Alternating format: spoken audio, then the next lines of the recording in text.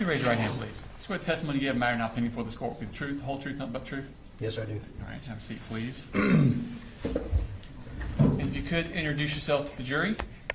My name is Jason Smith. Thank you. Could you spell that last name for the court reporter? It's S-M-I-T-H. Could you tell us what you do for a living? Yes, I'm a criminal investigator with the Barrow County Sheriff's Office. And how long have you worked there? Almost 16 years now. Okay. And what are your duties? What do you do for there? So we are assigned. It can be anything from responding to the actual scene when something first occurs to being assigned a case much after patrol has gone. So we have a thing called a queue, and our cases are most typically assigned to us. But if it's a big case, we'll respond to scene. Okay. I want to take your attention to September 4th, 2024. Were you working that day? Yes, sir. Okay. And what were you doing that morning? That morning we were just coming in and doing like we normally do, just come in, review our emails, go through phone calls, begin working our cases, calling people when we received a call of an active.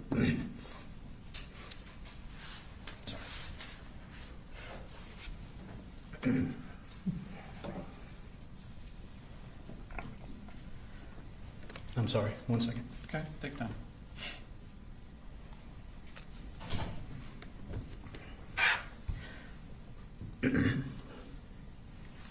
When we received a call of an active shooter. Tell me about how that call came in. What was the mechanism of that? So that actually came through on the radio. We listen to the radio throughout the day, so we can hear when calls like that come in. Certain people in the building had access to an app called Syntegix, so certain people received it on their phone, but the way that we kind of found out in CID was over the radio. And what does CID stand for? CID is the Criminal Investigations Division. So that's the other investigators and you? Yes. Okay. So when you find out over the radio, what do you do? We immediately left there, ran lights and sirens to Apalachee High School, which is approximately 5 miles from the office. Okay. And what did you see when you arrived at the school? So when I arrived at the school, there was a large number of people.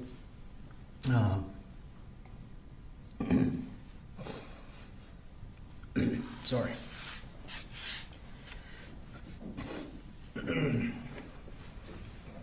Were you one of the first to arrive? Would you? People have referred to like waves. Yeah, so I would say that I was in the second or third wave of people that arrived. There was a large number of patrol cars. Where did you park your vehicle? There was a large number of patrol cars going in the school, and I didn't want to wait to get up to the school.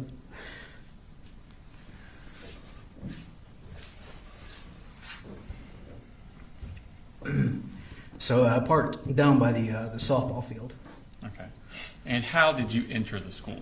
I entered the school near the attendance office. I ran through the kind of the atrium there where the flagpole is out front. I was going to show you this map, but I'll probably just pull up the main map. Yes, sir.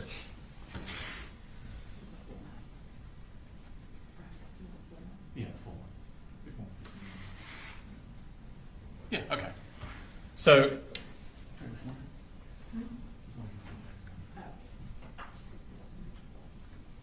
I'll give you a pointer real quick. Okay.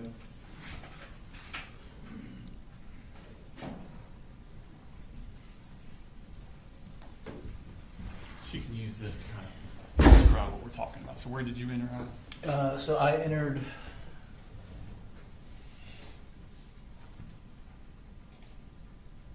I believe the attendance office is somewhere in this area, so I would have entered right around here, Okay. nearest to the cafeteria entrance. Okay. When you arrived, did you understand whether or not the school had been secured yet, or was it still in the process of being secured, or what did you know about that aspect of it? The last thing that I heard over the radio was that they had one suspect in custody and was unsure if there was a second shooter. Okay, so y'all were still actively trying to secure the school? Yes, sir. Okay, what did you do?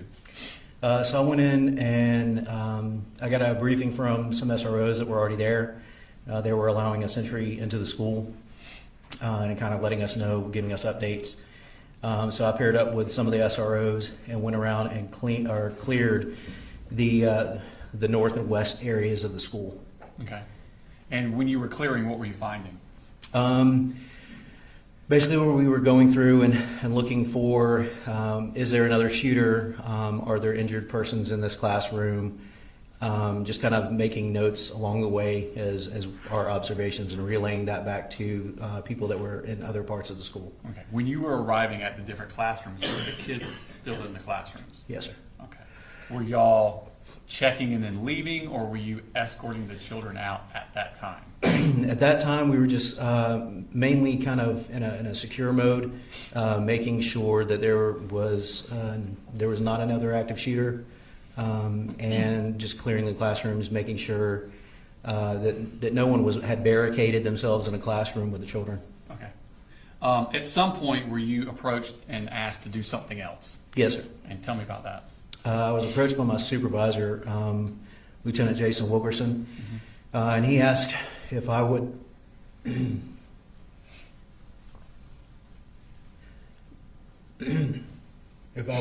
conduct an interview with the suspect that was in custody. Okay.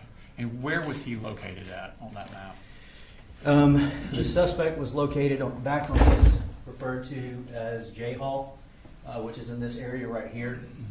And I believe the classroom was 2.139, and this is the area that we conducted the interview in. Okay. How was he dressed when you saw him? I believe he had on a white shirt, a pair of khaki pants, one shoe, and he had blonde hair. Okay. And where did you do this interview with him? We did this in a nearby classroom, the classroom that was closest to him. Okay. When you spoke with him, did he give you his address? He did. Okay. Did you relay that to other people? I did. Okay. And did you notice at that time any scarring on his arm? Not at that time, no, sir. Okay. After interviewing the suspect, where did you do that time? After interviewing the suspect, I went to the command center, which had been set up in the media center of Apalachee High School. Okay. And did you tell the people there what had been told to you by the suspect? Yes, sir. I spoke with the GBI, the sheriff's office, and the FBI. Okay. What did you do at that point? At that point, I left the area. I went back to the area of J Hall, which is on the back portion of the school. And I went through and I conducted a walkthrough of the crime scene with Special Agent Daniela Stewart of the GBI. Okay. And what did you do after that? After that, I went to a nearby classroom and reviewed video surveillance footage of the shooting itself. Okay. So after talking to the suspect, walking through the crime scene, and then reviewing the video footage of the crime, what did you do at that point? At that point, I left, came here to the Barrow County Courthouse and secured 4 warrants for the arrest of Colt Gray. Okay. And what were those warrants for? Felony murder. Okay. Did you do a follow-up interview with Colt Gray later? Yes, sir. And where was that interview located at? That was done at our Criminal Investigations Division at 233 East Broad Street. Okay. Is he now in different clothing than when you saw him before? Yes, sir. And what is he wearing now? Now he is wearing a gray and white striped jumpsuit, which would be indicative of someone who had been booked into a county jail. Okay. At this point, had y'all gotten hold of a cell phone that belonged to him? Yes, sir. Okay. And by y'all, I mean law enforcement? Yes, Okay. correct. Did you ask him for the passcode for that cell phone? I did. And did he provide it to you? Yes, sir, he did. Okay. And did you provide that information to other investigators? Yes, sir, I did. Okay. At this point, did you notice anything about his physical wellness? I guess that's the best way to put it. During this interview, I noticed that he had, I believe it was 4 horizontal lacerations that had healed on his left arm. Okay. Did he say where he got these from or where it came from? Yes. Okay. I'm going to show you Mark States Exhibit 184. I mean, he didn't give an answer. That's fine. The answer would be hearsay. So it's the same that he said. Actually, you recognize what that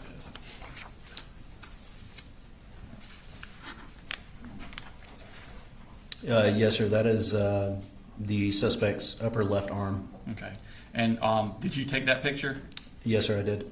Did they accurately reflect the condition of his arm at that time? Yes, sir.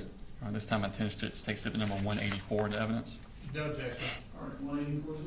Okay. Does that pretty much sum up your September 4th, 2024?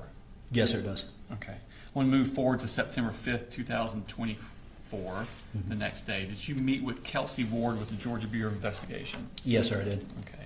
And did she brief you on an interview she had had with Colin Gray from the previous day? Yes, sir. Okay. Were you also briefed on an interview with Marcy Gray done by the GBI that previous day? Okay. What did you do at that point? Did you go somewhere? Yes, we actually went to a forensic interview located at the treehouse, which is approximately 500 feet behind our building. Okay. And what is the treehouse basically? The treehouse is a child advocacy center here in Barrow, and they have forensic interviewers on staff that can interview children in a kind of a neutral, non-leading manner. Okay. Have you been there before with children in cases you were working? Yes, sir, many times. Okay. When law enforcement goes, do you go into the interview with the child? Not into the interview. We view the interview from an adjacent room on a CCTV. Okay. And are you able to see what's happening in the room and hear what's happening in the room in real time? Yes, sir. Okay. And did you do that in this case? I did. Okay. Did you talk with Jenny Gray before she went in there, or did you introduce yourself to her at all, or are you just kind of in the background? No, I would have gone straight in and spoken with the staff at the treehouse. Okay. Do you know who it was that brought Jenny Gray to the treehouse? Yes, sir. And who was that? That was Colin Gray. Okay. Did you interact with Colin Gray at all at the treehouse? I did after Jenny's forensic interview, yes. Okay. And what happened in that interaction with him? I asked Colin Gray if he would accompany me back to the Criminal Investigations Division to conduct a follow-up interview. And did he agree to do that? He did. Okay. And was that voluntary? It was. Okay. Where was this interview? Where did it take place? So it took place in an interview room within the Criminal Investigations Division. It's an audio and video recorded environment, and it has soundproof walls. And then there's a couple of chairs and a desk. Okay. And who was in the interview with you, with him? Myself and Colin Gray. Was there anyone else in there? Not inside that room. There were other individuals that were viewing the interview from another room at CID on a closed circuit television. So kind of like the same concept as at the treehouse? Yes, sir. Okay. And did he agree to speak with you? He did. Okay. And did he do that voluntarily? Yes, sir. Did you give him any hope of benefit for speaking with you? No, sir. Did you give him any sort of fear of injury if he did not? No, sir. Okay. And Your Honor, at this time, I would play the interview, but like I said earlier, the interview was 2.5 hours long. And it'd probably be better if we played it through instead of playing some today and some tomorrow. So back there, Smith, I think when we left off, you ready for me to proceed, Your Honor? You ready for me to proceed? Yes, sir. Okay. When we left off yesterday, I think you had left Jenny's interview at the treehouse and Yes, sir. invited Mr. Colin Gray to your office for an interview. That's correct. Okay. How did this interview begin? What kind of questions were you talking about at the beginning? At the beginning, they do like a rapport building phase. They just kind of walk through. Are you talking about the forensic interview? No, we're moved on. We're at your office and you're interviewing Colin Okay. Gray. How did you start your interview with Colin Gray? Yes, sir. We kind of do a rapport building phase, like I mentioned before, just kind of discussing some background information.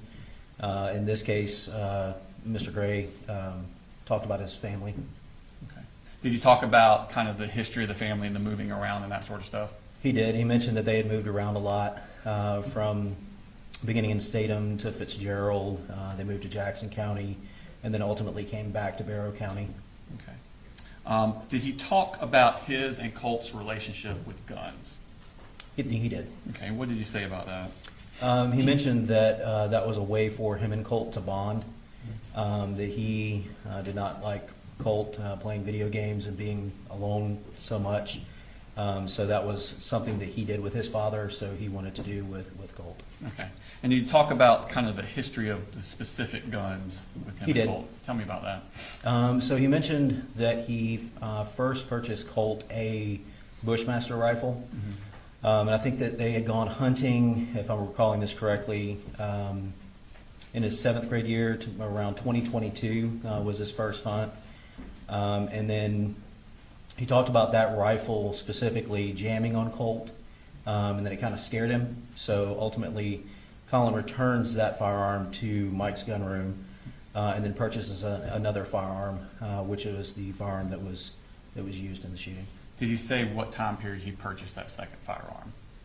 The second firearm was purchased for a Christmas present, Christmas of 2023. Okay. Did he say after Christmas where the gun was kept? He did. He said that the gun was kept in his closet. And when I say his closet, I mean Colin Gray's closet.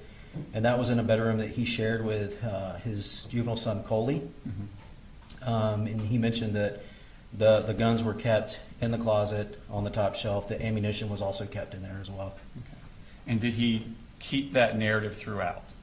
No, he didn't. Okay. Did he change where the gun, Colt's gun specifically, was He kept? did. And what did he say about that? He mentioned on 2 separate occasions that Colt had actually gone into his bedroom, and that Colt had retrieved the firearm from Colin's bedroom and taken it into his room to clean or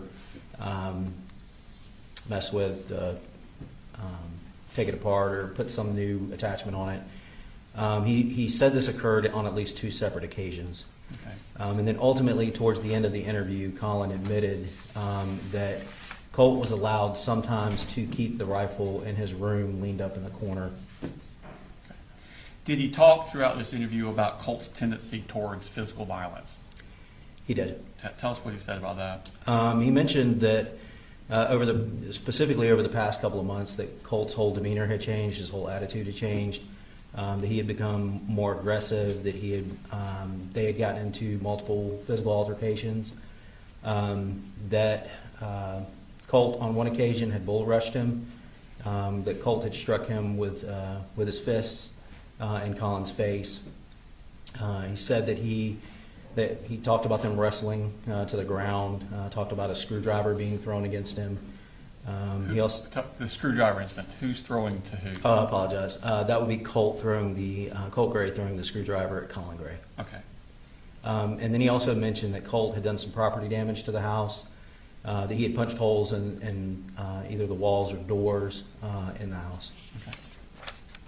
Okay. Did he talk about his daughter Jenny and his son Colt's interactions? He did. And what did he say about that?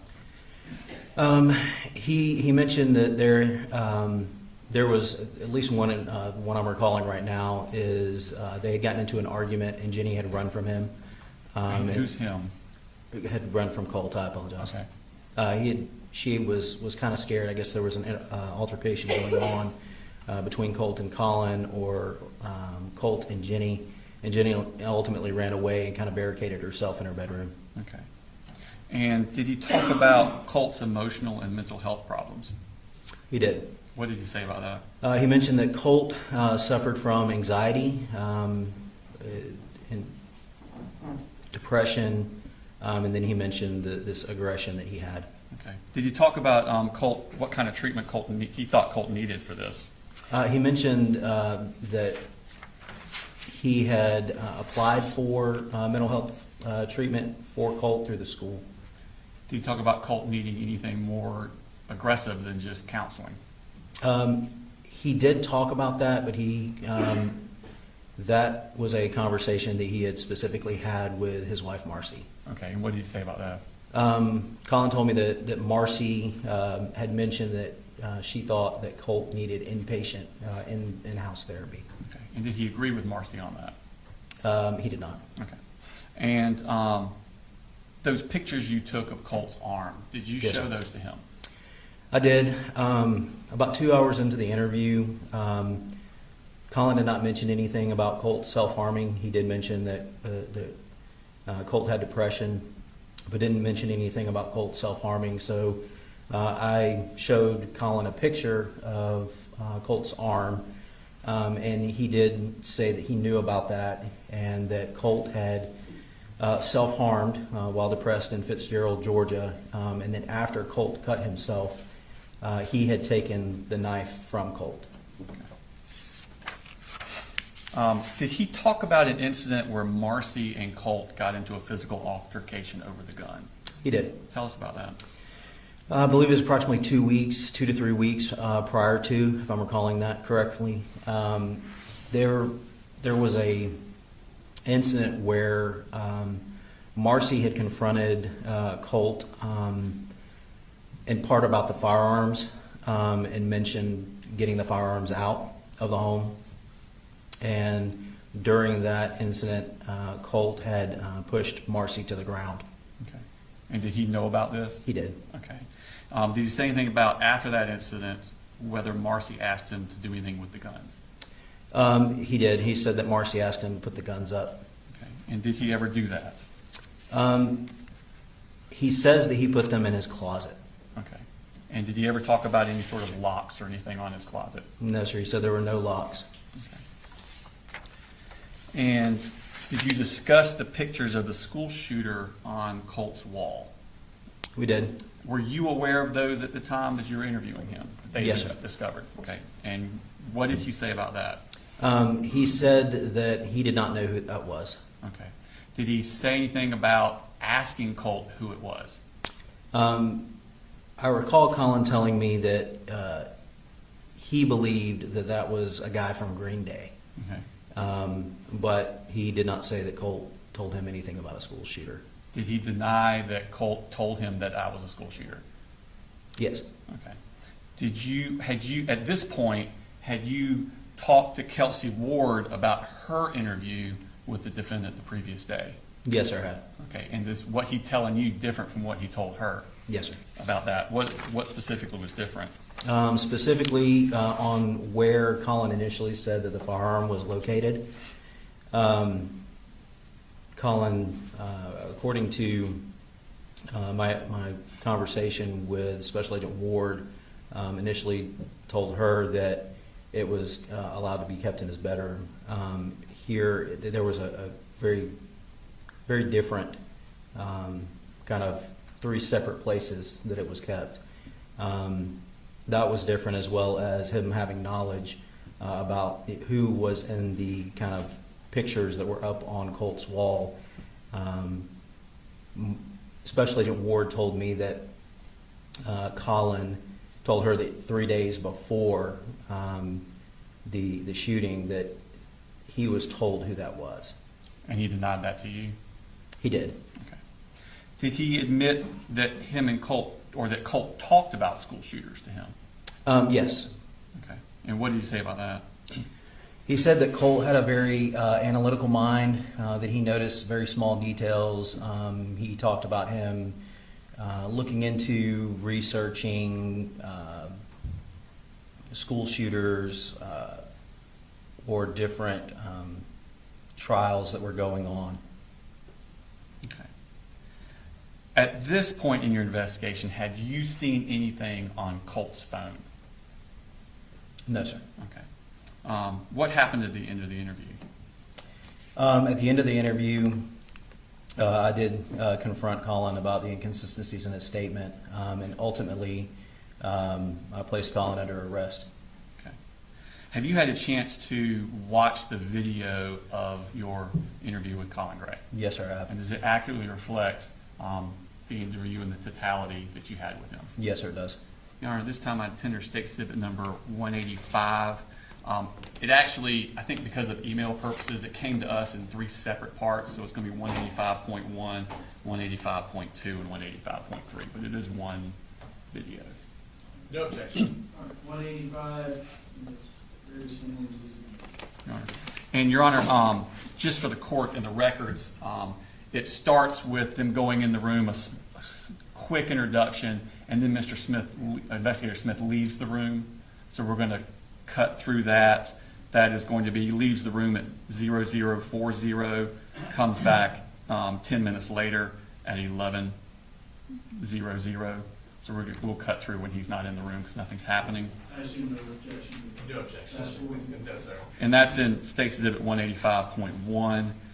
And then, Your Honor, in 185.3, towards the end of the interview, Investigator Smith steps out again at 39:30 and is gone for about 5 minutes to 45:30, so 6 minutes.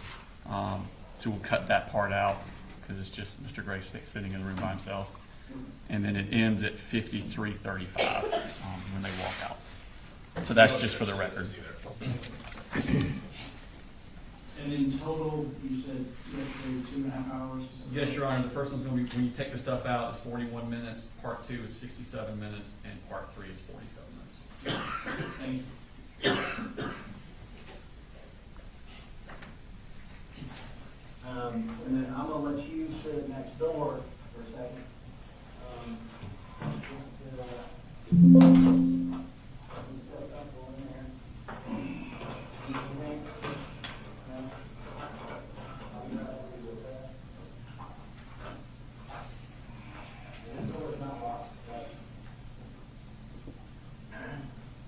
I'm gonna go grab my notes and I'll be right back with you, okay? You need anything? That's all good to go. Okay. I will be right back. I'm not gonna lock the door until it's set, so you won't walk around and stare at you. Yeah, it's all good.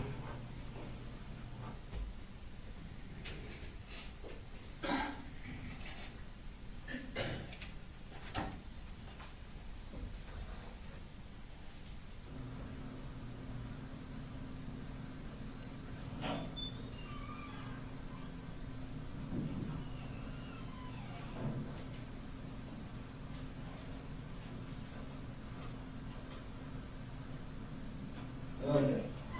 I apologize for that. I have not gone to the bathroom, all day. Yeah, it's all good. So I promise I'll wash my hands. It's all good. I'm going to introduce myself again. My name is Investigator Jason Smith. I'm with the Barrow County Sheriff's Office. Yeah. And you're Mr. Colin Gray, correct? Okay. Sorry, we're moving like this. No, unfortunately, that happens. And I'm going to apologize beforehand because I'm going to get 1,000 text messages and emails, and I'm trying to keep them, turn all them off right now. So I've heard a little bit. I understand that you talked with the law enforcement. I heard a little bit about kind of your statements to them. I'm just going to go ahead and explain my involvement. Yesterday, we were here at the office. We got the call. Sure. Go out to the high school, and while at the high school, after everything was secured, and you know, the medics assisted with life-saving measures and everything like that, I conducted an interview with your son. Okay, he did, you know, we respected his rights. He was read Miranda. You know, He's professional, he was very respectful. Yes, sir. No, sir. And he basically explained to us what he did. I mean, he explained to us exactly what we observed on the cameras. Okay, well, let me have it. What did you say? Like, what happened? Okay, so, and I'll get into that, answer many of your questions if possible. But in order for me to kind of help better articulate that to you, it's kind of like when you work a case like this, it's kind of like putting together a puzzle. Yeah. And right now, I don't have a very good view of what's going on. Yes, sir. So I understand he's been solely living with you for the past couple of years, give or take. And while we're talking, is it okay if I take some notes? Yeah, I'm doing the same thing. Okay, good. Yeah. Because my memory, well, it's okay some days. Colin, you spell your name C-O-L-I-N? Yes. Okay. You have a middle name? No, man. No middle name. Colt doesn't have a middle name either?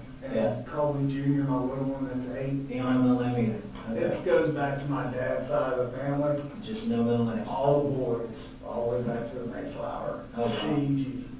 Wow. And I was married when I was young, like. I was wondering why everybody had that CG, like. Yeah, so I was married when you're about to be 20 or whatever, you think you know everything, and moved out, got married, had 2 older daughters, Brittany and Brooke, and You said Brittany and Brooke? Brittany and Brooke, Okay. yeah, and Where do they live? they live over in Woodstock with their mom. Okay. How old are they? They are 26 and 25. Oh, okay. So, yeah. Who's 26? The older one is Brittany. Brooke is the younger one. Well, why don't they have CG in their names? Is it just boys that? That was just girls, yeah, so I told my dad, I said, it ended with me, Pops, I'm like, I'm really sorry, I have a lot of history, and he laughed, and I'm like, I said something funny? Mhm. He was like, you'll be married again, boy, I'm like, oh man, you lost your mind, I said, child support, I'm like, do you want me to go through this? Then you got married again? Yeah. Got Got married, married. you never said that? And that's exactly what he said, and I'm like, Yeah. I'm telling you, I can tell you where I was standing, what I was wearing, what I Right. said, yeah, and he was right. So got married. Oh, people usually are. Yeah, when I get to the other side, I'm sure he's got a lot to say to me. Oh, yeah. We found out she was having a baby, I'm like, Who's having a baby? look, I'll soon to be ex-wife. Colt. Is his baby? Colt. Oh, okay. And I said, oh my God, I said, the first word, sure it's mine. Just didn't break the ice. Mhm. The second was like, God, that was a boy. Uh-huh. She's like, what do you mean? I'm like, no pressure. I said, I just hope it's a boy. She's like, no, tell me. So I gave her the back. She was like, Huh. I didn't find out until later. She was like, I felt so much pressure to make a boy. Yeah. But they're all 4 of them, second marriage and that. That ain't on her, that's on you, making boys and I girls. know, and I just remember when I went in there, I'm like, where'd my wife go? Yeah. She asked me to get water, and so I got they took her back. And she had went in there and told the guy, turn it on, I need to know, how to prepare myself, and it was a boy. Was it? And after it's all said and done, Yeah. right, I walk in, I'm like, well, thanks for waiting, and he's got these little egg over her belly, he's like, Yeah. are you ready? And I'm like, yeah. He's like, okay. You know what that is? And I'm like, out the door, down the hallway to the parking lot, call my dad, because he was just dementia and colon cancer. It wasn't like taking him over yet, but you could see it right on the wall. So I was like, hang on, trying to give him a carrot. Yeah. Like, we'll push through this together because you're my grandson. Wow! And he was just so happy. You know, Colt. So you were only his only grandson? Yeah. So Gray Day was on with you? Yeah. Wow. Yeah, so. Okay, well, let's get back to, which one's older, Brittany or Brooke? Brittany. Brittany's older. Brittany, is she a Gray? She is a Gray. She is a Gray. Is she already? She may be divorced now back to Gray. I'm not sure where all that stands yet. Okay. Tom, what's your date of birth? 8/10/70. 8/10/70. And you have a telephone number? I do. Y'all got my work number. This is recently. We may have got your work number. Y'all got my work phone. Oh, they're doing it. See, again, that's why I'm in here. Okay. I'm trying to put pieces together. Yeah, I know the GBI book agent there, just what we're doing right here, went through the whole thing. She's Yeah. like, I need to say, this is my work phone and my work laptop. Well, I'm sure they're gonna get that back to you. That's what she said, and I'm like, okay, but I still need to let my boss know. Yeah. Like, Were what's you able to going let your on. boss know? I have a Gmail account. And Okay. I just sent an email and said, hey, I'll get back to you. Yeah. And like, his name's Kevin Price, he's out of Athens, like, he knows everything. What's that name sound? Because he's in the area, he's good to go to church going, man, you know. What does he own? He owns, Kevin Price General Contracting, and then, Okay. as I'm getting to know the man, he's tied to a ton of stuff in Athens. Yeah, that name sounds familiar. Kevin Price General Contracting. Yes, sir. How long you been working there? I started, April, May, so May, beginning of May. Beginning of Right, May? yeah. Oh, that's pretty recent. Yeah. What did you do before that? I've done the same thing my whole career as commercial building superintendent. I'm in charge of building from dirt up high rises, hospitals, whatever. Yeah, you just bring everybody together, make it happen. They hand me the drawings and say, go make it happen. So that's what I do. Your address, is that 896 Harrison Mill Road? Okay, I just want to make sure. Yeah. I'll go ahead and write that down. Before I wrote it down, I want to make sure that, All good. you know how I don't know if you ever played the telephone game in school, Yeah. where you start out telling one thing, and by the time it comes all the way back around, it's not even that. Yeah, exactly. That's one of the reasons that I'm in here talking to you now. Yeah. How long you lived at Harrison Mill Road? It was a year this past June, we signed a 2-year lease. Okay, lease my house. Mhm. What you think about Vera? This is where they were all born. Really? You know, that off of Beach Creek Road. Oh, yeah. All except for little Colt. Yeah, I know. We moved from Beach Creek, we bought a farm in Statham, and that's really where we lived for the majority of our life. Okay. How long did you live out at Beach Creek? Oh, man, probably 10 years or so. Okay. 8, 9, something like that. It was a long time. Okay. All the kids they started off at State Elementary, and Helping Hands used to be right there, so it was a nice fit for us. Yeah. What was Helping Hands? It was the daycare that was Oh, okay. like a pathway from Yeah. school to the daycare. Oh, yeah. It was really great for us. Yeah, that's perfect. Yeah. So did you live at Beach Creek before you moved to Bethlehem? So yeah, we sold everything right about the start of COVID.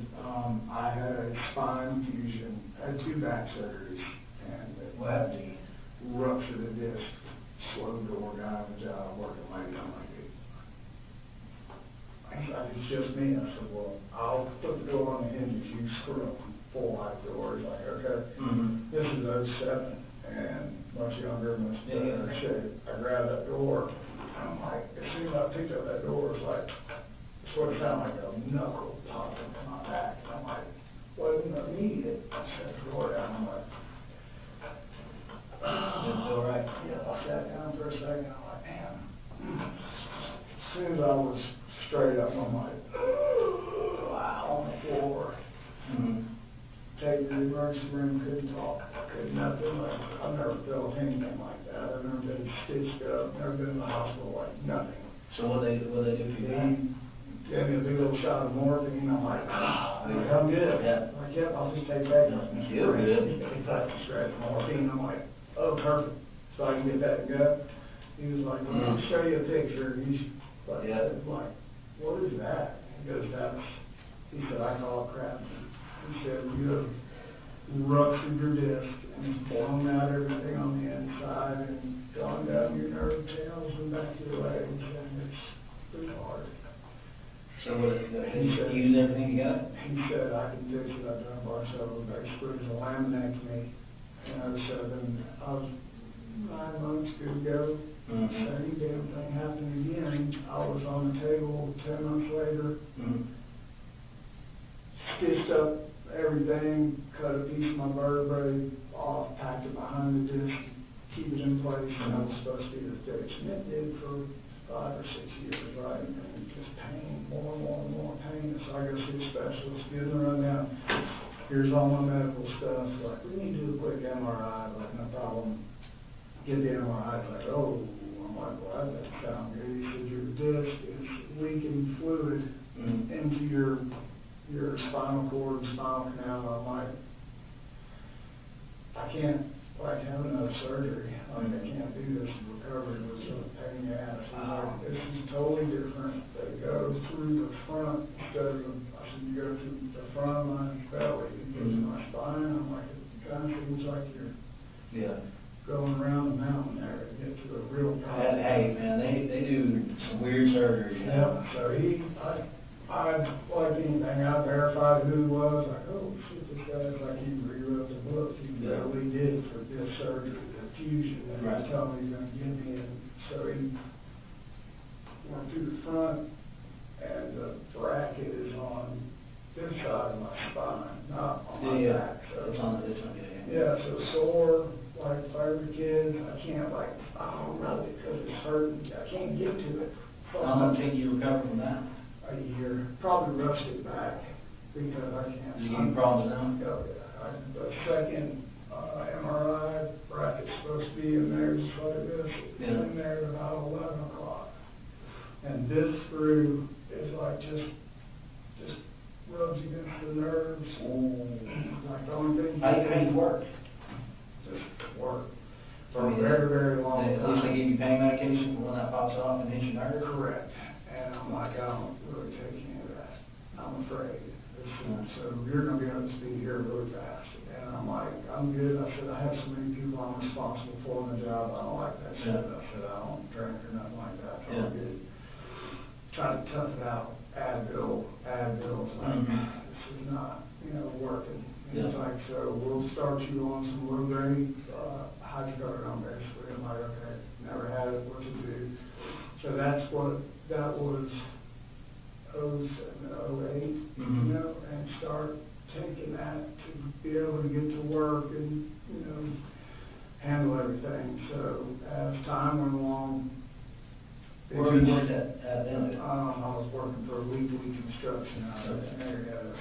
I was there for almost 10 years and built a big railroad job downtown. It's just a big $100 million project. Golly. I just was bullshit with the CEO of the railroad, and I didn't know who that man was. Right. How much power he actually had, and we hit it off. Comes out there, he's like, hey, y'all gotta get it down from 120 million. He's like, I like your man, you're gonna do it for us, and he's gotta run it all. I'm like, oh, that's great, but, so I had underestimated the effort and the time away from it, 6-7 days a week for months. But it was me building my career, and this was my stable job. Yeah. I've been working my whole life to get there, so. Is that a normal work week for you, or was it just that? project? Yeah, that project, it was cameras and all that, so that led to, really just looking, COVID started, I had that second back surgery, like I kept pushing it, going back early, more pain pills, like, didn't know it at the time, it's like, man, I'm taking these pain medications, it's not working. So I go to the doctor, I'm like, look, I ain't taking this stuff, and there's nothing happening. So, fast forward for, I don't know, a couple of years, I guess, and as it has turned out, I don't know when she started, I just know that she started. And basically Marcy, going in, taking my pain meds, Oh, okay. and putting like, if you look at a heat wave Tylenol, Yeah, you have to look. yeah. I don't look, I just take them, Because I didn't know that was going on. And like, kind of had an idea, started paying attention to what I was thinking, like the numbers were all different, so it was like, all right, so I just kind of set a trap in the kitchen to see who or what was happening, it was her. Right. So that's where that initial kind of breach of our marriage started right there. And it's like, Okay, we'll get there. yeah, We'll get there. That's kind of how we ended up moving and all that stuff. So, Okay. So you moved from B Street, and then you said you went to Statham, bought a Yeah. farm in Statham? Yeah, exactly. Okay. Where were you at in Statham? Bear Creek Road. Right on Bear Creek Road? Yes, sir. How long do you guys live there? Oh, man, so I said about 8-9 years or so, long enough that my parents are, part of their ashes are buried on that farm. Are they really? Was that supposed to be the forever home? That was supposed to be the forever home. What happened with that? She kind of started going really downhill. About she, I mean, Marcy? Yeah, just like, had a really good job, engineer. I'm like feeling pressure to carry all the bills, and it's a lot to run all of that. Paying bills, boats, all that stuff, to be honest, just never made that much money a year of my life, and really, like, failed miserably at controlling money. Happens. Yeah, never for me, our family, we never had more, you know, it was clear, I was buying, just make the kids happy, we buy campers, Yeah. stuff like that, you know? So we made the decision that I was gonna kind of step back and we can sell our farm and make a killer profit, which we could, and just step back. She had a death in the family, the grandmother's house down in Fitzgerald was just hitting. And she said, let's just, you go heal. She had a job lined up with Georgia Pacific down there. I'm like, okay, house is paid for, truck's paid for, everything's good. I can get into a little more involvement with the kids, which is what I was missing. So we went down there and Colt and I, you know, we started playing football. They won the little state title down there, doing everything that I thought that's what we So needed. you moved to do. Fitzgerald after the Yeah. farm? Correct. Okay. And then the issue that we just discussed about followed us down there. And You talking about the substance abuse stuff? yes, so our parents were a block away, so we followed How long us have you down at Fitzgerald for? about 8, maybe 9 months. It wasn't long. And Where'd you go after that? I called back up here after like their mom involved, like, you see what's happening, you need to get her help right now. And whatever that looks like, that's fine, I'm gonna take the kids, we're gonna go back home, I don't wanna be down here. I said, I have to make a call and get a job and come back up here, and she needs help. She needs to be put in place and helped. Like, I can't do this anymore, the kids, Is that when you moved up to Jefferson? yeah, so we came back, I made a phone call, I was like, yep, come on, we'll hire you tomorrow. So came back up here, lived up here for probably a month, just trying to save money to get everybody to move back up here. So best school area I thought would be Jefferson as far as rent. And I don't know what happened before and after COVID, but like rent is like Yeah. stupid. It is. So we found what we could afford in Jefferson, moved in there, and really, me and the kids were good, just doing our everyday. And Marcy called you back up here? She did, she came back up probably, How long ago was it? I'd say we were probably there about 7 or 8 months, same thing. She came up, and it was just a shit show, and no effort, no nothing, drinking all the time. I was at work and home still in bed, so that wasn't going to work. So, Did you stay in that one house for those few months and then you Yeah. moved to, so I had her mom come over and take her, mhm. and I told Will Coley wanted to be with his mom. So the grandmother came up, took Marcy and Will Coley, and Jenny said she wanted to just go down there for a little while and come back and kind of flip-flop. She wasn't sure yet, but Colt and I were going to stay. I'm like, okay. Mhm. So we stayed. Colt was doing his everyday thing. You know, it was like 7th grade, good schools. Mhm. Somewhere along the line, 7th grade, some bullying started. I went to the school and was like, hey, what's going on? My son is, coming home saying there's, people are like picking on him. And, What were they doing to him? well, he's obviously he was just kind of a quiet kid. He doesn't know, he's not really going to walk up and be the center of the show. He said, he told me, he's like, I just eat lunch at the end of the table by myself. And it's a group of guys and a couple of girls. And we're making fun of him for sitting down there by himself and just mocking him or whatever, which that was the original going to school before this. Yeah. Just going crazy, here's what we're gonna do. Met with the school, told this is what's going on. I said, I don't have exact names, I can give you what he's telling me. These people are, so I don't think he was. What school was this, you remember? Yeah, this was, Jefferson Middle School. Jefferson Middle? Yes. How long did you go there? He was there from the time that we moved into that house. Okay. So So you went to Statham and Statham schools for a little bit? yeah, he went to Statham, and then when we Was moved he out, bullying in Statham? no, nothing like that. Okay, just started in Jefferson. Mm-hmm. Okay. So we went back, and I'm like, all right, so the things escalated. Now the kid, one of the kids, he's eating lunch, will come by, while he's sitting there eating lunch or flipping in the ear. So I said, so for me, now to make contact with him, like, can we just have a place in school where Colt can come set up shop? And he's a really smart kid, like, he's really good at school. She's like, well, we don't operate that way, we'll get counselors involved, which they did, and it just never really, you know? So, I don't know, we talked about different things. I'm like, you got it on this computer and just gaming and crap, and for me, I'm just, When did that start? as soon as he could just get to school, it seemed like it was gaming and PlayStations, and then went from Like, PlayStation. did it happen before 7th grade or after 7th grade? Their gaming and stuff. Yeah. As soon as like middle school started, that's when it was PlayStations and Xboxes. And for me, I'm like, no. So he played football and all that in elementary Yeah, school? yeah. And for me, I'm like, I don't want you sitting in front of the screen up this all day. That's not how I was raised. I want to show you Yeah. how I dealt with things growing up. It wasn't always easy. I said, I deer hunted for my first memory.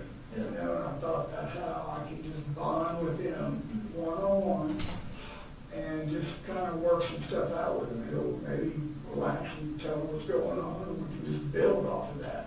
When did you guys start deer hunting? Um, How old was it?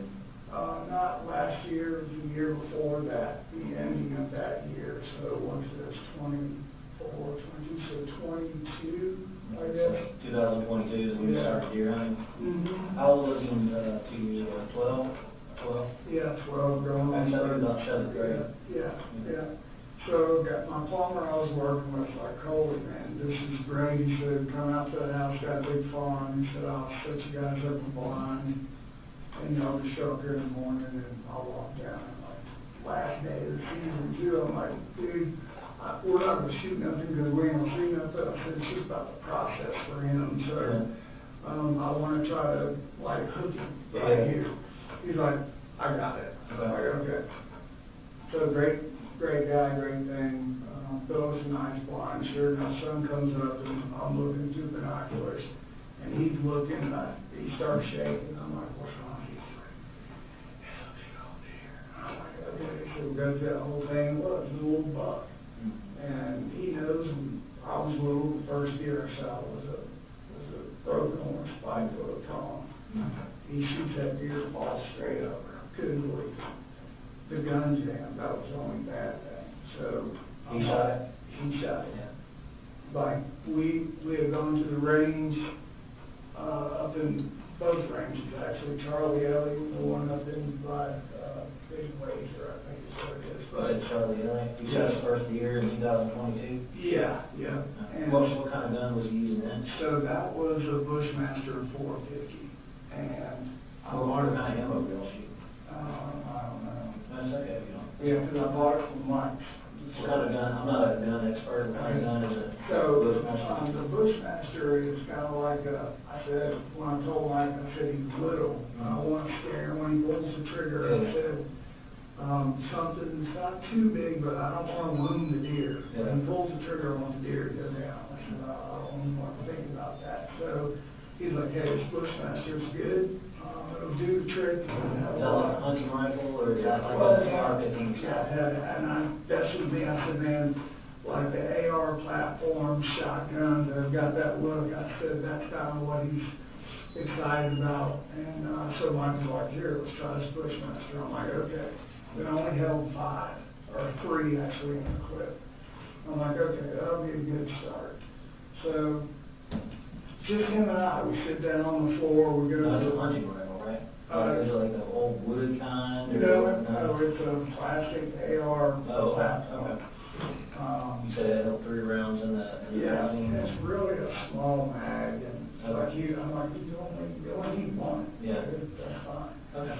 So. Did he want a bigger mag? He just thought that, yeah, he wanted more bullets, and he just thought that it was like, he said, you know, can I break this? He has a little pellet gun. Right. He's like, can I put my pellet gun in a holster and walk around the woods? And I'm like, yeah, that's fine. So we sat down on the floor and went over everything that we were going to do and not do with these weapons in the house. Okay.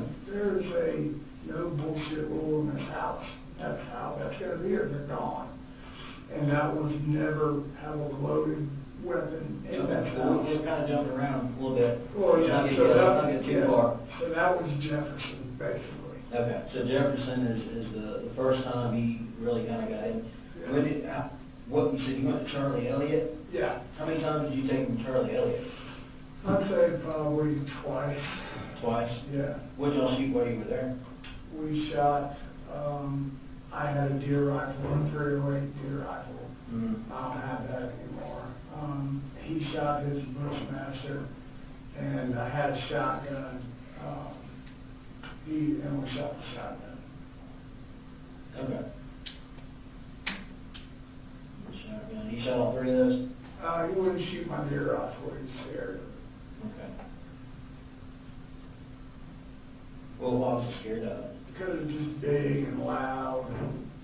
He said, it kicked me back. He just didn't want anything to do with that. You went to another shooting range? Yeah. Which one was that? I want to say it's Big Laser. Big Laser? Yeah, up in Banks County. I think up there by the what's it called, the Tanger outlets. Okay. How many times you guys go up there? I think only twice there as well.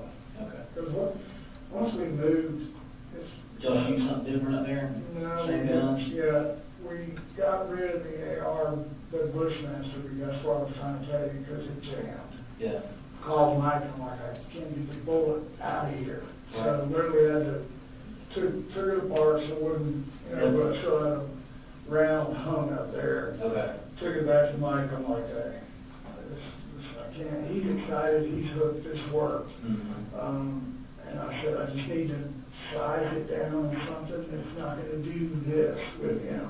Because now I felt scared of it. I don't want him So to you took that first gun and you got it set there, you took it Yeah. back to, who did you buy that from? Mike's gun room. Oh, Mike? Yeah. Okay, yeah. Mhm. Is that who you buy all your guns? Oh, yeah. Okay. Yeah. Yeah, pretty popular. I thought the sheriff in there one day. It's like, dang, Yeah. you are the biggest sheriff I've ever seen in my life. I don't know about big, he's tall now. He's tall, you know what I mean? I'm like, God, Yeah. no. So you went up to Mike's gun room, what do you guys trade So on? what we talked about was like, the guy was leasing land from, we were talking about, like, he really likes his hunting, the whole aspect of it. Mhm. I said, we were talking about, I was telling him coyote hunting during the summertime is how we kind of keep track of the land, putting cameras, like, I'm going through the whole deal for him, right? Like, this is out of the house, the farmland in State? Yeah, no, this is as he grew up, and we worked at shooting range, and I tell him all the hunting I used to do as a kid. And I said, where you shot that deer, it's just run over with coyotes and killing his Where did you guys chickens. find that? So it's out, my plumber's got family land, it's like 20 acres, it's just right out behind his house. Okay. And I said, we can get a different style weapon, and we can work our way up to where you feel confident shooting a gun. They would say, So what did he upgrade to after this? nothing. We just left it at that. And I told Mike, I just need to think about it and talk about it with him. How does he feel? Did that jamming mess with him or anything like that?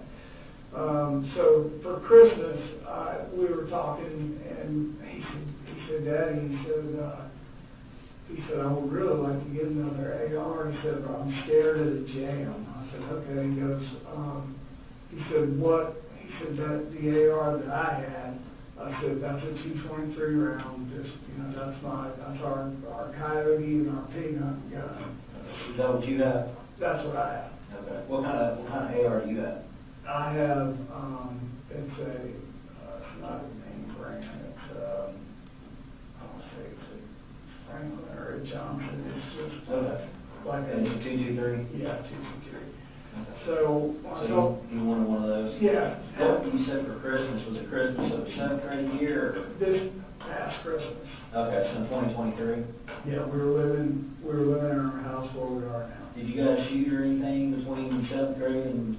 Just at the ranges, those maybe one time. And one time I started with school, I just was focused on getting him in school, not really going and doing any shooting and everything. Mm-hmm. Then all that kind of stuff went down with his mom, and she got into a whole shitload of trouble, so I just kind of shelved all that, so we can get it calm. Yeah. So after everything calmed down, Yeah. you got him an AR for Christmas? Yeah, I said, you know, Bought that for Mike's too? yeah, I said, the whole goal here was, he's making a carrot, like, he had so much fun, we bonded, like, I That was wanted, his gun, right? That was for him. it was for him, Yeah. but, like, it didn't say in his room or anything, it was all in my closet right there, but when we go shoot, that's when I let him shoot. Okay. So, So is that where you kept the guns in the house, in your closet? yeah, Was that where they were the other day? that's where I thought they were, yeah. A couple days before, I bought him just, I'm a single dad, like, trying to pay for all this, so I can't, like, go do all of this on a whim for him, you know, so I'm like, hey, I'll try to upgrade your scope. I know it's shitty, but I said it's enough for us to go shoot in the range. You shot a deal with it, you're good, you know, and when we were moving, he was worried about, I was explaining foresight and just all of this in the effort for him to be safe with a weapon. Okay. What did you bought him something to upgrade the rifle? No, it's just a laser cartridge that you put in there, shoots a laser, Okay. and you just look at your scope. That's Okay. it.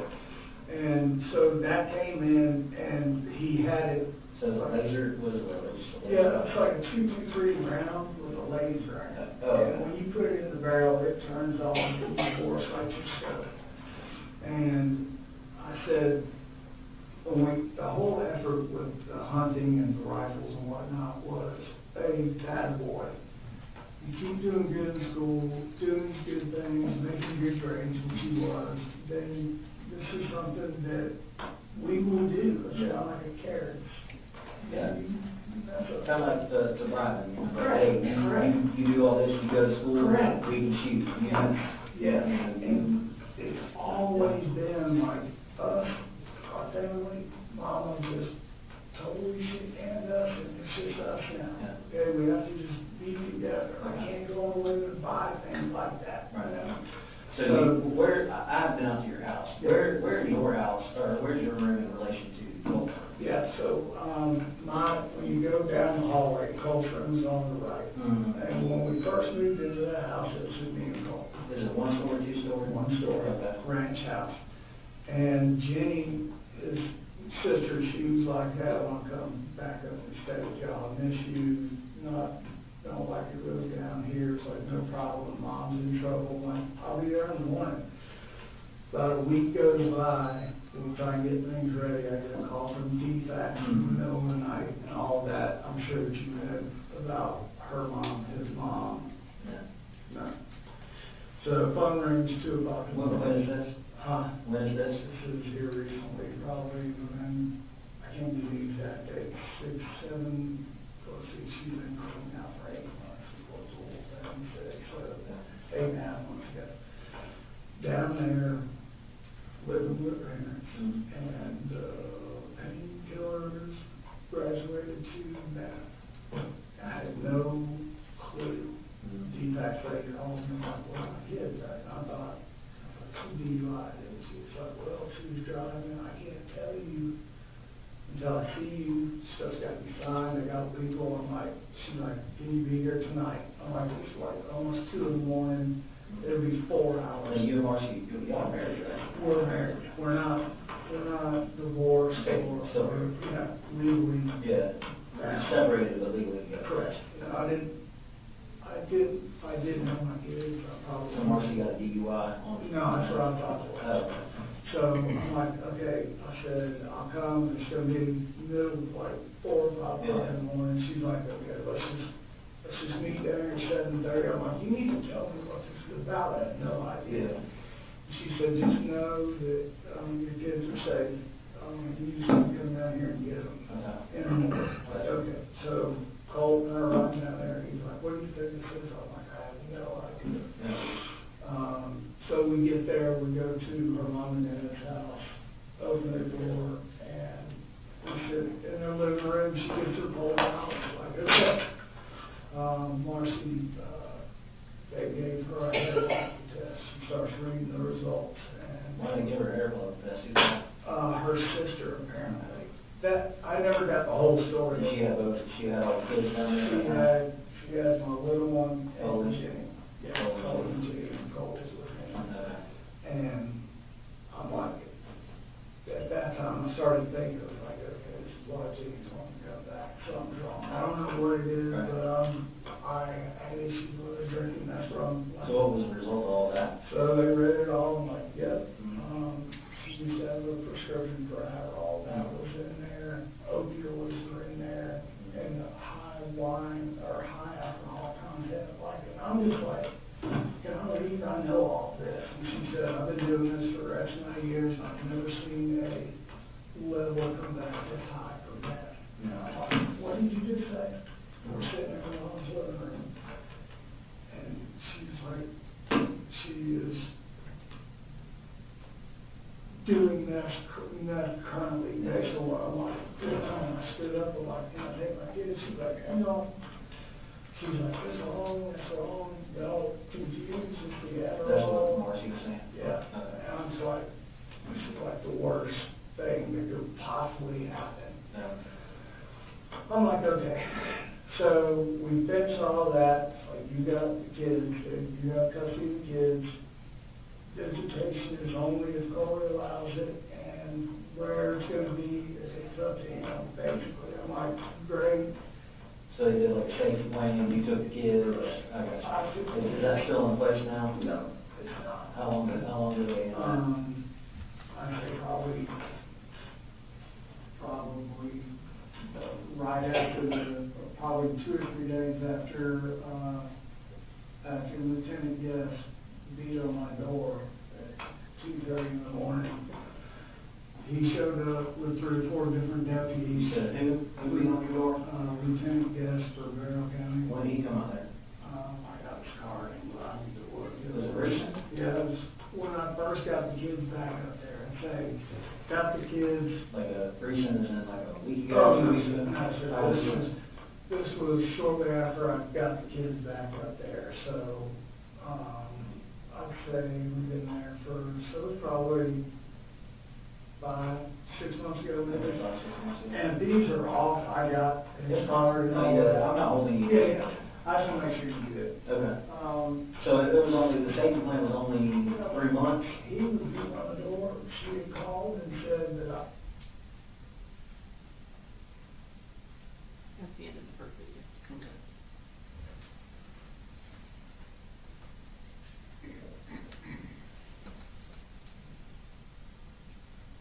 I took the kids for a fall break and never came back. And I was like, no. It's like, can I go to some other truck? He's like, yeah. I had it out there from DFAX, and he's like, this is safety plan. So this is what? Yeah. He's like, I don't understand me. And I'm like, well, it should, because that's why I want to get the kids. Well, to kind of explain that better, Lieutenant Guest was, I was like, we don't get involved with that. And I'm sure that was probably the exact statement he made that to you. I was like, Unless it's signed by a judge, we can't enforce that. no, he didn't say that. Okay. Well, that's kind of cleared that Got up. it. So I don't know who grabbed him, somebody walking out my front yard, it's like, you're still married? I'm like, yeah. So he came back, he was like, okay. Whatever that conversation was, he was a different dude when he came back on board. Okay, good. So then, once that settled I right, had to figure out when the safety plan was it's like, holy shit, because I called the defects lady, I'm like, I got the law telling me that this doesn't matter. what you said. She was like, it's completely false. She's like, no, I'll go down there, I'll talk with everybody in the morning and tell them you're abiding by the plan, it's no problem. You're doing everything that you're supposed to do by law. And she said, I've got to sit down with Jenny after this, make sure everybody is good and safe. And Kids stay where you go. Yeah. Yeah. That's what I told you. You don't get involved in it. Yeah. Wherever the kids are at, they stay. That's right. They figure that out. And it was even as I said, Yep. okay, I'll go in there and wake him up if you want to talk to him. He's like, no, it's all good. So, So let's kind of circle back on yeah, that. sure. So last Christmas, Yes. you bond the rifle that was used this time. Is that correct? Yes, sir. Okay. And you guys, how many times did you go with him to shoot that? I would say probably twice. You brought him Yeah. twice with him? We went, both of those times we went up to Big Laser. Okay. That one. Okay. So with that right, you went to Big Lady Yeah. twice?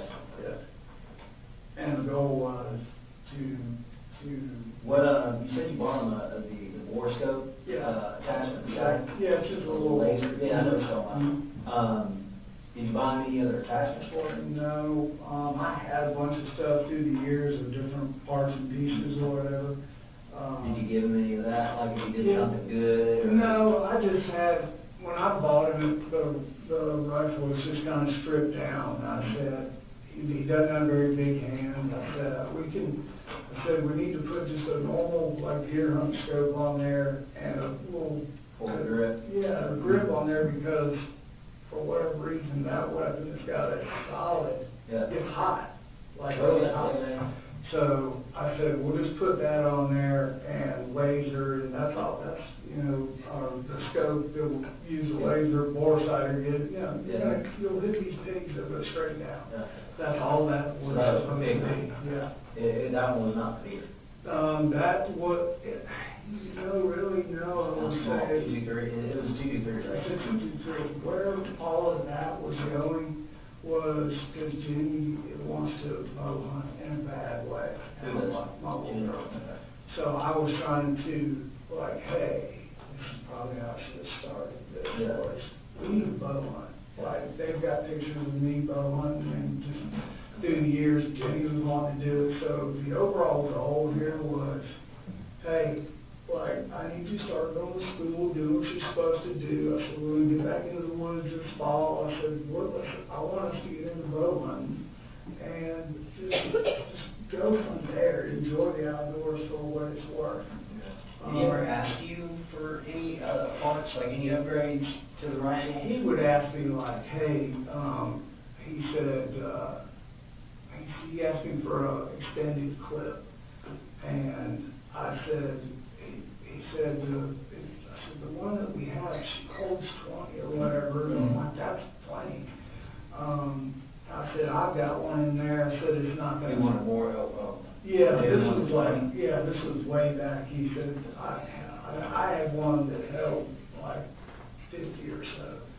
And you could see in it, like see how many Yeah. rounds were in it. And that was just something, it was like, the only problem about these in the original get was you don't know how many you got left till it stops, I showed him that clip, he was like, can I use that on mine? That way I know. I'm like, sure. But, anything weapon-wise, when the only time he ever touched that thing to go shoot it was when we were walking out. Did he ever touch it? You mentioned that's the only time he ever touched it, to shoot it. Did he ever touch it, do anything with it, clean it? No, we sat down on the floor and I took everything apart. And just, I said, I'm not smart enough to take springs and all that shit out. I said, take this back, I just do this, I oil all the parts, clean the barrel with the brush. I said, then I spray it with the brush, and I said, and then we put it back up. How often did y'all do that with rifles? After we would shoot, I tried to do the next day or a couple days after. That was kind of hard. The whole original thing was just for us to bond because the things that they had gone to with their mom, it's like I'm just trying to save everybody and keep my family together. Yeah. And he knows that. Like, he knows that. So, he just had a lot of just. Yeah, so we can go ahead and kind of transition into that. So, I kind of heard that, from and again, this was the telephone game through the grapevine, that you've kind of been involved with the school, and in some ways trying to get help for them. How long is that? Can I just say this? Yeah. Do you know where I'm at? Yeah. Like, I'm not bothered to, like, I named my children, like, I need just one more day, I think this would just change everything, because I could feel it. I could You see feel it. what? how long could you kind of feel that? So we had an argument, I don't know dates or time, so when everybody was at the house, and Just like last week or? no, this was a few months ago, when originally came down with his mama, and we had the discussion of, his mama is on this, takes all the pictures of the bus, her getting arrested, and just, I'm like, hey, we'll get the right people involved, and get to this together, but we can't go hell raising. Was this shortly after the lieutenant gas? Yes. And I said, he's like, she's causing that. We can't even, we're looking out the windows now, they're gonna come arrest us, they think we have something to do with this. I'm like, no. And so talking to her mom, their grandmother, like, hey, I need help. I said, the anxiety for him is increasing and he's getting more bold towards me. And that's where he would say something off the cuff and go in his room, slam the door.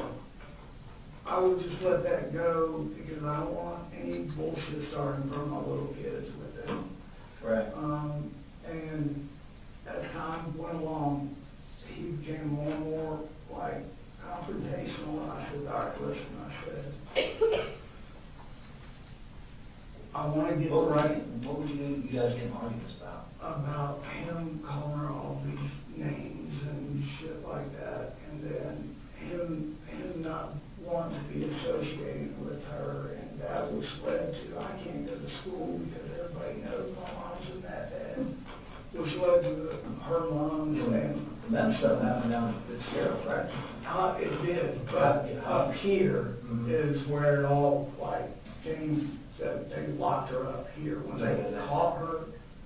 It was here at Walmart. No, was it? Yes. Okay. So yeah, it started all there. I had y'all tracking her cell phone, whatever, however that looked like. They were doing it, napping. Did Colt know this? Yep, they all three did.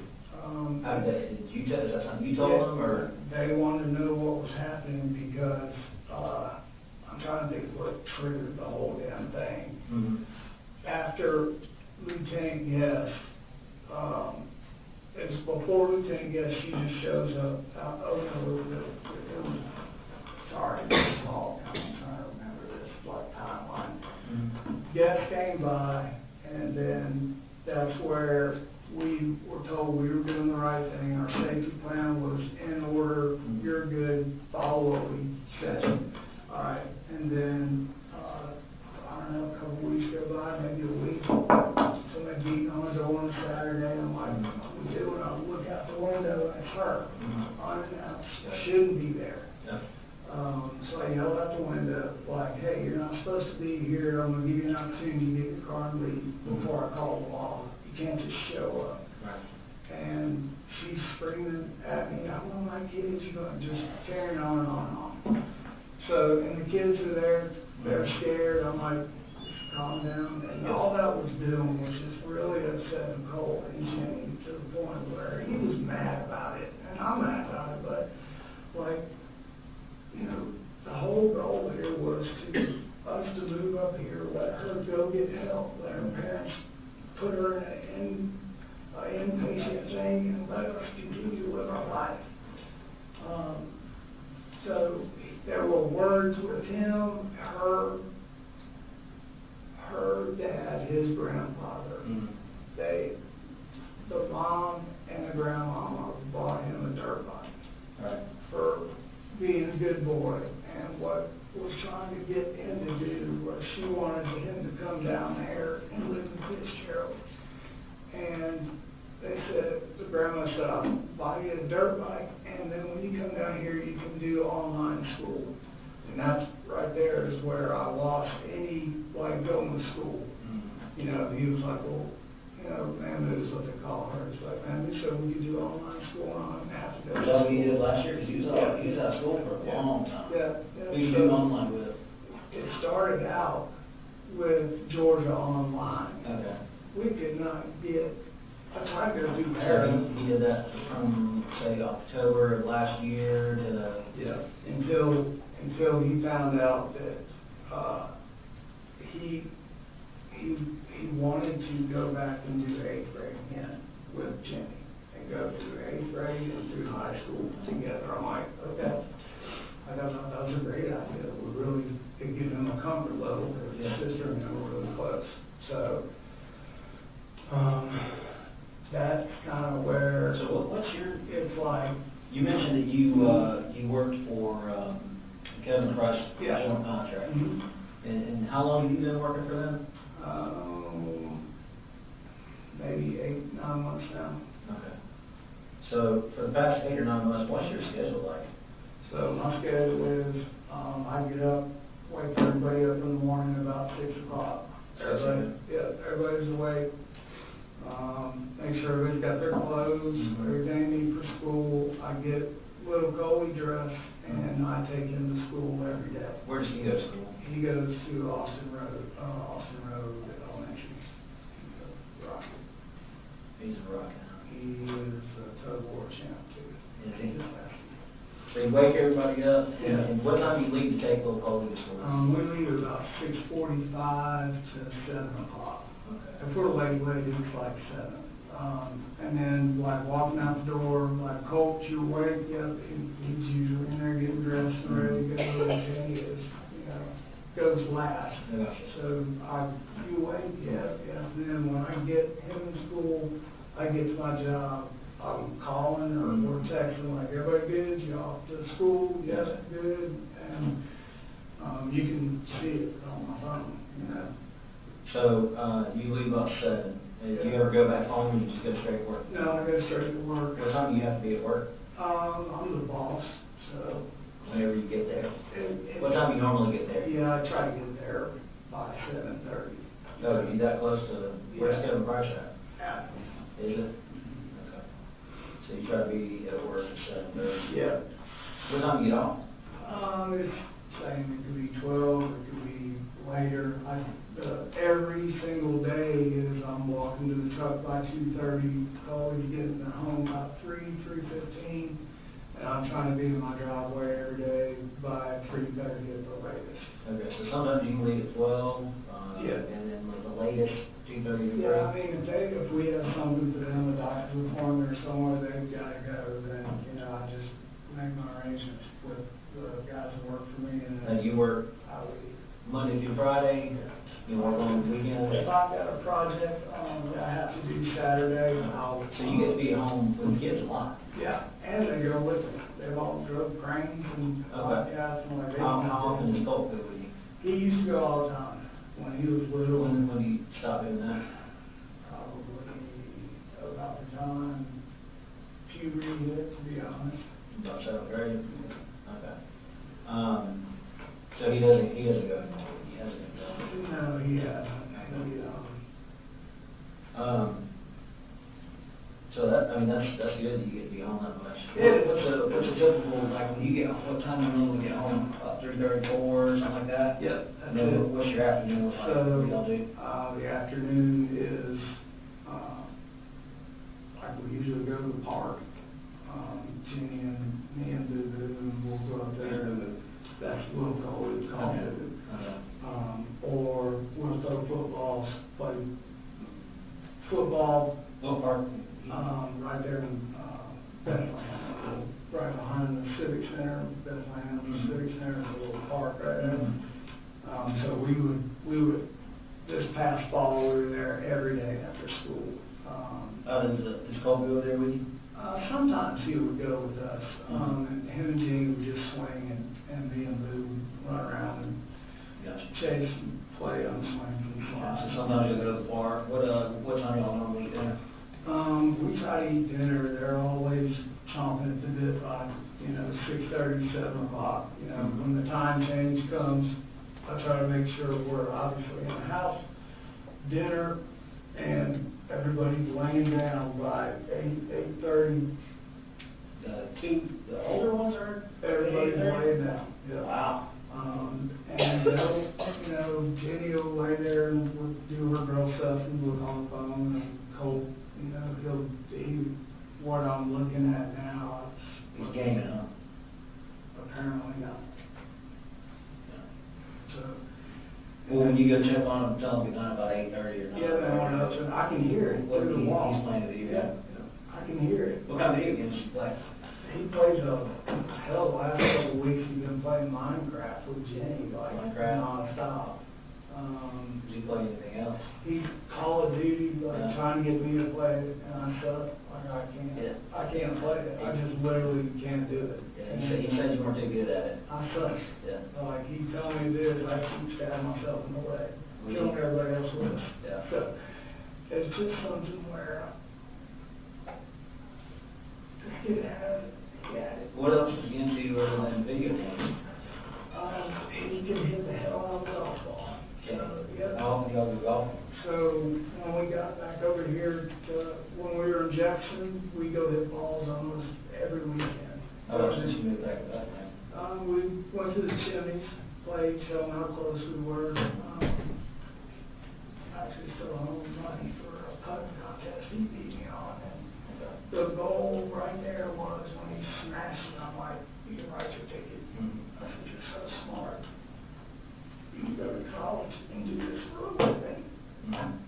Like, you're a good looking kid, but you're smart. Like the world is just right there for you. You're such a good boy. When, so you said the last few months have been pretty bad. Do you guys argue a lot? No, we Don't don't argue a lot? Not leading up to the whole meth bullshit is when it came off the rails for him. And So that's when the argument started between you and him? yeah, and What's the typical argument look like for you guys? it's just stop.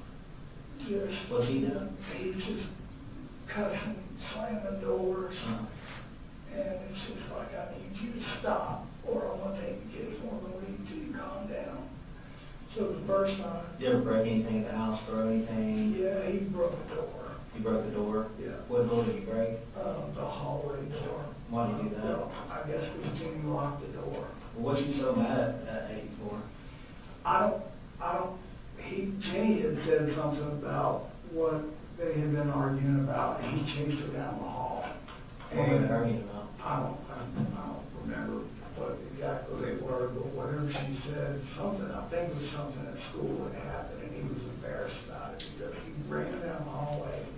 His grandmother was there too, and I'm like, hey, stop. Yeah. And when he got to the end of the hallway, he like tripped over his foot bag and like landed his head into the door, and it knocked a hole in the closet door right You ever break anything else around the house? No, nothing like full on. You know, he knows all we have is my income. Like, it takes everything that I have to just keep us food, clothes, bills. Right. It's just like, What is he, when you yell and cuss at you, what is he upset for you for? He's upset with me because we have an agreement where we don't scream and yell. When we get to that point, like, you just need to walk away. Right.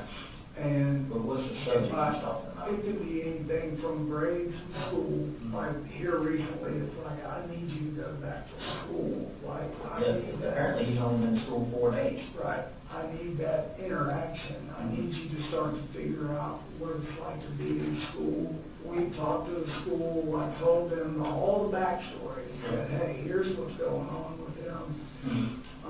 Smart kid. He's just, When did you first talk to the school?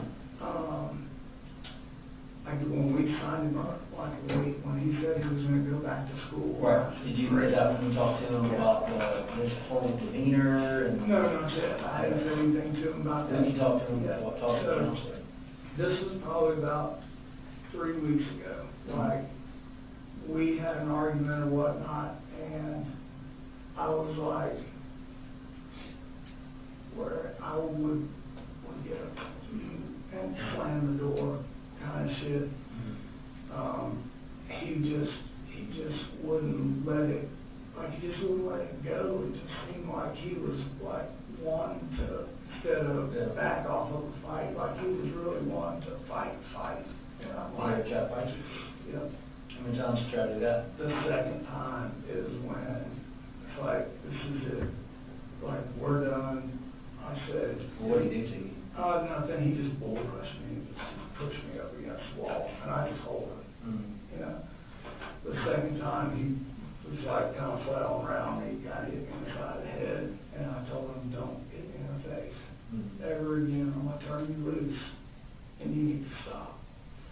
So turned him loose, called mom, called grandmother, and I called, one sister is a little retired cop, the other one is, works. One of your sisters retired Yeah, cop? yeah. For where? Los Angeles, Henderson. And What'd she say? she's been guiding me through all of this. Has she? You know, she's like, What's her name? Marion Gray.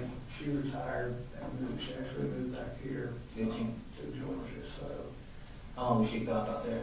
oh man, maybe 10 years, maybe a little longer. She was, last time I went on the ride along, she was a sergeant. Mm-hmm. When she retired, she said, I retired as a lieutenant, so that was good. So what do you, in the afternoons, like when you come home, and you said you kind of come home, what do you do when you first get home? So when I first get home, I'll go around, tell everybody how's your day, talk to everybody, but, you know, how was it, what happened, what's good, bad, and the ugly, and then what do you want for dinner? This is what we have. And then. On the days that is, you get home before him, don't you? Yeah, well, sometimes, it just depends. Yeah, I mean, if you get out 3:30, and what is it, his lunch around about 4:45? I haven't like nailed down to hit the high school time yet, it's kind of like always a nap. You know, it's like, I've got the other two's time. So what do you do when you come home and he's there? And So, you know, his buses? Yeah, so, like when he's not going to school when he's there, or? Yeah, so, and that's kind of where we're at, right? I'm like, what, I don't understand, like, we had this conversation, like, this is what we were gonna do. And he went the first day, and then, it's like the second day, he said, I don't feel like, my math teacher likes me. I'm like, what the hell is that supposed to mean? Who's the math teacher? I don't even know, he hasn't been there that long, like, I haven't even know. Yeah, school started what, August? Yeah, and like, so, him getting back in the fray Yeah. is like, it's really important, so, and I'm like, there, you know, he's worried about the image that somebody's gonna find out about all his mama and all that crap, so I said, okay. I said, What was it, his math teacher, why did his math teacher like him? he never really expanded on that, and it was just an odd thing to say. What about his other teachers? He didn't. Did he like them? He didn't say anything else about any other teachers, and just the way his demeanor, it's just like, I don't know, was it him, was it his teachers, like, do they not know the backstory with him, where was? Did you tell him back? Yeah, oh yeah, told them why, online, they were really gracious, When did you have this conversation with the teachers? not with the teachers, with the With- school principal Yeah, and that the pretty- scheduler, yeah. She said, just bear with me, we've got all your paperwork, it's good. And I'm like, I want him to fail. Yeah. She said, but nobody fails. I'm like, how's that? And she said, we just push them on, and we give them, schoolwork that brings them from what they're missing up to where they need to be, sprinkled in with what they should be doing. Yeah. I'm like, okay. So that was the extent of that. And then they have the backstory of his mama and what all happened. And I was clear in the very beginning, like, this is what happened. She can't come on property and take the kids. She has to be, everyone told me that's what I need to do. Right. Law enforcement. So what was the plan for Colt? Well, so that's what we were working towards. I said, hey, look, I now want to get him into a counselor, like, you know. Had he ever made threats to harm himself, want to make harm anybody? No, not anybody else, but he Yeah. made the comment here and there, or when he found out about the meth and him and his mom would have an argument, just like, you know, what a fucked up life I have. I'm like, you know, hey, this is her life, not we're doing our thing. Don't let what she's done define you. Right. That's kind of what I'm doing. So, I could not convince him to go back to school after he came back that second time. And I don't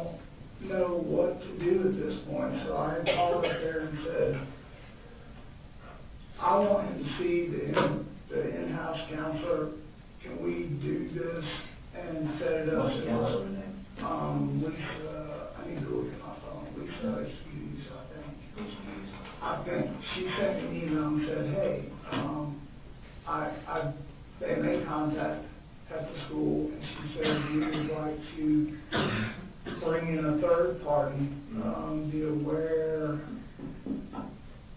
Bring like a third-party therapist or psychologist or something? Yeah, the awareness is the count. Okay. When were they gonna do that? This week, I had to fill out all the paperwork, which I did Thursday and Friday. So you had an appointment this week? Giving them all permission, like, bring everybody, bring a specialized person, like, And what were they specifically like treating him for? Like, they were gonna talk to him about coming to school, mm, not worrying about what people are saying, don't be a loner, you know, come on, get back in the swing of things at school. and try to about find- what people were saying, it was that the stuff about his mom Yeah. being bad, busted, and being arrested. And then he was more worried about everybody knowing that he, you know, mom was a meth head, and that his biggest fear was failing and falling behind once he was in high school. So the appointment this week, I'm assuming it was like either today or tomorrow? Yes, so they needed me to give permission, I filled out all the paperwork online, sent it, and said, thank you so much for Have this. you been in communication with Ms. Marcy about any kind of stuff for him, any kind of mental health? Yeah, so, Okay, tell me about that. yeah, her and I had talked about that, and she was like, you know, he needs help at another level. And I'm What like, does she mean by that? she means like step into a place. And Okay. I'm like, When did she make that comment? just recently while this has been going on. Sometime within the past 3 weeks? Yeah, before all this just happened. And I'm like, the problem is. Before you talked to the counselor the first time? Yeah, Okay. yes. And then, so Why didn't he be checked in somewhere? she thought that that's what he needed because they argue and he doesn't have a filter with Okay. her. What, has he made threats toward his mom? Not threats, but you're a meth head, you're a crackhead, just like shit like that. Just no, Okay. it's just things I don't want to even hear and say to her, let alone his brother and sister. So I'm trying to navigate and manage all that, everything that's very hard. Yeah. So once that kind of, well, I told you I could feel it. So, yeah. Like, okay, this isn't, we need to do something. So I reached back out and said, Was that before or after his mom suggested inpatient therapy? what was When you said you felt it? Oh, this is after. This is after her and I had that conversation. I said, you can be the one to tell him that. He's not gonna take it from you. I said, I don't. Did you reach out to anybody at that time? No, I didn't read that out professionally to anybody. I thought that, like, he'll go to his grandmother and he'll talk to her about anything. So I Do you called have a her. relationship with Yep, her? she's a school teacher for 4 years. And I'm like, hey, Yeah. like, Jenny, little Colin, and me, we're in church every Sunday. We go to Athens Church every Sunday. I've been trying to get him to go with us. Mhm. He went one time. So I shared that with his grandmother because she's just always been there for us, right? So how long after his mom suggested inpatient therapy, was it before you went to school? So she's been mentioning something like that since she got out. Mhm. Okay. And then she came up here, I don't know, 3 weeks ago, maybe 2 weeks ago. Yep. Hadn't seen the kids, I'm like, okay, come back up. I want to say, yeah, a couple weeks ago, because I said, come back up, we'll cook some dinner. I said, well, let you hang out and talk to the kids, I'm sure they got 1,000 things to say. And I said, it went okay. And the day she was leaving, I went to work and normal stuff. It's like, hey, said I'll take Boo-Boo, and I said just make sure Colt can get on the bus. And apparently Colt and his mom had a huge fight. So I get a call at work. And I'm like, what's going on? And she's like, he's flipped, he's lost his mind, he's screaming at me, he's saying, I don't even know what triggered all of that, And I'm like, let me get out of this meeting, I'll call you back. I said, I'm going to sit right here, just give me a second. So get through my meeting, call her up, and I'm like, what is going on? I said, he's at school. She said, no, he was at the house. I said, I'm telling you, I texted him this morning, he said he was at school. turns out he wasn't. He was in the closet. And How many times did that happen between you and him? just that once. That. So he never told you he was at school before, or went to school, and you found out that he Yes, wasn't? that's the only time it's ever happened. Because there's been roughly, what, 30 days of school? Yeah. No, I mean, 20 days of school, something. Right. And he's been full. I got a note that jury's break, is that accurate? Yes, sir.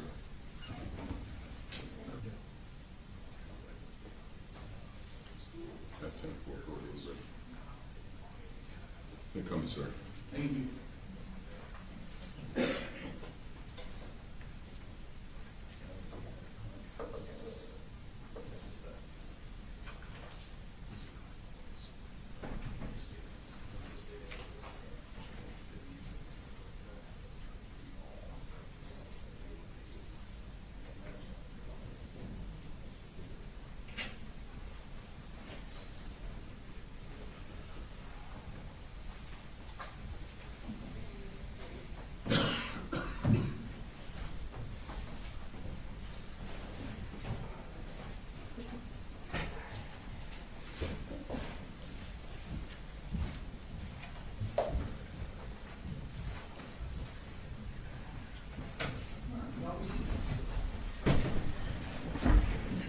We gotta resume with the interview.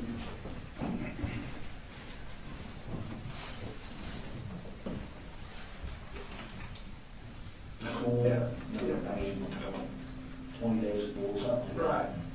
And he's in 4 days. Exactly. Yeah.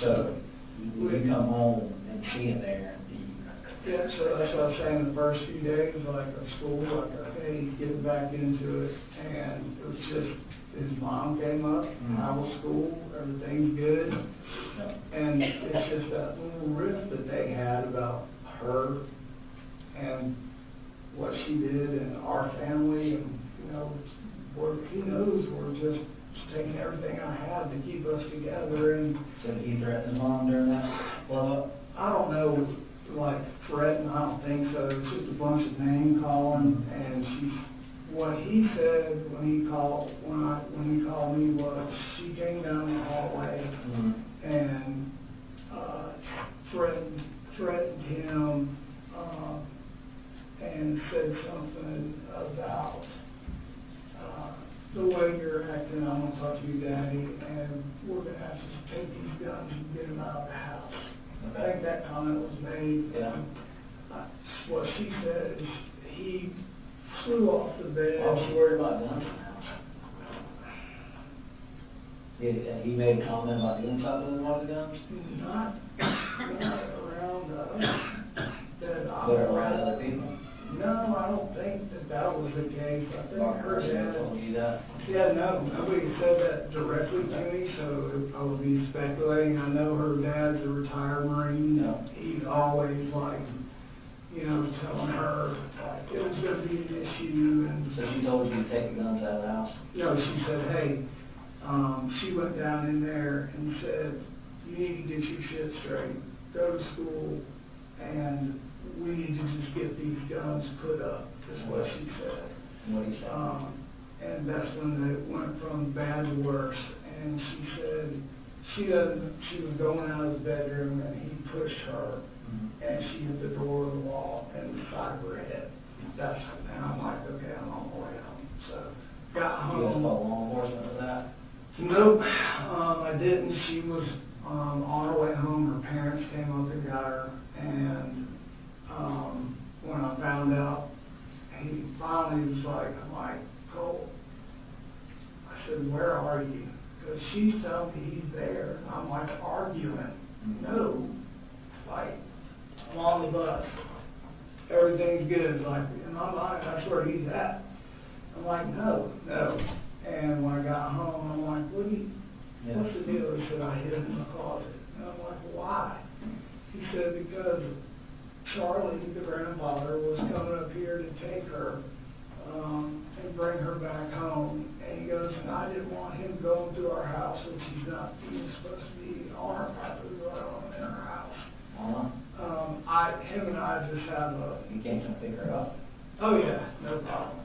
Yeah, he Why, was why did, just in my house. why do you think he was coming to the house? Who, Colt? Oh, because he came in the house. And like, I would have never known that except for when Colt finally got By the time you got home, Marcy and Dad are gone. Yeah, there, and her mom, they come up and got her. And So that's, how many times do you think Colt's put hands on you? Those 2 times. Okay, and then you put his hands on his mom, how many times you put his hands on his mom? That's kind of the worst with her that's ever happened. It's kind of the worst, that's not, is that the first time or not? Yeah, no, there's not like confrontational, it's more verbal with him. Okay. Yeah. So, did she ever say anything to you and ask you, hey, look, I'm concerned, can you put the guns up somewhere? Yeah, so, and I'm glad you got to this point because if somebody can get to my damn phone and go to my Amazon account, you'll see and look at the date that I put that son of a bitch in the cart. I'm not made of money, I have to pay my bills. After all that, I like $150 gun safe with a digital hand code. I couldn't buy it that day, I had to pay 2 paychecks. How long ago was that? This was 2 weeks ago, 3 weeks ago, whatever it was, that So- triggered me to go, okay, this is what's going on. You mentioned the gun safe, let's go back to where you keep your guns. You said you keep them up on the top of the closet? Yeah. Are they loaded, unloaded, or something else? Never loaded that. Never loaded? That's the Anything on top of them? All my sweater. So your door, like coming into your closet, right? Yeah, it's like shell, Yep. all the way in the back. Okay. Nobody can reach above me. So your closet door that you have a closet door you come in? Okay. Does it have a lock on it? No lock. It doesn't have any lock? That has like that rolls through, under like that. But, Did you ever think of maybe putting a lock on the closet door? well, really, nobody, like my little one, he didn't even know we had guns in the house. Because we. Did Colt knew you had guns in the house? Yeah, he knew, we put him up there and no. So he knew where they were at? Mhm. And he's been in there to put them up, after you clean them, Whatever slide I them, do, whatever. I take them, I set them up there. But he's been in there with you. He's watched me put them up there with the understanding of don't, Just keep them unloaded. Where do you keep your ammo and magazines and all that good stuff? and empty magazines are on the right or in the shelf. And I had In the closet? yeah, I had an ammo box, like What does that box look like? green, like old, like World War Two, II. like canteen? Yeah. Okay. How many magazines do you have? We probably had maybe 6, 7, 8 of them, something like that. And do you keep ammunition in those magazines? Keep them unloaded? Yeah, we keep them unloaded, and, hell, half of the ones that are in there, we bought, like some surplus place, and they didn't even fit the rifle we were buying for, so. So you keep guns in the top of the closet, Yeah, and that's your AR, that's right. his AR. Yeah. And then as far as, what else do you have in there? In the closet. That's it? Yeah. Okay, you have any handguns I in there? have, not in there. I have a block that I carry with me. You got a lock on you now? Not now. Okay. I was going to say that, I mentioned that out there, and I just want to make sure you didn't have I any. don't know, I would never put that on. So, you have a block, what kind of block do you have? It's a block 43. 43, okay. Where do you carry it? Yeah. Where do you carry that I put it in my book bag, at? In your book bag? yeah, for work, Okay. on my laptop, all my work stuff's in Okay. there. We have, you'd be surprised what's happening on jobs. Yeah, no, yeah, I get it. Do you have any other guns?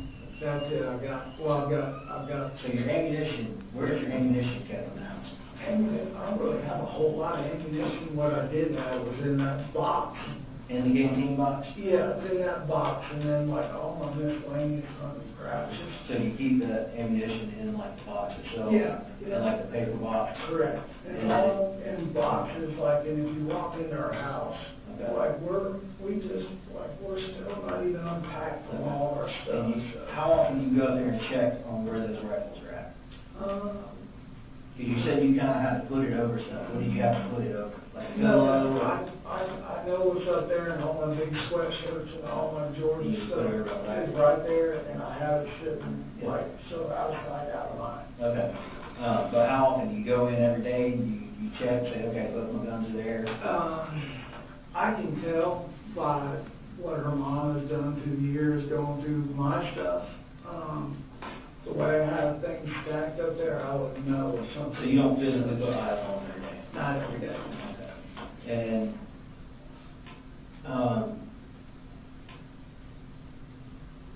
have you ever let Colt keep the rifle in his room? No. After Christmas, he was super excited about it. And I said, no clips, no nothing. I said, you can lean it up into here. In his bedroom. Okay. And he's got his golf clubs and his guitars and everything. How many guitars do you have? Two. Yes, two. Okay. Well, actually 2.5 ones, kind of a beater. Yeah. So you let him keep it in there, when did you stop letting him keep it in there? There's no real set time or, like, not to have it in there. Really, once we. So he had a gun in his room? No, not all the time. We would have it in there, we'd shoot, he had it in there after Christmas here and there, but the majority of the time it was in my closet, not really out for anybody. Once Little Man and Jenny moved in. You ever come home and you say you go in there, get the gun, clean it, doing something with it? If he did, maybe 1 or 2 times, but it was always back. When I come home or whatever. Would he text you or call you and say, hey, Dad, can I go get the gun? When I came home, it only happened like a couple of times, and when I got home from work, he said, hey, I cleaned the gun, and he said, and I put it back up there. I'm like, for what? He said, I just wanted to see if I could do it. I'm like, okay. He's like, well, don't do that until I'm here. I said, that's something, every time we get near the guns, I have to You always do everything you tell him to? Yeah, always. You always?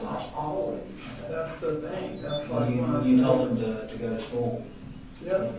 He didn't go to school. Yeah. That's where it's like, okay, like I was telling you, I can feel like something's not, we need to get more people involved here. So, it's no way of knowing that this shit right here was gonna happen. So when did you first hear about his interest in school shooters? So we are big, I don't know how we got into the presidential race, but we go back and forth, him and I. And so I don't know if it was an interest in school shooters, like he never came to me and said, hey. Yeah. I told the investigators the other day, Jenny bought him this flag, and I don't know what it was. It was a guy with red hair, so I was like a girl. It's a clear, funny flag. She bought him off of Amazon. I was up, and I'm like, what is that? I thought it was Weird Al Yankovic. And he's like, who's that one? Never mind. I'm like, that's the craziest flag I've ever seen. Just in passing. Mm-hmm. Who was it? I have no idea. Did you ask him? Yeah, they told me, but I can't. Can't remember? Yeah, some computer guy that does the videos and all that stuff. I don't know. Okay. Really, I didn't. It's such a horrible picture of the guy. I didn't really want to know anything about him. And then the flag was gone, and when I went in and said, hey, what do you want for dinner? This was probably a week ago. And it's like, hey, I'm going to fix some dinner. You want pizza? What do you want to do? And I'm like, who's that? And he's really into music. Like, we're learning how to play guitars and all that. He looks just, I thought it was the guy from Green Day. Like, I'm like, oh, I said, that's that old man from Green Day that his son, I told you, has a band. He's like, no, that's not who that is. I'm like, Who was it? he never did tell me. I Never said, told you. he goes, you don't know who that is? I said, no. I said, I think it's that guy from Green Day. It's like, whoever it is, this bad glasses, he had more power. Yeah. Eyeglasses on. And I laughed, he laughed, and that was that. So, When's the last time? It was just one picture of? yeah, just one picture. How often do you go in his room? I go in there almost every day. Those doors open, he's on the computer, it's dark. Hell,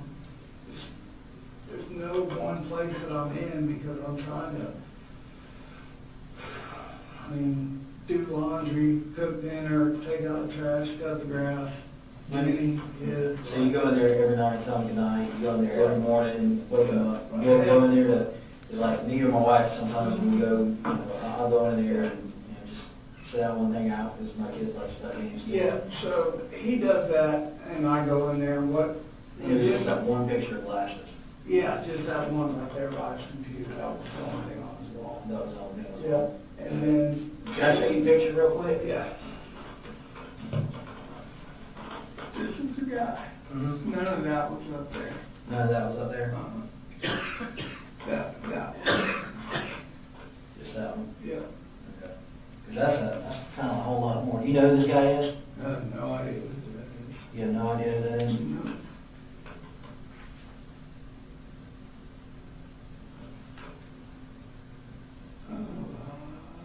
Can you see what that says right I there? think that is. Yeah, the deadly toll 17. Is that the guy that shot the gay bar? No, that is a school shooter, and his name is Nicholas Cruz. That's the same guy. That's the same Yeah, guy. same guy. Okay. This is the only thing I Yeah. can see. We got pictures from his social media down here. This is in his room? Yes, sir. I'm telling you right now, I never saw any of that. There was one picture, that one, right there. Okay. And you woke him up to go to school, didn't you? Yeah, no, here's what I was gonna tell you. So when Jenny moved in, I said, hey, you're living with us, I'm gonna give you the master bedroom Mm-hmm. with private bath. Right. I'll sleep in the bunk bed with the Mm-hmm. the right thing to do. So I had Colt set up on a couch Mm-hmm. out in the living room. And then when I saved up enough, I bought a queen size mattress and just bed frame, no box frame. And set it up in a laundry room, which kind of a big room, like I was gonna make my bedroom. Mm-hmm. So the goal was like, Colt, your room is packed with all this stuff that you got going on, computers and, golf clubs, all this stuff. I said, you need to start getting better sleep, so I want you to make this your room back here. And sleep in the bed instead of the couch. When did you make that transition? Probably maybe a month ago, 3 weeks ago. So he would be asleep in there. And literally there was no, like, if he's on his computer, like, I'm not going in there and chit chat with him. He'll go in there and lay down or come out on the couch, and that's usually where if we're talking about school or anything's going on, that's where he's at. Like, So he never he told you? never told me who that was. He No. never did. He in class said, I can't believe you don't know who that is. Mhm. I'm like, I said, no, it looks like that singer. Would it surprise you if Colt said something different? Maybe. Why, what do you think? So when I talked to Colt, he said that he indicated that, you came by and you asked him who that was on the wall. That's right. And he explained to you, he said, Dad, you don't know who that is. That's exactly what he said. Yeah. And you said, no, I don't. And he told you who it was Nicholas Cruz. And he was a school shooter, and he said it's not that big of a deal. And then I said it looked like that singer, and he said Nichols, that's what he said. He said it's no big deal. Like, there was no, So he did say it's no big deal. there was no, like, no, I'm telling you, there wasn't like, who is this? It wasn't like I went in there on a search for I'm not saying. Yeah, no. It was just kind of like in passing. I didn't ask him or go, I told you what I said to him. I didn't know. He has brought up that school shooting stuff when it happens, and What did you say about it? really, he just, like, we have conversations about how somebody could do that, and me telling him, like, you gotta be aware of people, you gotta be aware of your surroundings, like, to be honest with you, the push was that I kept telling him, like, man, you'd be great in law enforcement, because of what you see. One time, What do you mean, what he sees? Give me an example. Like Fox News will show all that, blurred out stuff right there, and, he's like, yeah, I looked that up online, and I'm like, for what? He was like, because it could have been stopped, like, he showed me, like, how that guy for the gay nightclub, how he got in there, it was like, they should have stopped him right there, When was the gay nightclub shoot? A couple of years ago, So it's he's not kind of like, into the true crime, like just looking up stuff a lot. I guess, like, as far as looking into it, I'm not, Did he ever tell you that he looked up to him? no, You know, that? no, that would not fly in my house. How often do you go get his cell phone and go through it? I just bought him a pay-as-you-go cell phone, so I have never gone through his You phone. never. When did you buy him a cell phone? I guess it was right before he was gonna start back school up here, 7th grade, Okay, so in Jefferson. yeah. Okay.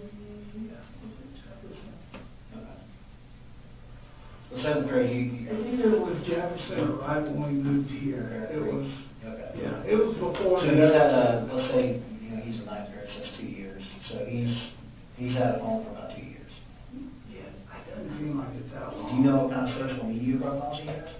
No, because when we lived in Jefferson, one day, like, how y'all doing? We'll get dressed, go play golf. Two law enforcement from Jefferson guys like, is your son here? I'm like, yep. Like, he's in better get dressed. Like, what's wrong? So I know you got all the information. Like, I didn't even know what that was when he started talking to him. Like, Yeah, what did they say about it? he said there has been something on Discord. Because you know what that is? I'm like, no idea. Right. He said it's a chat room with a bunch of people, and your son, they would trace back the, I'm like, hold on. So we need to go get him. He's like, well, let me just tell you. So we traced back the IP because that threat was made for against the school shooting. I'm like, we need to go get him now. Went back, got him, I'm like, you need to come out here, and whatever you do, do not lie. You tell these people exactly what they're asking right now. So I'm watching them asking about, he's like, hey, I was gaming, there was a bunch of people, and he wasn't even sure if he could tell me who or when the comment was made. He just swore to me that he didn't about the What school. was the comment? Something about shooting up the school. That was the only thing that was said to me or So in him. 7th grade, Yes, in Jefferson. the FBI comes out You there. know, just two Jefferson law enforcement detectives and. Because the tip, so 2 Jefferson men came out there. Right.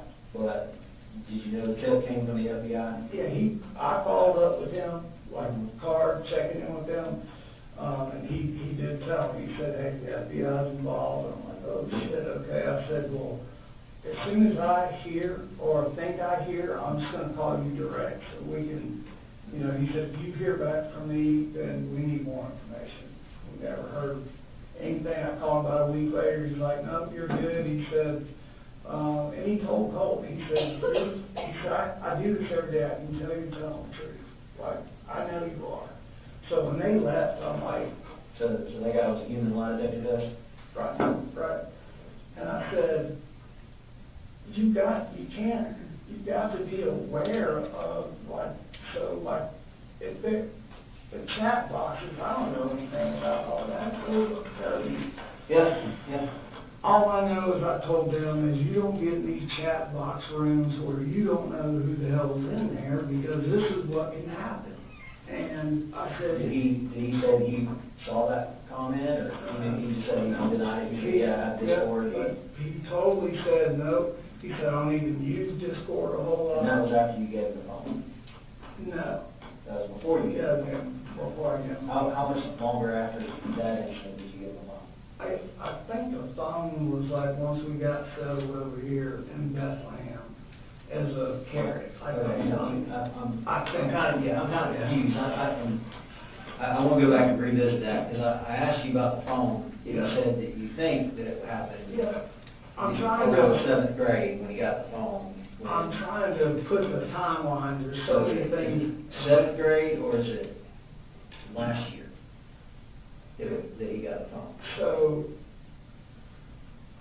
I'll have to go look and tell you exactly what, I'm trying to think of where I went, what Walmart. Before we talked about the whole stuff with the FBI, he had a phone before that. No, he did not have a phone when we lived in Jefferson. Okay, he did not have a No, I phone. couldn't afford He it. didn't have a phone when he lived over here in Bear Creek. Bear Creek, no, that was just little. So he got a phone. In So after the FBI comes to your house and tells you about, or I'm sorry, I believe it was what they call, Jefferson, it's what they call TFO agent, and it's like they can get Jefferson PD, they have task force, and they work with the FBI. Did they explain that to you? Yeah, he did. He did. Yeah, he gave me his card, he said, anytime. So after that Discord account, I'm assuming you believed Colt. Oh, yeah, because he shut everything down, there was no computers, anything like that, there was no, it literally scared him to the point where he's like, I don't want to be involved in anything like that. So now, and I'm telling you, if I was looking at his computer and he said he shut it down and wiped, I could not go in there and go, no, you didn't. I'm not going to protect that. So you get him the phone and The phone, I'm trying to think timing wise, was part of. It's okay, we can look at it later. Yeah, it's just, I think this one came to Bethlehem. Because he's only had that one phone, right? That's it. Right, so we can look in that phone, we can find that phone for you. Yeah, it was more of a, hey, we're gonna get through this together, you're a good boy, I'm gonna show you I believe in you, that's how the phone showed up. Okay, so, after that, he does get a phone. Yeah. With no time, let's say he's had that phone, let's just say for argument's sake right now, and again, I'm not holding you to time, but he's had it for roughly a year. Do you think he had it when y'all moved here in October of last year? No, he You didn't didn't have have it, I don't know, I know it wasn't because I didn't have the money to do that. There's no way. Okay, I had to borrow money to move. At least a few months. Yes. Okay, so we'll say a few months, but Yeah, you've never gone through his phone. no. Have you ever, we don't know what social media accounts he has. You know.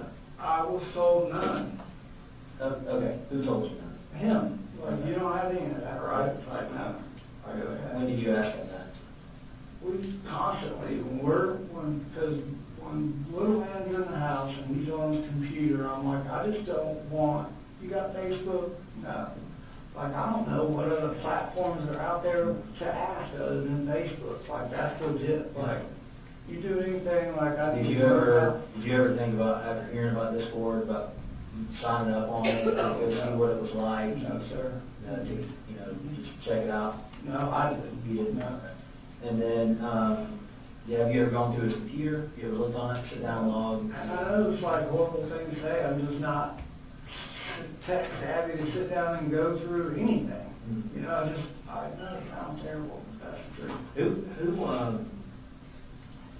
Where did he get his gaming computer from? His grandmother bought it for Christmas one. Did you? Yeah. And then he took it apart and he needed some kind of video card to get better graphics.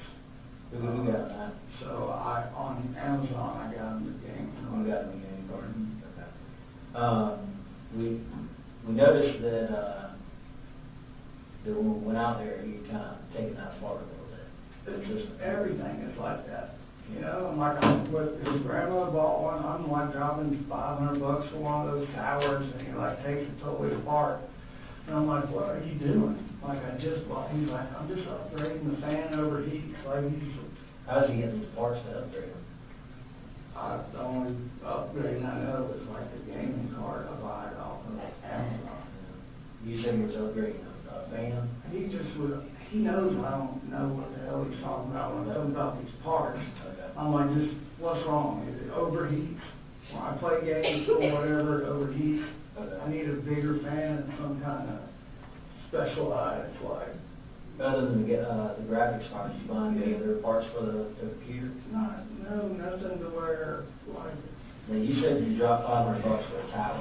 Yeah. Would you buy another computer? no, one that, like the tower he had, just was slow in body. He showed, like, I can't game. I'm like, okay, what do you need? So he showed me online, he's like, this is the best in the boxes and everything is still at the house.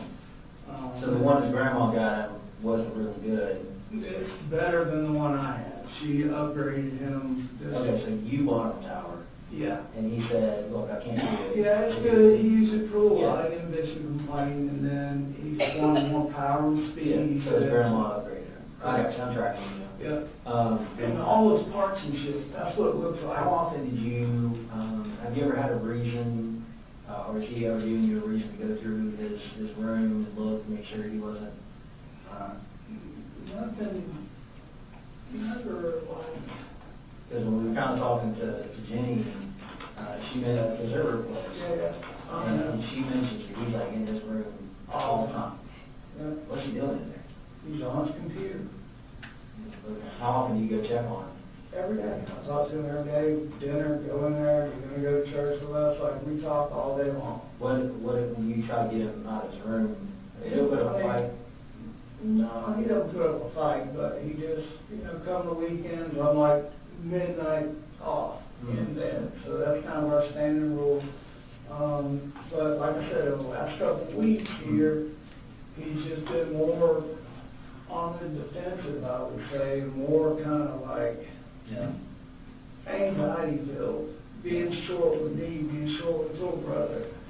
So, I just tell him like, look, instead of screaming, and getting upset, I can't have little brother and Jenny seeing this. So when he would go to in his room, he would shut the door, and I would open the door like, are we good? And I could see gaming, like every time. That's what I would see. So, what does Jenny do when she's there? Same thing. She helps do the laundry, cook. She's a really good cook. She'll cook. She does her own laundry, and then she'll chill out in her room. What do you do for fun in the house? Play games. What do you do for fun in the house?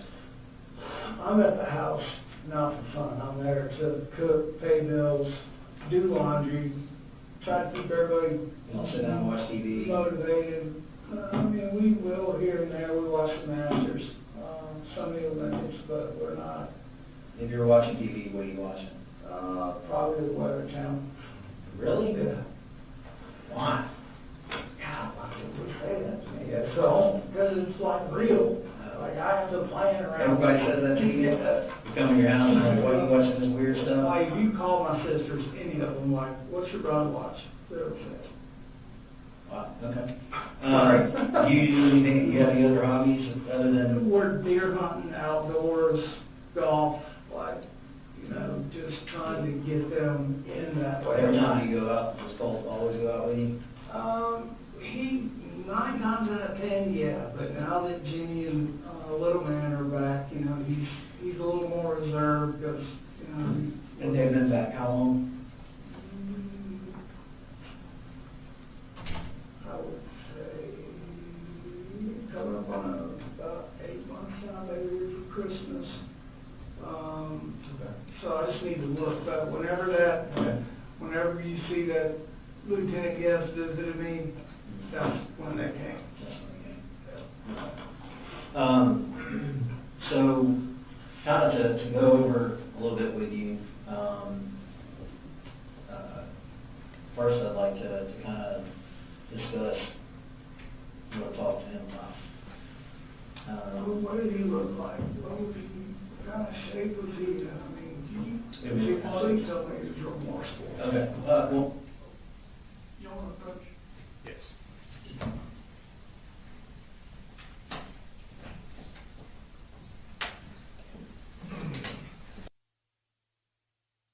All right, so ladies and gentlemen, I want to instruct you in general. Colt Gray's interview with law enforcement is inadmissible hearsay. He cannot be cross-examined. It's inadmissible hearsay. It does not make it admissible when it's discussed in Colin Gray's interview.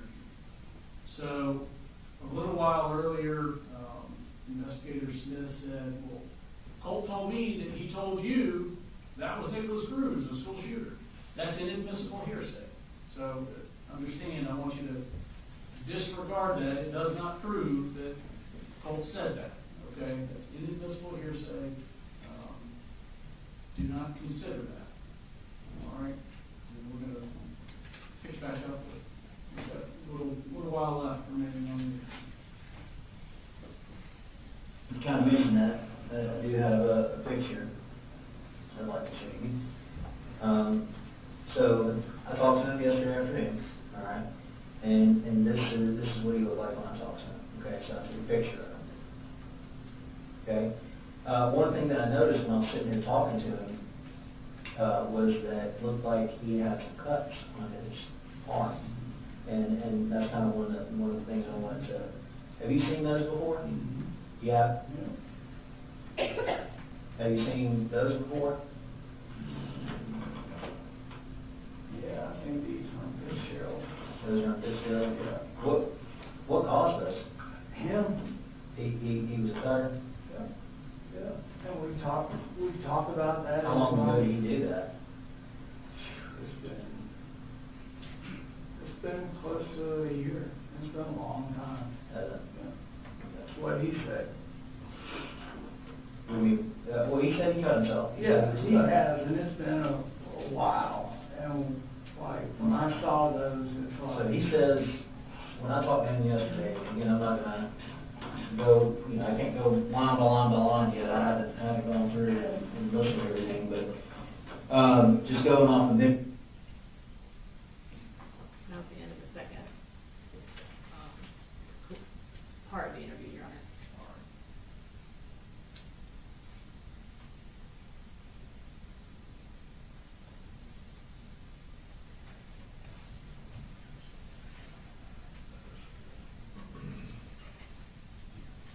Basically, he said that he suffered from depression for a while. He has. Okay, well, I didn't hear you tell me Well, that. not a while. The depression is something that has just come on with his mom, when his mom came back. So just in February of this year. Yeah, and they've had conversations, and, you know, we're trying to drill down into what do you need? What was he last one, Fitzgerald?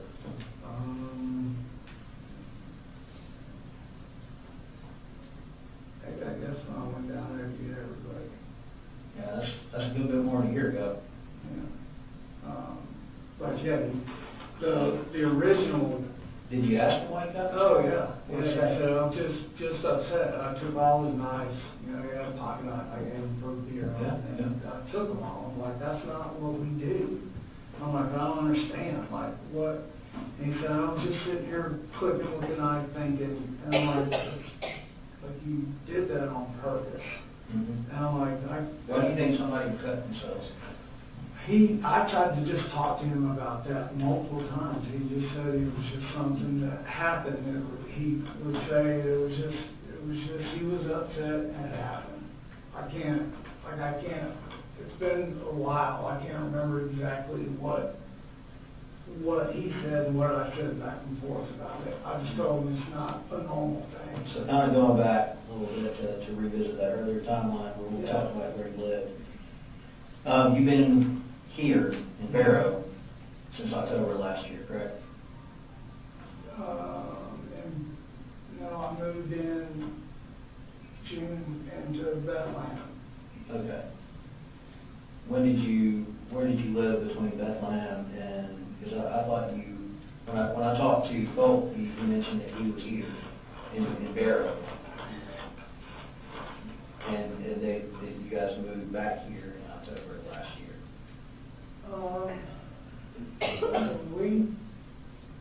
When we came back, we were in Jefferson, and all that happened with the school. We waited for the summer to be there, and I broke that lease, and we moved into the house in like June, beginning of June.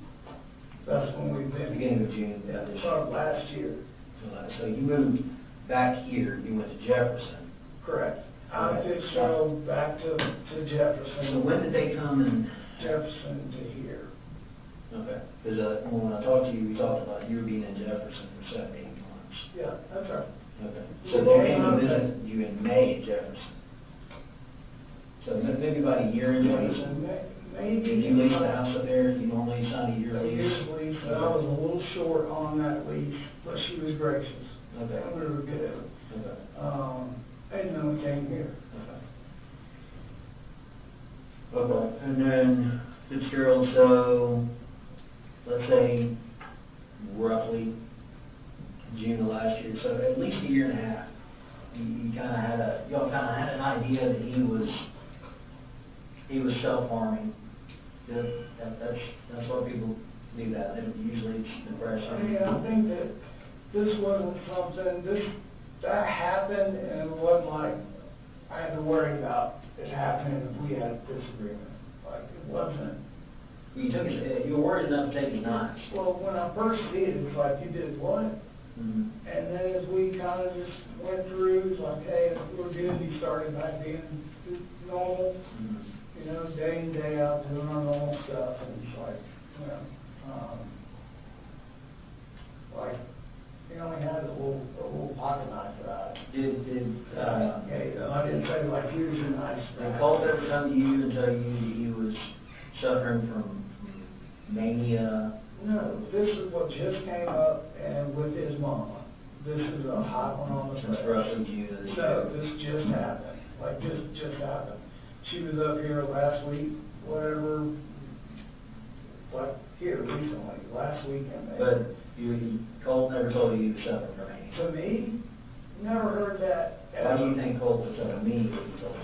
I don't know why he would say that, but I'm gonna tell you where I heard it. Marcy comes up, or she's going home, one of the two. We start having a conversation about Colt. I'm like, Lee, when I got that kind of said to me, we were talking about counselors in school, and she's like, well, this is what he asked me, and I'm like, okay. He said, she said, I was talking to him, he said, do you think I need to be, what is it? Do you think I need to be, or how do you get into an insane asylum? When did he say that? Here recently, to his mama, and she said that to me, and I'm like, what is that? So that's kind of like another thing where, like I'm telling you, I can feel something is off, like this is not getting better. But for you, that all feeling's only been in the past month or so.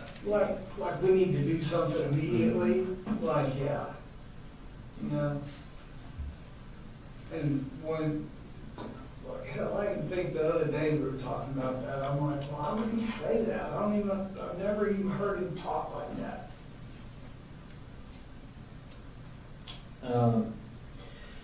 So I'm just kind of going back to kind of refresh my memory, some of the notes and stuff that I took with Colt, and you know, he tells me that he told you that he was suffering from depression, and that he was suffering from mania, and that he was going to kill himself.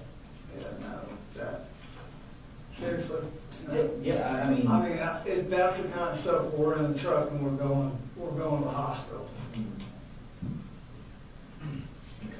And he knows that. He can't say that to me and he just sit there. Judge, just to be consistent, we would ask the court to give another limiting instruction after that last statement. So, again, ladies and gentlemen, in general, there are exceptions, but in general, things Colt has said to an investigator are hearsay. His statement that he's been considering killing himself or has mania is not offered to prove that that is in fact true. Does that satisfy, or do you need? Yes, sir, that's fine. Thank you, Judge. Thank you. I think we've broached. Yes.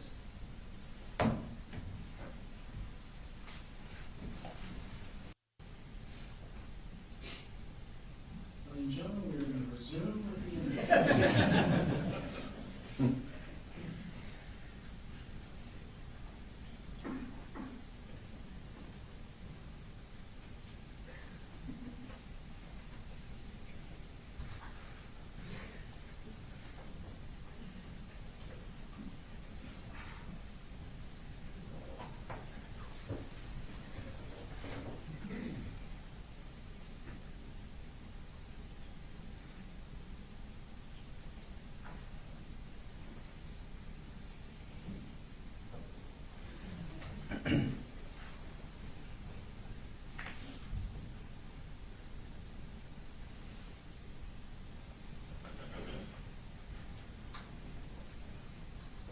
A year and a half, well, not even quite a year and a half, but a year and a few months ago, you got the FBI coming out to your, or TFO agent with the FBI coming out to your house, and saying your son's threatened to shoot up the school.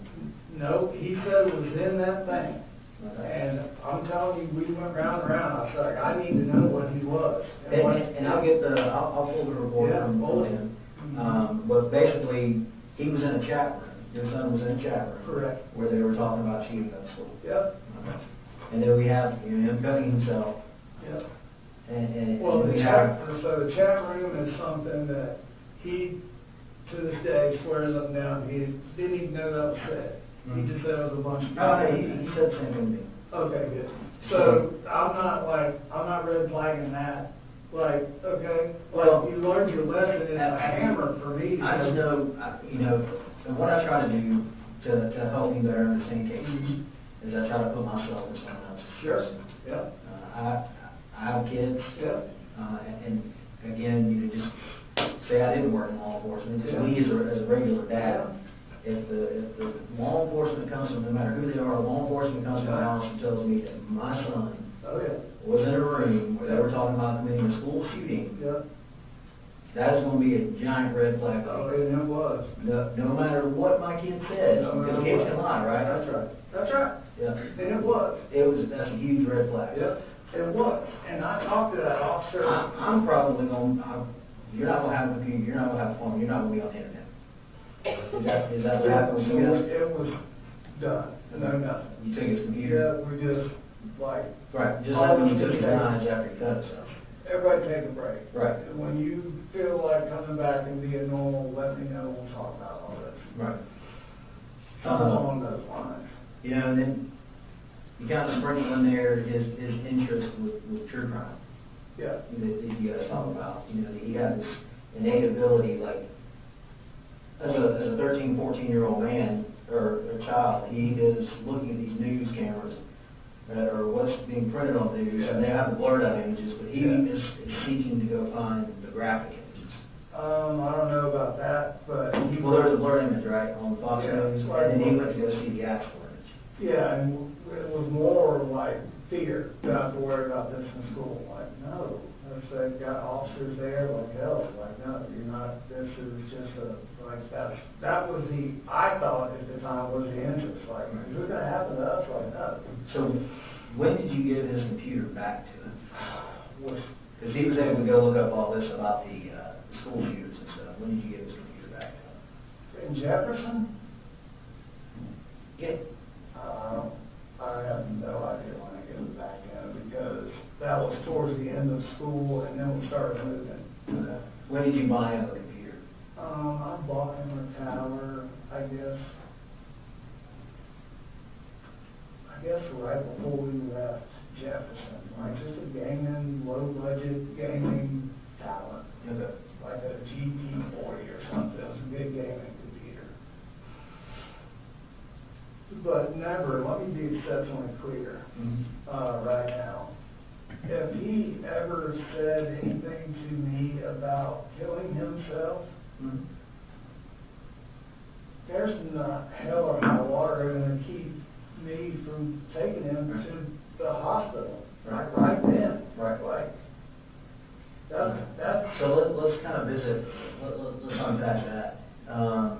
Did Miss Marcy and Miss Debbie come to you and talk about having him go to Athens Behavioral Health? yeah, that's what we're working on. That's what we're working on? That's that other stuff. When were you supposed to take him to Athens Behavioral Health? Was I? You or who was supposed to take him to Athens Behavioral Health? I didn't have an appointment with him there.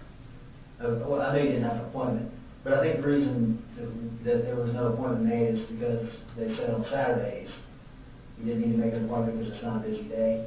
I didn't talk to anybody there. I don't know. No, I'm not saying you did, Oh, I don't know but anything did you about talk to that. Marcy About and Debbie about taking him to Athens and having him, No, you never had a conversation with them not about about Athens.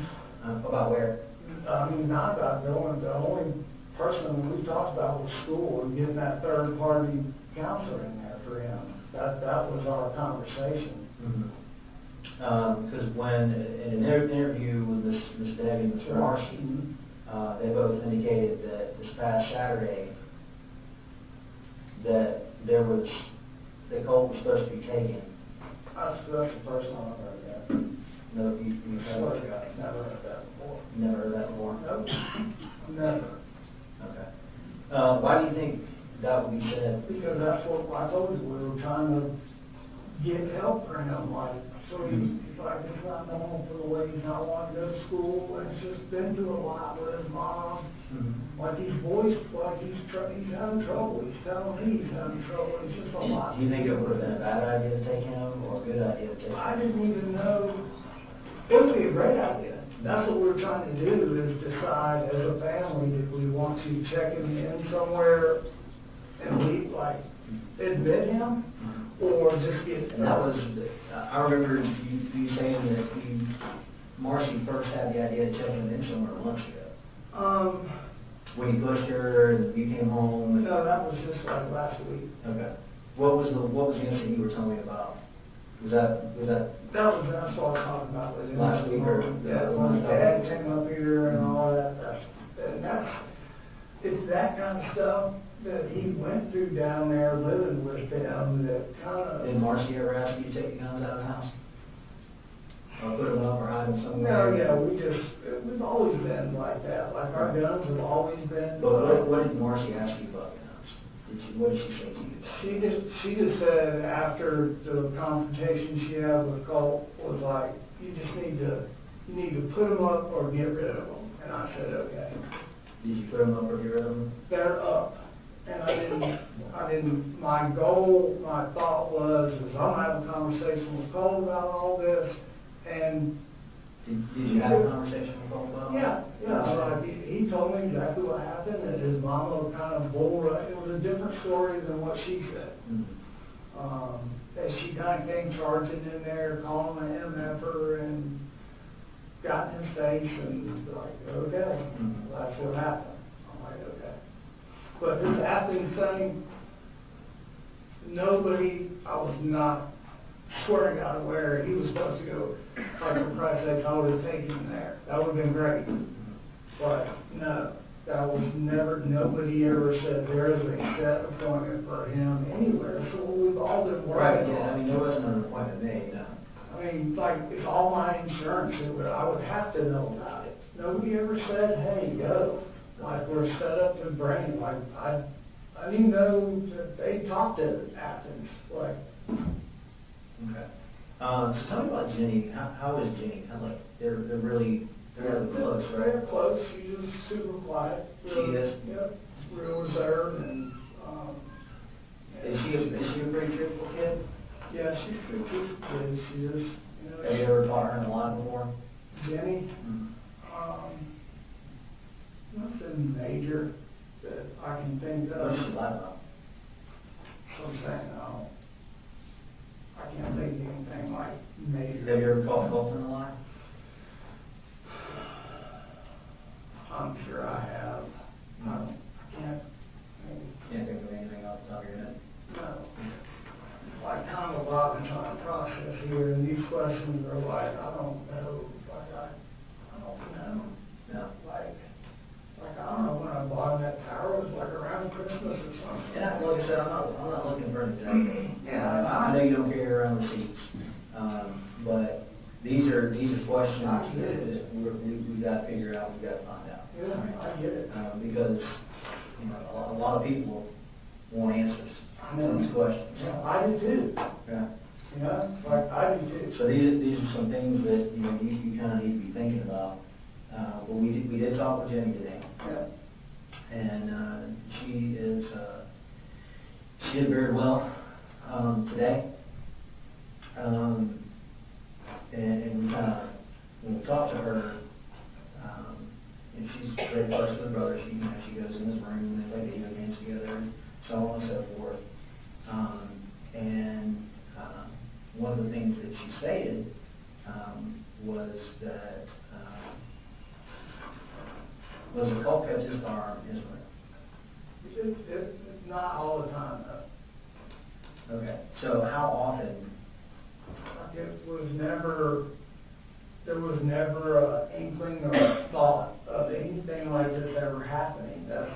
like, Well, there was an inkling.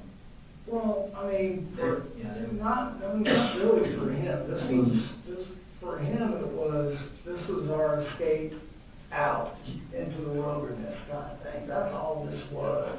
Like, if we were getting guns down to clean them or stove or something like that, it was purely range or deer hunting. That's what this was. I thought, but apparently not, so. Yeah, fair enough. The, she mentioned that over the past couple of days that he had been kind of cleaning his gun a lot. Did you see him cleaning? No. But you don't know when he had it done, when he did have it done. You couldn't say on any given day. He's never just had his gun, like in his room. That's not the rule. That's not it. They're in the bedroom. If he, like that little lady. Whatever. You're better? You're better? In my bedroom, where I told you everything that. Now, this was a couple days ago. I was looking to see that little laser thing came down and he had it down. We were messing with the scope and all that, just purely what we have been doing leading up to this. This was not in my train of thought, obviously. Yeah. So, as far as cleaning it, I never saw it. We don't really have a whole lot to clean the gun with. Yeah. So, and he knows not to do that shit in front of me. It's not like, that's not a toy. But, so, I guess the reason I'm kind of drilling down on it is I'm trying to figure out how often he had the gun, how much access he had to the gun. Yeah, I mean, there was. And it sounds like, I mean, if you weren't home, because he doesn't sound like he ever went to school in the 3 or 4 days, I think it was on future. He could have gone in there any one of those days and gotten it. Well, it was a trust kind of thing. That's the reason we bought it, is because he was showing, like, trust. You trusted it. Like, I mean, it's like, he was checking the boxes, doing everything he needed to do. What boxes was he checking? Just staying calm, getting back in school, like, being committed to getting back in school, like, just everything he said he was gonna do. And then when the mess shit happened, I guess, Colin, I have a different understanding of checking the boxes, because he made the commitment to go back to school. yes. But he didn't go to school, he went 4 days. Well, this year, he went 4 days. The conversation that you don't and not know about is, could he go to school? Mm-hmm. And that's where we're kind of like at with this whole He thing. didn't go to school. Can he go to school and just say he's gonna go to school and do what he's supposed to do and not worry about all the kids and the bullying and all the, like. Who was bullying? In Jefferson, Okay, but not here. not here. Okay. No, when he came back here, he was. He did online school for a period of time too, right? How long did he? I don't know, man, he went through all of online till, I don't know, towards the end of this year. Mhm. And then his grandmother said that we were gonna just try to get him enrolled back in school. And if it didn't work, that, I was looking at sending him to different places for school, like not a military school, and there was just, this was his chance to get back into school and just have some normalcy, not worry about all of that. He got so far behind. Mm-hmm. I felt like he was like gonna be picked on and looked at because he was so far behind. And he never was just a go-getter out being the, life of the crowd. He just, he just would be by himself and What did not you- want any crap started. What have you heard as far as the actual case? Have you been listening to the news? And been told about how many people were injured, hurt? So, I came home, when I came home, the TV was on when I got home. And I saw the overhead of the football field. I shut the TV off. And then talking to my family. So the news was calling everybody in my family, Mhm. and I'm talking talking to them, and they're telling me what all that's happened and how many people. What did the news say to you? They just want in the house, They wanted what house? my house. They want to interview me and want to talk to me, and it's like, they all need the house property. So they went on. What did the news say about the injured and the deceased? Nobody, I never had that conversation, I'm not gonna have that conversation with the news media, just please get off the property. What about law enforcement? I haven't talked to them since everybody left the house. You're it.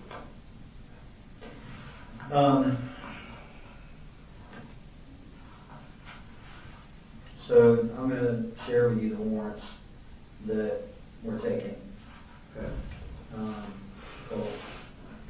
So right now, he has, I've taken 4 warrants for his arrest.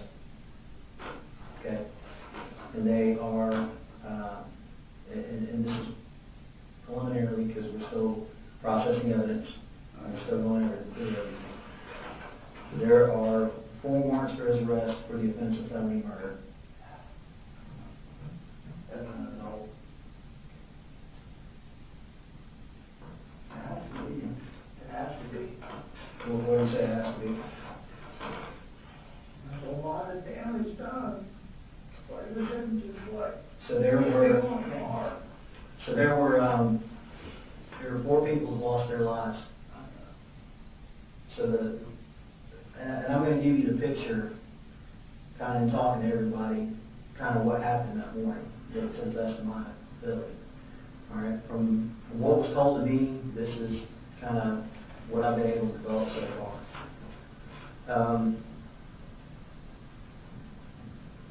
So Colt says that he makes this decision to bring this rifle to school. How do you get a long rifle on a bus and in school? Like, I don't understand that. Well, he took some steps to do that, right? So he puts the rifle in his book bag, and not only does he put the rifle in his book bag, he goes and he takes poster board and he wraps the top of the rifle that's sticking out of the book bag in poster board. And then he takes on top of that and puts some kind of hat over the top of the top of the poster board. And he told everyone that it was a project. And the poster was a Happy Mother's Day poster that I had been made. How did you know that? Because it was in his room, like it was our thing to try to help her. Yeah. So he wraps this up in poster board, and he gets on the bus, and he tells everybody, it's a project. He goes to class, he tells them it's a project, and then he goes to his second period class, where he makes the decision to go into the bathroom, and in his words, to get ready. And asked him what that meant, and he stated that he had formulated this plan, and then his initial plan was to bring a hat. And his initial plan was he has a airsoft vest, is that correct? He was going to wear his airsoft vest, but he opted not to, and he forgot his hat, but he brought with him some gloves. He said the reason that he brought the gloves was to distance himself from the rifle. So what? Distance himself from the rifle. Does that mean anything to you? I don't know what that means.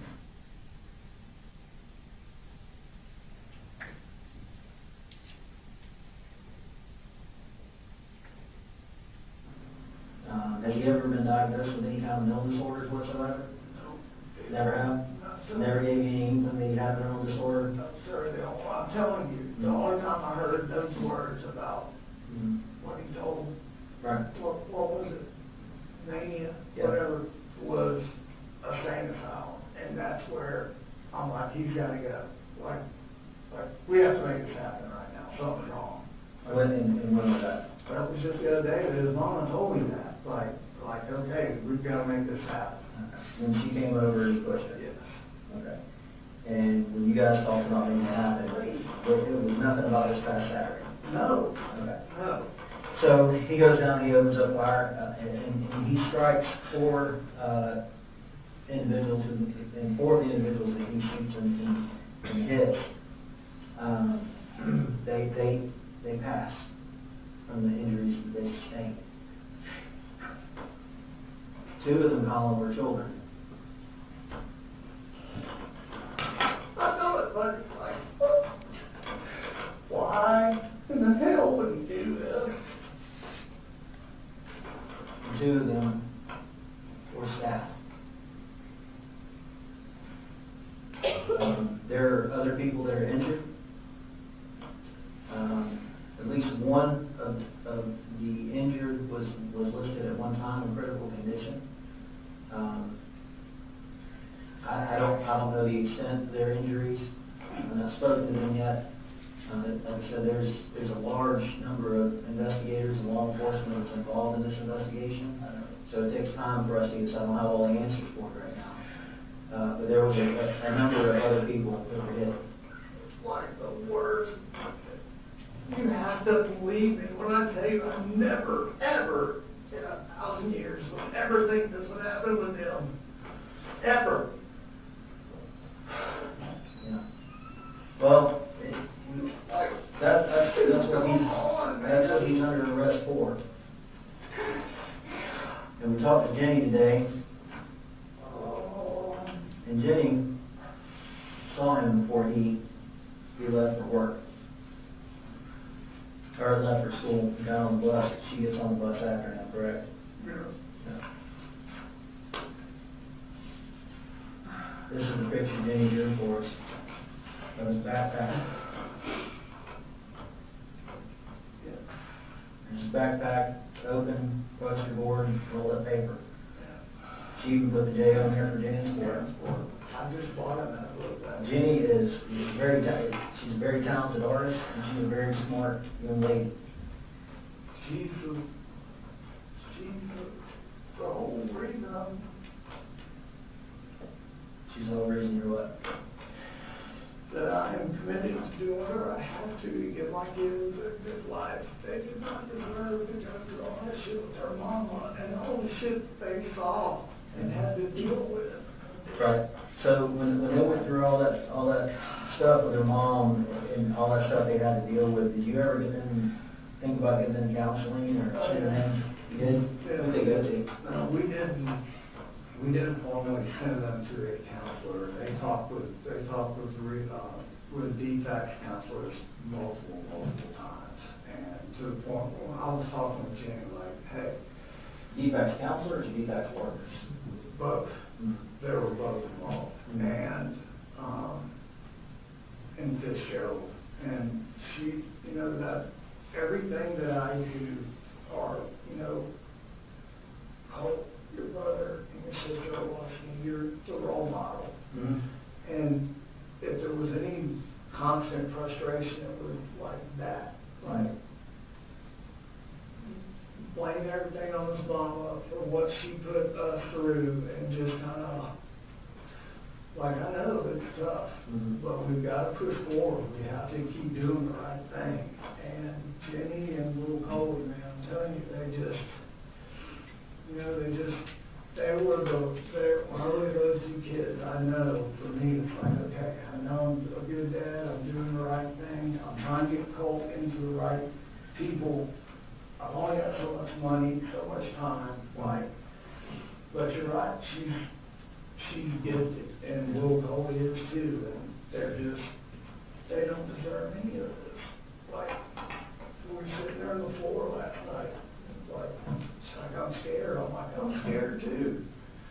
And she's like, is my life ruined? I'm like, no. No, your life is not ruined. I said, we will get through this. I will be here for you. What did you tell Jenny about this?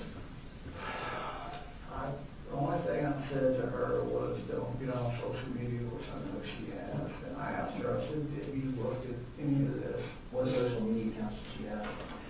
I don't know. I don't think she has any. If she does, she doesn't like no Facebook, nothing like that. But I told her today, I said, she started to text, oh, y'all got my phone. When he said that last thing to me the other day, I left work and was texting him repeatedly, like, call me, like, something's wrong. I knew something was wrong. And, when I got to her, Did you call 911 when you figured out something was wrong? it all happened like bang, bang, bang, talked to Jenny, and she said, we're in lockdown. As soon as she said we're in lockdown, I started getting off the roof of the building I was on, like, I gotta go. And then it was just trying to contact him, her, him, his mama, grandmother, just, we gotta go get the kids. Like, I gotta get home, something's wrong, I don't know.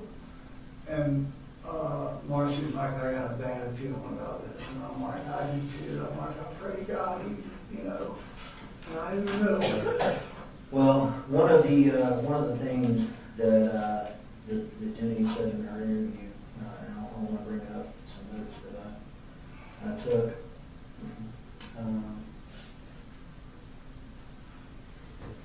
That she indicates that there's a lot more arguing going on than kind of what you have shared with us. The arguments are pretty frequent. Arguing, yeah, And, but, you know, him yelling at you, and she told us about the incident where he chased her into his room, and she said it scared her. it scared me. Yeah, and that you and her have talked multiple times about getting him help, Yep. going back for a while. I don't know for a while. You're asking time frames. I'm sorry, I can't just snap off of what these time frames are, but yes, they're like, there was no like blind eye here. We're trying, like, once I got this new job, what I was waiting on was my insurance to kick in. And that finally just kicked in. That was, we've been talking, like, as soon as I... When did the insurance just kick in? A week ago, week and a half ago, 2 weeks, maybe, I don't know.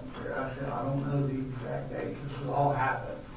I was waiting to get him into a, like, if it had to be clinical, I started going down the list. I even reached out to a psychologist in Bethlehem, like, do you take my insurance? Yes. Here's kind of the backstory I got with Colt, was talking about that. And then, Has Colt kind of stay on track with the argument? Has he ever told you that he hated you during the argument? yeah. Has he ever told you that he wanted to hurt you? He's always Threatened to hurt you? not like, more like, what are you gonna do about it kind of stuff. And what I chose to do is just to leave him alone. And You know, Jenny described seeing him kick you, and punch you, and hit you, that was the second time, and that was how long ago? probably a month and a half ago, before he started back to school. Yeah. And that's when I pulled in every Has he ever thrown anything at you? second, hey, threw a screwdriver at me. What did he say to you before he did that? He didn't, I didn't hear him say anything to me at all, but, when I picked up the screwdriver, I probably should have, I said, you're going, I said, I need to call the law. So Jenny knew that he had a lot of social media accounts. He actually had a lot of them. And he would create them, delete them, and create them, and delete them. In your talks with Jenny, did she ever share that with you?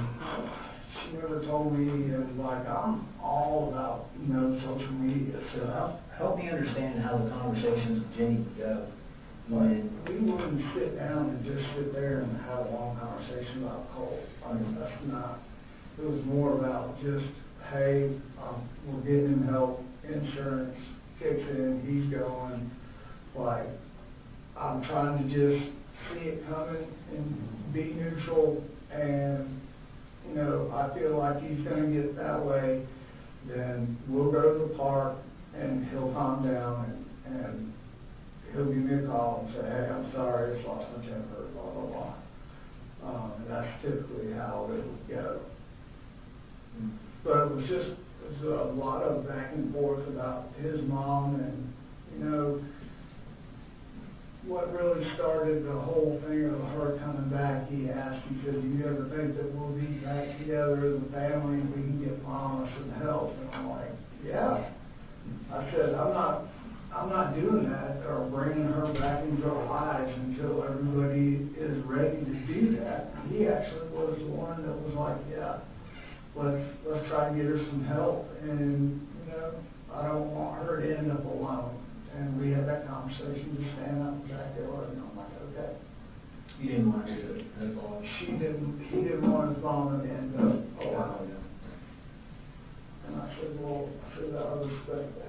I said, so let's work on what it takes to get her back here, and us as a family, the mission was to keep our family together, all of us, and just turn the page and try to start over normal. Yeah. And that's what Yeah, we'll take that. And we'll take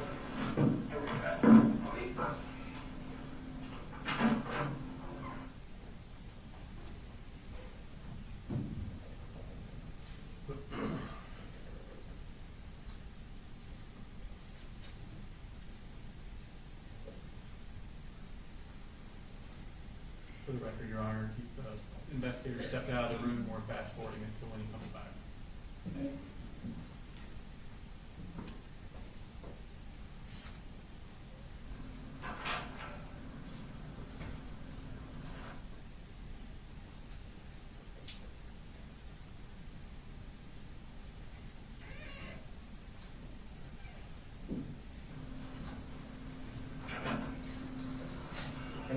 I'm sorry, man, I had to go to like 4 different people's offices, and none of my keys were in anybody's office. Yeah, we're almost done. One of the other things that, you know, kind of, in talking to the other investigator, I mentioned that Marcy reported that she had conversations about him being obsessed with school shooters. And even that was a focus on admission, whether he was obsessed with it.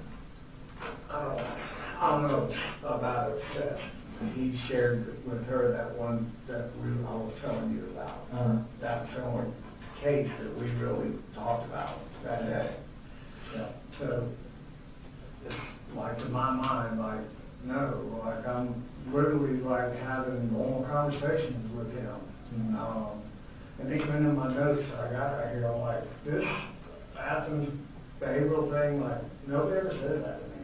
Mm-hmm. Like, that is false, that's wrong. Nobody, or we would have been there. Yeah.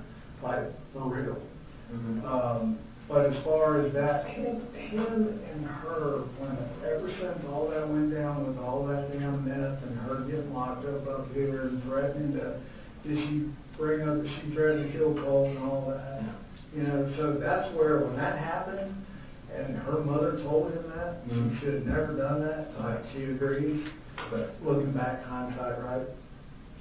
Once that statement was made, that's where the relationship between him and his mother was broken right there. So I don't, what was said back and forth, I don't know how much to take in stock into that, because he just is like washing hands with his mama, like there's no,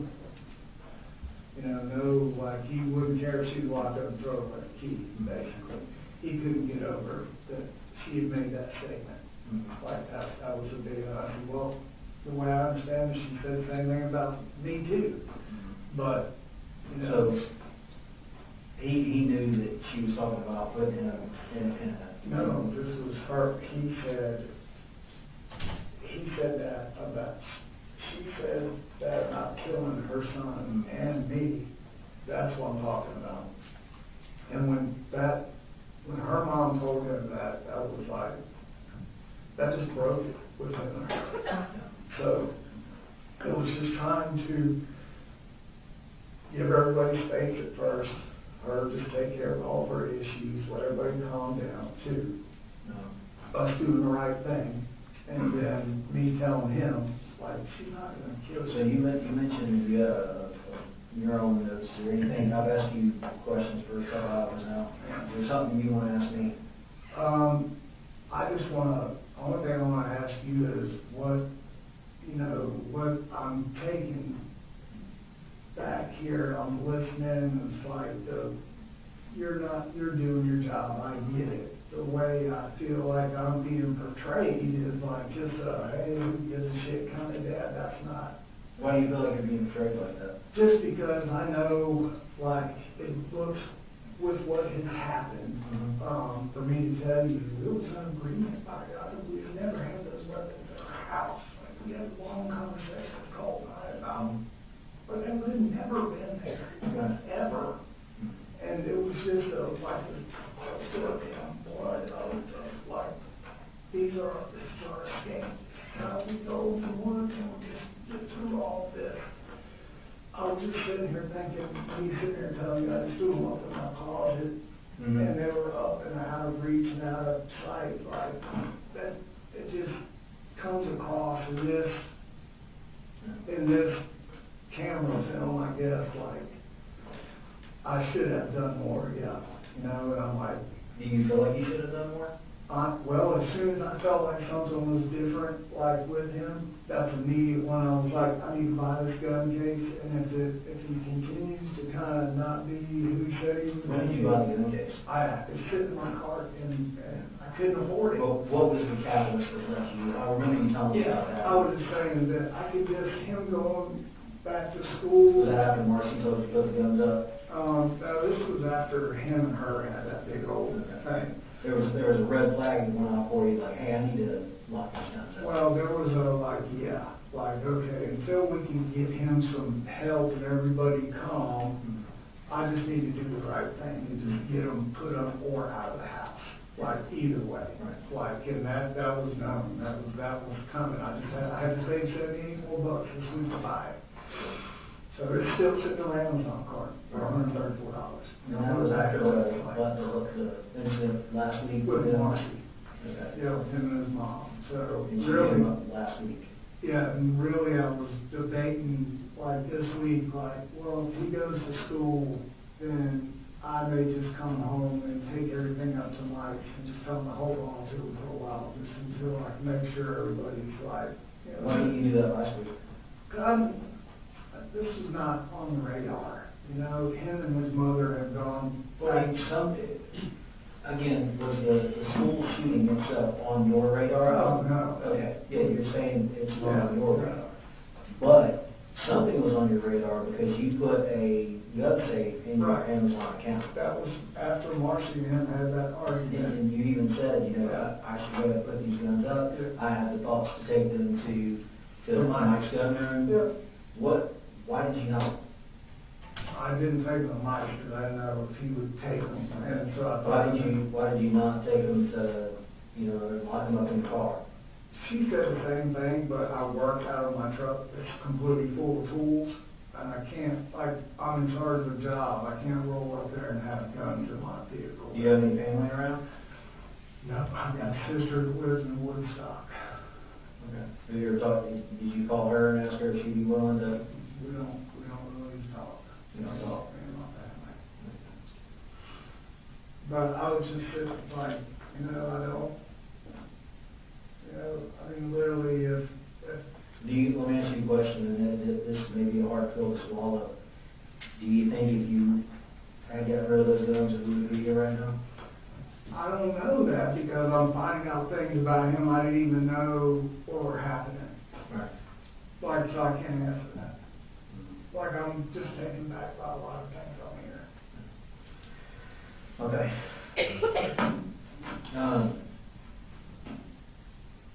I think that's about all the questions I have for you. I'm so sorry. I don't even. Yeah, I know you are. Go ahead and set that spot down for him. You turn around, put your hands on your back. Is that the point where you placed him under arrest? Yes, sir. I don't think I asked you before, what time of day did you start this interview? I believe it was later in the afternoon, around 4 o'clock, give or take. Okay, there was a timestamp on there. Do you think The that's accurate? timestamp would be more accurate than my memory, yes, sir. Okay, that's all. Nothing further.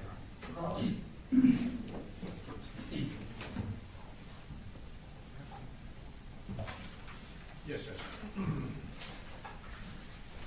Good afternoon, Investigator Smith. Afternoon.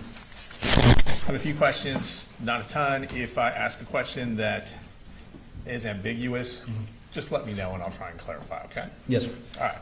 So this interview with Colin Gray was done is the same day that the interview with Jenny Gray was done at the treehouse, is Yes, that sir. correct? That's correct. Okay. And just for timing purposes, sounds like interview at the treehouse was done first, Correct. and then you would have attended that interview? I did. Okay. Mr. Gray was at that interview? Yes, sir. Now, he wasn't in the interview, was he? No, sir. And subsequent to that interview, did you request Mr. Gray to meet you at the police station? Yes, sir. Okay. Which he did, obviously, and you ended up having a statement with him. That's correct. All right. And are you, just from my understanding, are you the lead investigator on the case, or where do you kind of slot in the hierarchy? So I was assigned the lead investigator for the Barrow County Sheriff's Office portion of this investigation, but this was a Okay. multi-jurisdictional investigation. Yes. And I believe for the GBI, it was Special Agent Nick Johnson that was the Okay. lead agent. And did you, so I'm going to ask you some questions about some different parts of the case, and if it is not something that you were part of, just let me know. Yes, sir. So I'm not exactly sure what your responsibilities would have carried I over understand.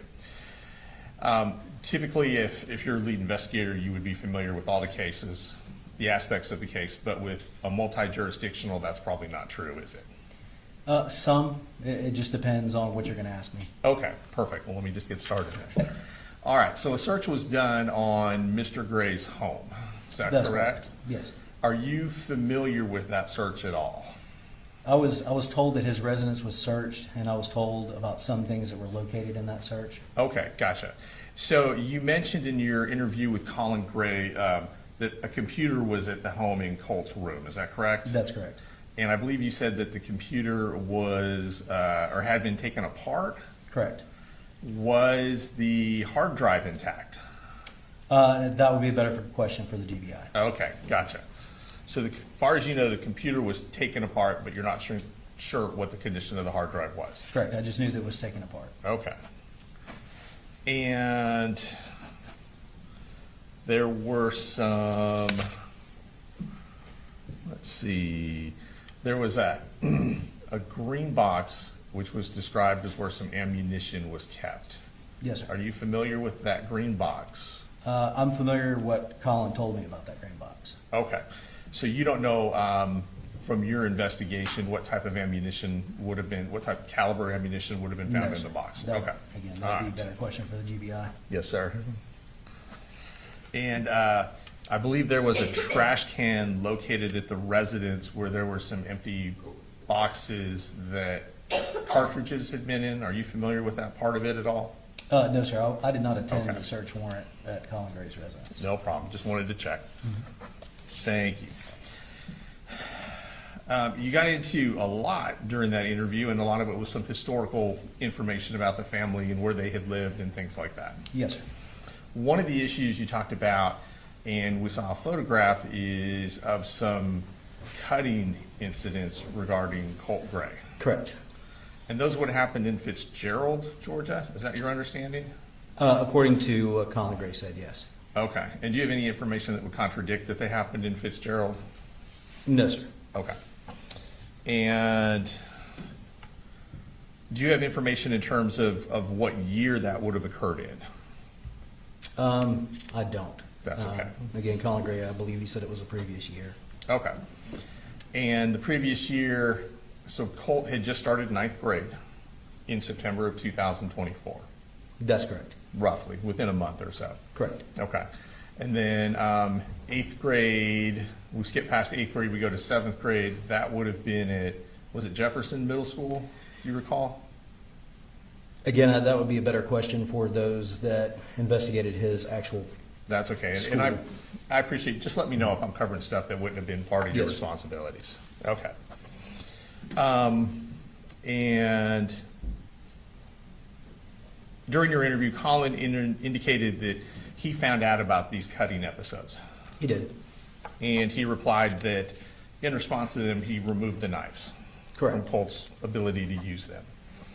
You also brought up, or he brought up, the allegations from May, I believe it was May of 2023, regarding an FBI tip. Yes, sir. About some statements made on Discord regarding the school shooting. Correct. Those statements, it seems like were in a chat room. Is that correct? Well, Correct. to your knowledge, Yes, sir. It was in a Discord chat room. in a Discord chat room. Yes, sir.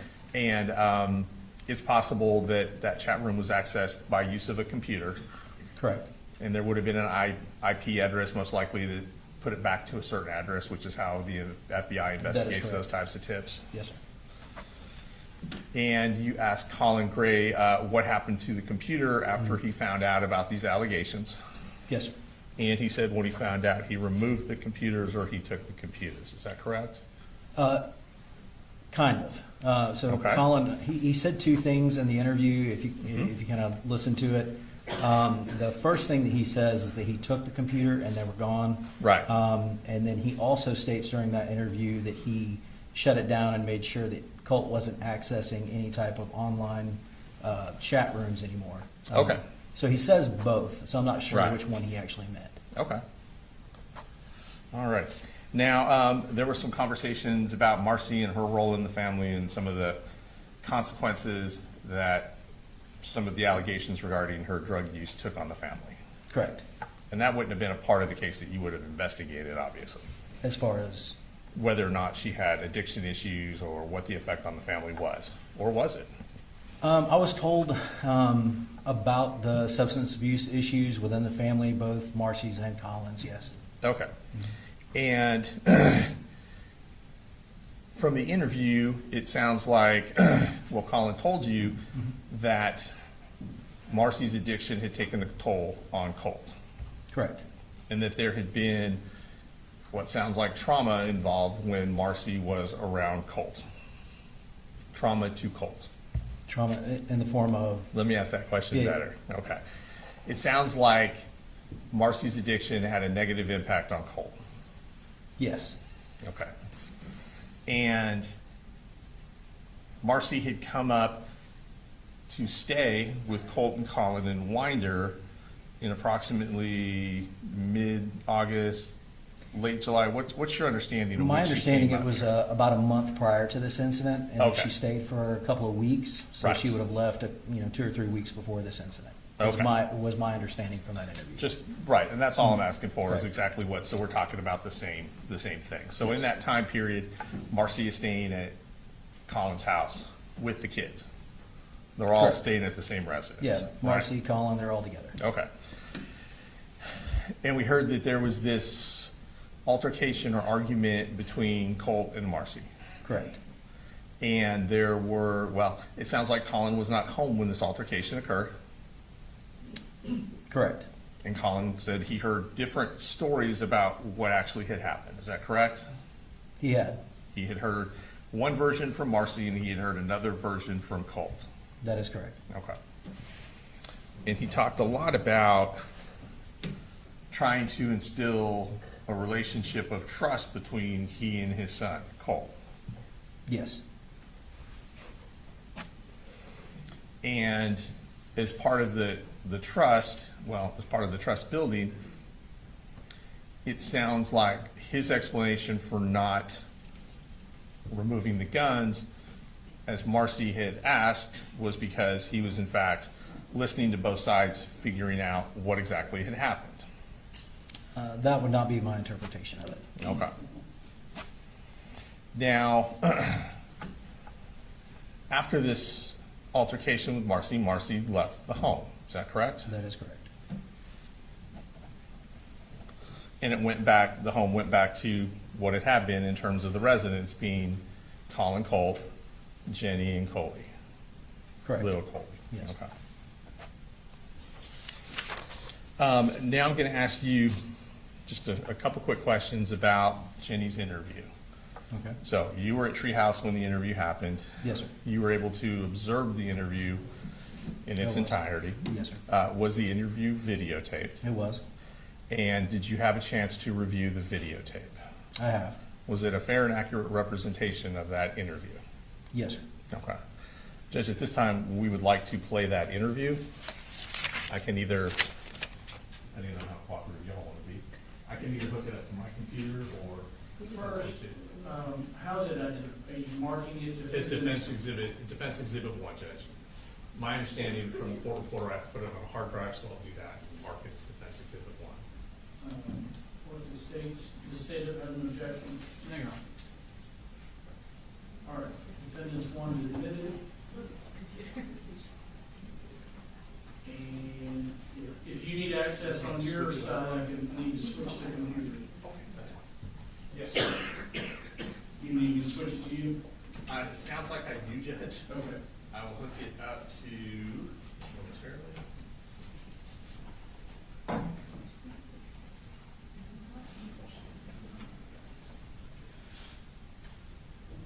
Let me know when you have it on your screen. I blacked out the other screen because you've got something else on there.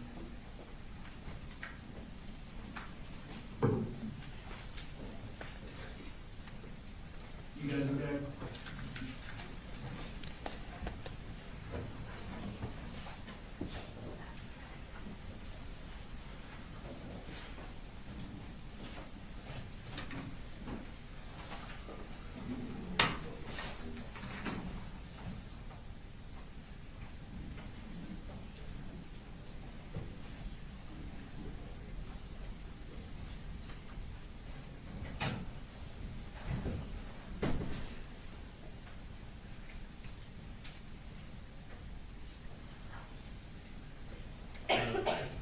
And Judge, we do want to point out, obviously, this interview is going to have Jenny's face in it. So I think we would need to proceed. So you're not with WSB, right? You're A&F. So WSB said they had basically a kill switch to not record what's on the TV. Are you familiar with that?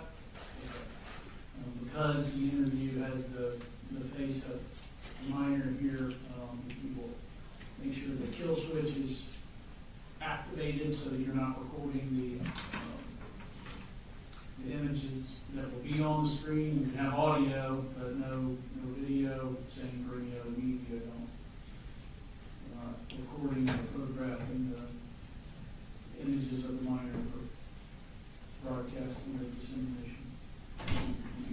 I believe we're ready. All right. So I'm gonna, you want me to go live for the TV? Yes, sir.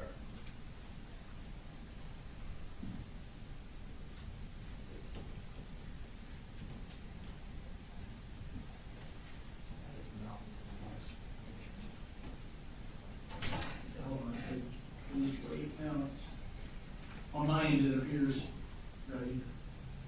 So.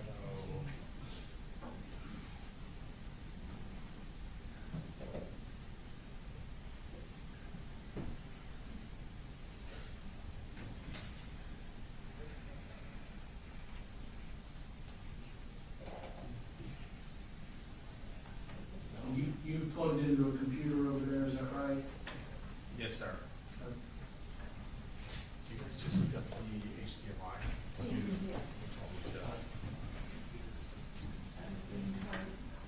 I'm gonna get you all ready. Go ahead and take a restroom break.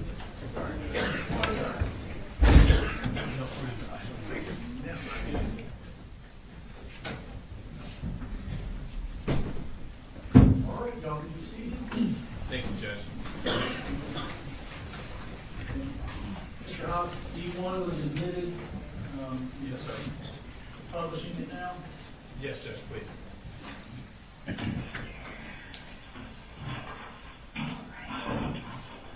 Can you tell me your name is Jenny, is that right? Do you remember what my name is? No, that's okay. My name's Alicia. When we're talking today, if you don't know something, if you don't remember, I would want you to guess. So just like you just told me you didn't know, that's perfectly fine, okay? When I talk, I like to kind of doodle and draw and stuff sometimes and take notes. You don't have to, but if you want to, you're absolutely welcome to, okay? And then I will write stuff down, so if you see me writing things down, it's just because I want to make sure I can remember it the right way, okay? So it's not like, oh, she said something right or something wrong or something crazy.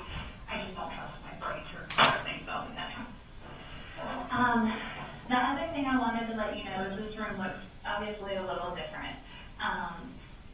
see these things right here, these are cameras and microphones, and that's just because, like we were talking about a second ago, it's important to me that I remember things the right way, the way they happened, and so when I record them, nobody can say that you said something that you didn't say, or that I said something I didn't say, and I can remember it just like it happened, okay? Does that make sense?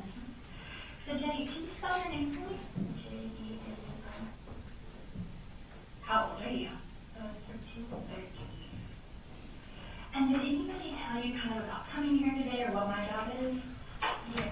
Who talked to you about that? My dad. Your dad? What's dad's name? Colby. And what did dad explain to you about coming here or about my job? He basically just said that you interview with like children and stuff. So interview can sound kind of like a scary word. I want you to know my job is really just to listen, okay? So I might ask you some questions today, but you can ask me any questions that you have, and I promise to be honest with you. Can you promise to be honest with me when we're talking today? And if I ask you a question, Jenny, and you don't think you can be honest with me, I understand that. All I ask is that you tell me that that's not a question you can be honest with me about, okay? And that's okay with me, okay? And so Dad said that my job is just to interview kids. So that can be, like I said, kind of true, but I will ask some questions, but my biggest job is just to listen, okay? So, and because we talked about how the room looks different, but also sometimes how we talk in here is different than just a normal conversation too. And so that's because I like to understand lots of details. And so I might ask you to tell me all about something from like the very beginning to the very end. You know what I mean? So tell me, like, what's one of your favorite things to do? What's something that you really enjoy? You like listening to music. So if I were to say, like, Jenny, when you listen to music, what's the very first thing you do? And tell me all about how you listen to music. Well, first thing I do is just pull up a song that I like, and then just either do something while I'm listening to it, or just like listen to it. And when you say that you pull up a song, how do you do that? I just go on like YouTube or Spotify or something. And what do you use to pull up the song? Just search.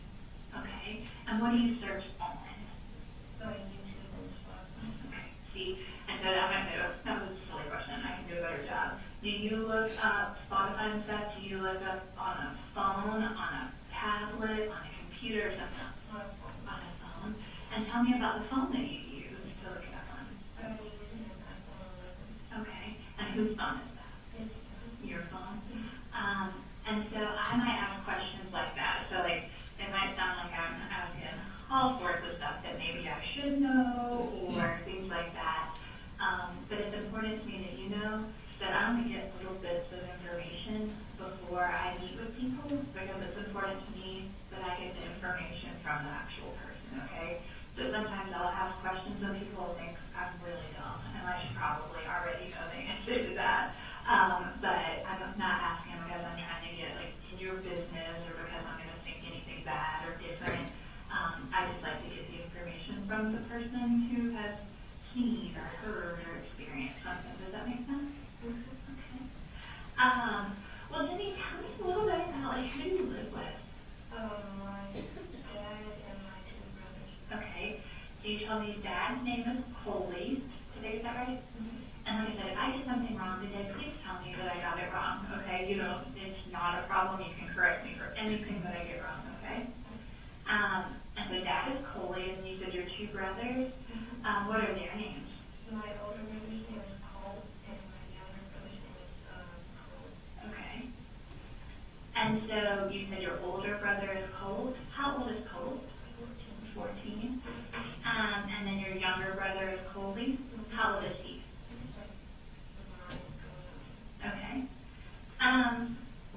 And so, and where do you guys live at? We live just on, we don't like live in a neighborhood or anything, we just live like on a road. Okay. Do you know like what the name of that road is? Yeah, it's Harrison Mill Road. And so you guys live there. And tell me some stuff about Dad. Like, tell me about that. What's he like? What are things you like about Dad? Things like that. he's really like happy and energetic and like confident and stuff. Okay. And are there things about Dad that like you don't like or you wish were a little bit different? No, not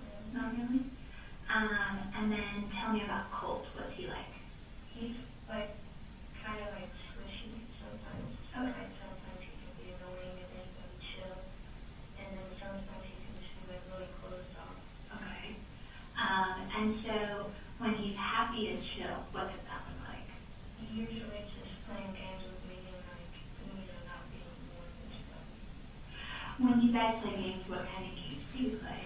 Just like Minecraft and stuff. Okay, so like video game type stuff, okay. And when you play Minecraft, is that on, how do y'all play Minecraft? He uses his phone. I use my PlayStation and I use it. He uses his phone. Okay. And so do y'all play, sometimes when you play Minecraft, you only talk to people you know on there, and then other times when you play Minecraft, you can play with people from all over the world. How do you guys do it? He made a server for us. So Okay. we can play together even though we're on different electronics. Okay. Well, that sounds smart. Do you know how to make servers and stuff? No. How did you learn how to do that? It's probably somewhere in my settings or something. Okay. Yeah, I'm not very good at that kind of stuff. So he made a server on his PC, did you say? And then you guys can play together through that. Is there other stuff that you guys can do, with the servers and stuff like that? We just build stuff. That's kind of all the things Okay. And when you say build stuff, tell me understand what that means. structures and playing the game. In Minecraft, you build stuff. Got it. Thank you for helping me understand that. And so, but then you said sometimes he can be switchy. And so sometimes he's happy and chill, and other times he's closed off. Help me understand what that looks like. When he's closed off, he's usually always in his room and not really talking much. And then sometimes he can be really annoying and pestering or something. Okay. When you guys play Minecraft together, where do you play that at? In our house and separate rooms. Okay, so you guys aren't even in the same room. Where do you play from? In our room. You play from your room, and where does he play from? His room. And then you said, but when he's closed off, he stays in his room. Tell me what that's like. Well, we can still go in and talk to him and stuff. We just usually stays in and doesn't talk much. Okay. You can still go in there. He just sounds like maybe he doesn't respond like he normally would. Does that sound right? Well, he responds the same, but it's just kind of brief. Okay. Thank you. And Jenny, I might ask you some more about that in a little bit, but I want to learn more about the rest of your family too, okay? And so, tell me why. He's kind of the same as my dad. He's very energetic and happy all the time. Okay. But sometimes he doesn't really understand what's really going on around him and stuff. Help me understand. Can you give me some examples of that? He's young, obviously, and so with major stuff that kind of happens, he just doesn't really pay attention to it. Okay. Are there some examples of stuff that has happened that have been major things that he doesn't kind of get what's going on? Kind of moving houses and stuff. Okay. Tell me about moving houses. We've been to a lot of houses with switching back and forth, and now we're finally settled into a place. Okay. Help me understand how come you switched back, you said, between a lot of houses. Can you tell me about that? Sometimes it's with financial struggles, Yeah. it's just with community and stuff. Okay. So when you switch back and forth between houses, is it always the same people that live in the houses? Sometimes my mom comes and lives with us, but most of the time, now she can. Okay. What is mom's name? Marcy. But you said right now mom doesn't live with you guys. Okay. Do you still talk to mom and see mom? Okay. Where does mom live at? She kind of is between my house and my grandma's house. Okay. And when you say your house, so you just want to write stuff down. I already forgot what road you said you lived on. Can you tell me that again? Harrison Mill. When you say that mom lives between your house and grandma's house, No, she switches back and forth. okay. She lives in one house and she lives in the next one. Okay, so has she ever lived in the Harrison Mill house? Okay. And when was the last time that mom lived with you? Obviously, or just Both. Okay, we can both. well, she was out here a month or two ago. Okay. And when she was up here a month or two ago, did she stay in the house with you guys?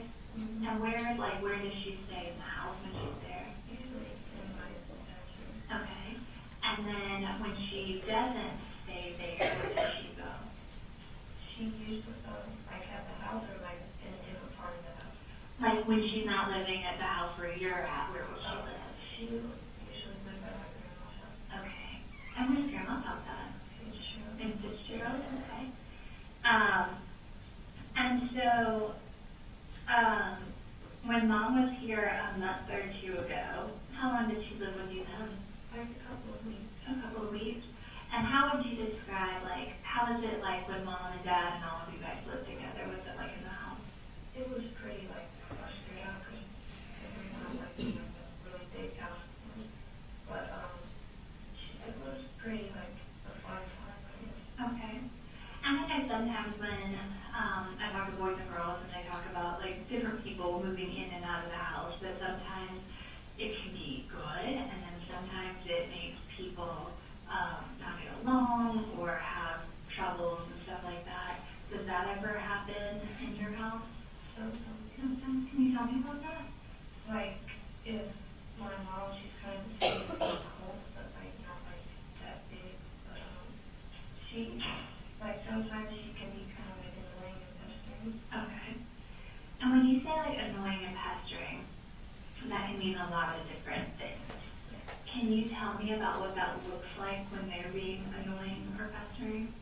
Usually just like being like overbearing and not like listening to what you tell them to. Okay. Jenny, do people ever, in your house, do they ever like get in fights? And sometimes when you talk to boys and girls about fights, it can be fights with their words, it can be fights with like hands where they get hits or kicks or punches or chokes. It can be where people fight but like they don't talk at all, like they just stay silent, you know what I mean? So there's a lot of different ways that can look. Do people in your house ever fight? Like most of the time it's just like arguments and stuff, but Okay. sometimes it can get physical. Okay. And when people have arguments, who has the arguments in your house? Just like with my dad and my brother and my mom and my brother. Okay. And which brother? Is it different brothers or Colt. it's always Colt? Can you give me some examples of fights or arguments that have happened between Dad and Colt? It's usually when he's like in one of those moods and he like tries to instigate stuff.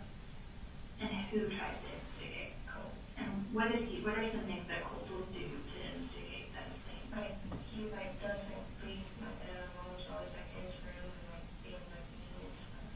And can you help me understand, like, maybe some examples of times that you've seen Colt be mean, like what he's saying or doing, things that you may have seen or heard? He's usually just saying how like, you know, like his dad was like a shirt and stuff and how he like hates his dad and stuff. Okay. And what kind of things does Colt mean when he says, like, his life is a struggle? In the past he says like, well like multiple schools that he's been to, he's in trouble with bullying and stuff. Okay. And have you ever seen people bullying Colt? No, but I've heard about that. Okay. And what are the things that you've heard? He had to be transferred out of the school because he was like being bullied by the school of like people. My dad tried to talk to the school, but they never do anything. Okay. Do you know what school that was? It's the one I'm going to. Okay. And so, he had been bullied there, and Dad tried to talk to them, but it didn't feel like anybody did anything. Did I get that right? Mm-hmm. Okay. Are there other examples that Colt has given of his life being a struggle? Like sometimes when he's like frustrated about stuff, he usually just like gets like angry and stuff, and like yells out stuff. You said that he yelled out that he, and please correct me if I get this wrong, that he yelled out that he hates your dad or his dad. Yeah. Did I get that right? Has he ever yelled at out any other things to them? No, because that when they argue, I usually just go around and I don't have any attention. So he does yell other things, you just remove yourself from the situation so you don't know what those things were. Has Colt, when he's upset, has he ever threatened to like hurt Dad or do anything like that? Sometimes. Can you tell me about that? Like, he, like, I don't really know, but I'm not trying to comment, it's important to me, Jenny, that you understand, I know I'm asking a lot of really hard questions, okay? And it's important to me that you know that I know that I'm asking questions about your family, okay? And I am not here to place judgment on you or your brothers, either one of them, or your mom or your dad, okay? I just want to understand. And so I have to ask a lot of questions so that it helps me understand. And because you live there, I can understand it better when I talk to you, okay? But I want you to know it's not because I'm trying to judge them or make me think different about you or your family or anything like that, okay? But I do know that I'm asking some really hard questions, okay? And I do have Kleenex, okay? And it is absolutely okay in this room if you can say any words that you want to say. There's no words that are not allowed or anything in here. If you get frustrated or sad or anything like that, that's okay, okay? It won't make me think different, and I promise I can handle it, okay? So I just want you to know I understand that I'm asking tough questions, okay? But you were saying that there are times that Colt has threatened Dad. Can you tell me about some of those times? Well, it's mostly times where stuff gets like not like a normal argument, like a really big one that like escalates and stuff. Okay. So it's not one of the just kind of like yelling arguments, but it's the ones that are more serious than that. Can you tell me about some of those? They usually like start because he's like very like fascinated with like computer stuff. Okay. And it's usually like always asking for something with his computer and you know like that just says like no, we have to watch something out. He usually gets like frustrated with it. Okay. And then when he gets frustrated, what happens next? He usually either just says that and then he like goes to his room. Okay. And the times that it's been where he's threatened Dad, what are some of the things that he's threatened Dad, like that he's threatened to do to Dad? Like he usually says like brief stuff, not like detailed things, but like either like hurt him or like he wants to fight him. Okay. And so he said hurt, he said fight. Has he ever said like kill or I don't want you to be my dad or something like that? No, if it usually gets to that, he's like not around. Okay. Have there been times, well, I understand because you said that there has, but I understand there are times where it has become physical. Can you tell me about the last time that it was physical? It started when like Colt was doing the thing with like tasting and he was like instigating him. And like he kept on like kicking like that and stuff. He said like, come on, fight me. And when he did like start like punching and stuff, my dad always like tried to like order down and like calm down and stuff. Okay. When, and I know time is tricky, so like, I don't expect you to be like, oh, it was this specific day, but when was the last time that you saw them get physical? Like a month ago, maybe like a couple of weeks. Okay, so today is not a great example because I think it's September, the beginning of September. Would it have been, September's been a couple of days. Would it have been September, or do you think it would have been August? Like, has it been since school has been in? No. So it was like before school started? Yeah, it was like before August. Okay. And so they were kicking and stuff like that. And you said Dad would like hold them.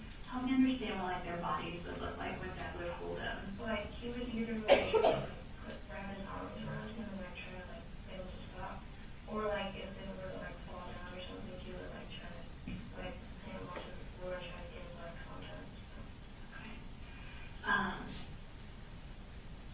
And again, Jenny, I understand like you're in a tough spot, okay? But were there ever times that Dad would be so frustrated or so angry or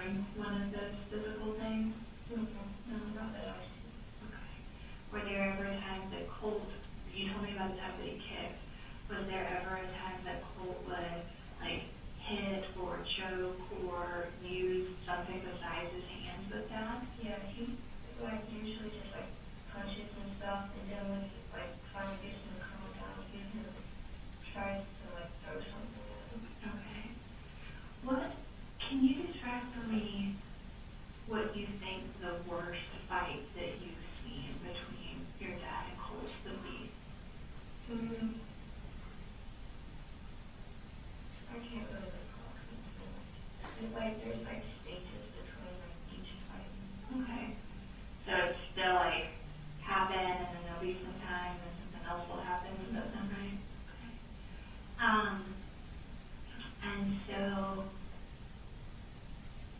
they had a fight maybe a month ago, like before school started. And how did that end? What made that stop?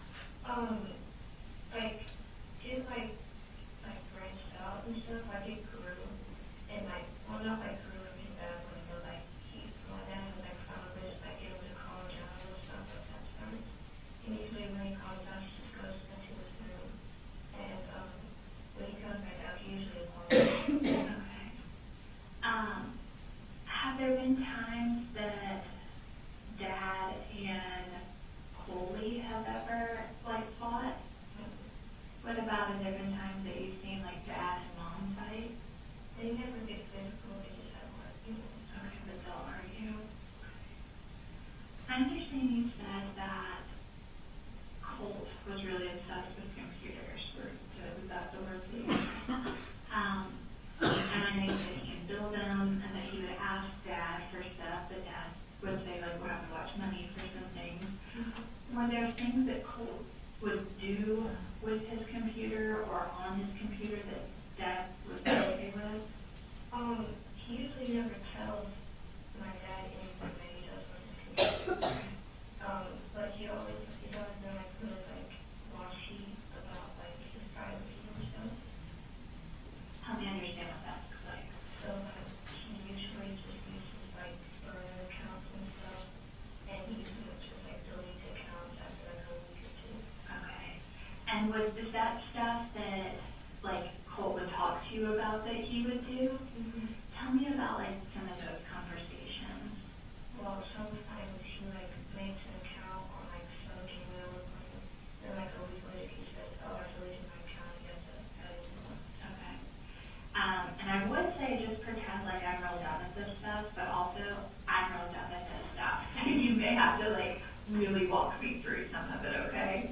And so the games, I know you guys would play Minecraft. Where else, like, did he have, I know he can make servers and there's a lot of different like platforms and stuff that people would use those servers on. What were some of the platforms that Colt would use his accounts on? He was like all over the place. Like most like the things that I see are usually just like websites like Tumblr and YouTube and Twitch and stuff. Okay, so Tumblr, YouTube, Twitch, And like Pinterest and stuff. Pinterest. What would he do, like, so most people use Pinterest, like, for, like, I'm gonna decorate, or I'm gonna have a recipe. What would Colt use it for? He's never really shown me like things on his Pinterest, but I've just seen like stuff on it. Like he didn't have like any intention to like show me, but I like saw it. Right. And That's what little sisters do, right? And he just makes boards about inspiration and like vibes and stuff. What were some things that would be, like, inspirational to Colt? People that he looks up to and like athletics and stuff. Okay. Who were some of the people that would be, like, on his Pinterest board? Like past school shooters. Okay. And how would you know that they were past school shooters? He tells me about it. Okay.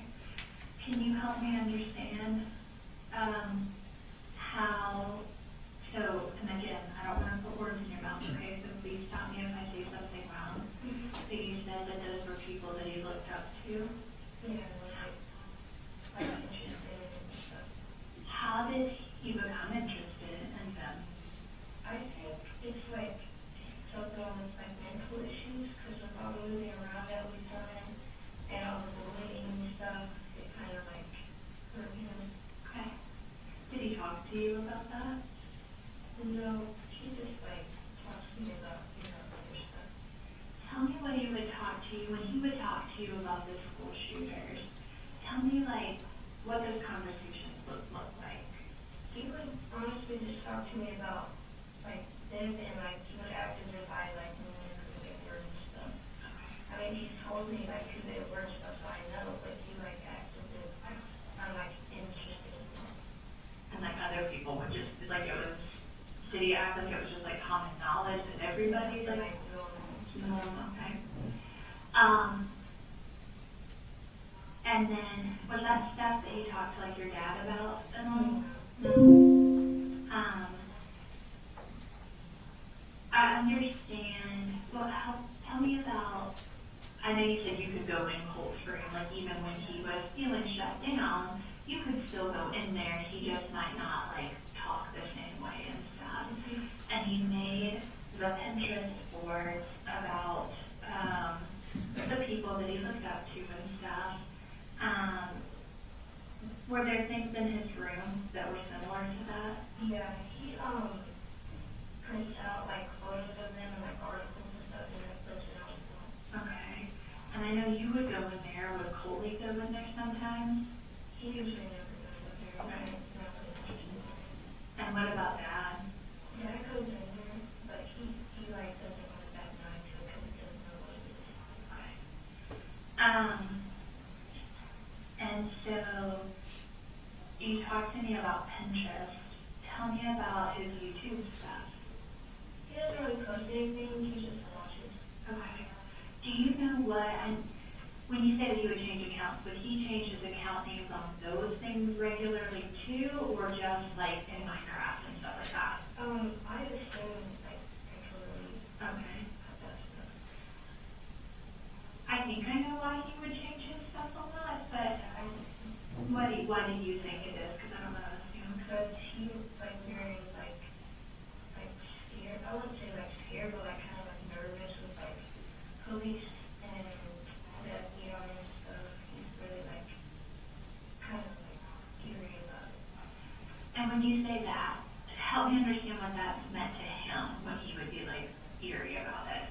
He would be like trying to avoid anything that is like connected to them, and he was trying to like do it like try his best to hide himself. Okay. Did he think that people from like FBI and stuff were like looking for him, or he just wanted to make sure that they didn't know?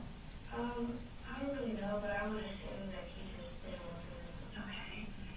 Do you know what some of the account names that like he would use were? It's just usually a bunch of clusters and numbers and letters and stuff. Okay, so nothing like any particular words or versions of I mean, words. sometimes he does, but most of the time it's just like When he would use words, what kind of words would he use? some random words that he gets suggested. Okay. And what kind of stuff would he watch on YouTube? He usually watches YouTubers, but he also watches like court videos and like like footage of like other people. And what kind of other people and cool stuff? People who are tough. And then tell me a little bit about Twitch.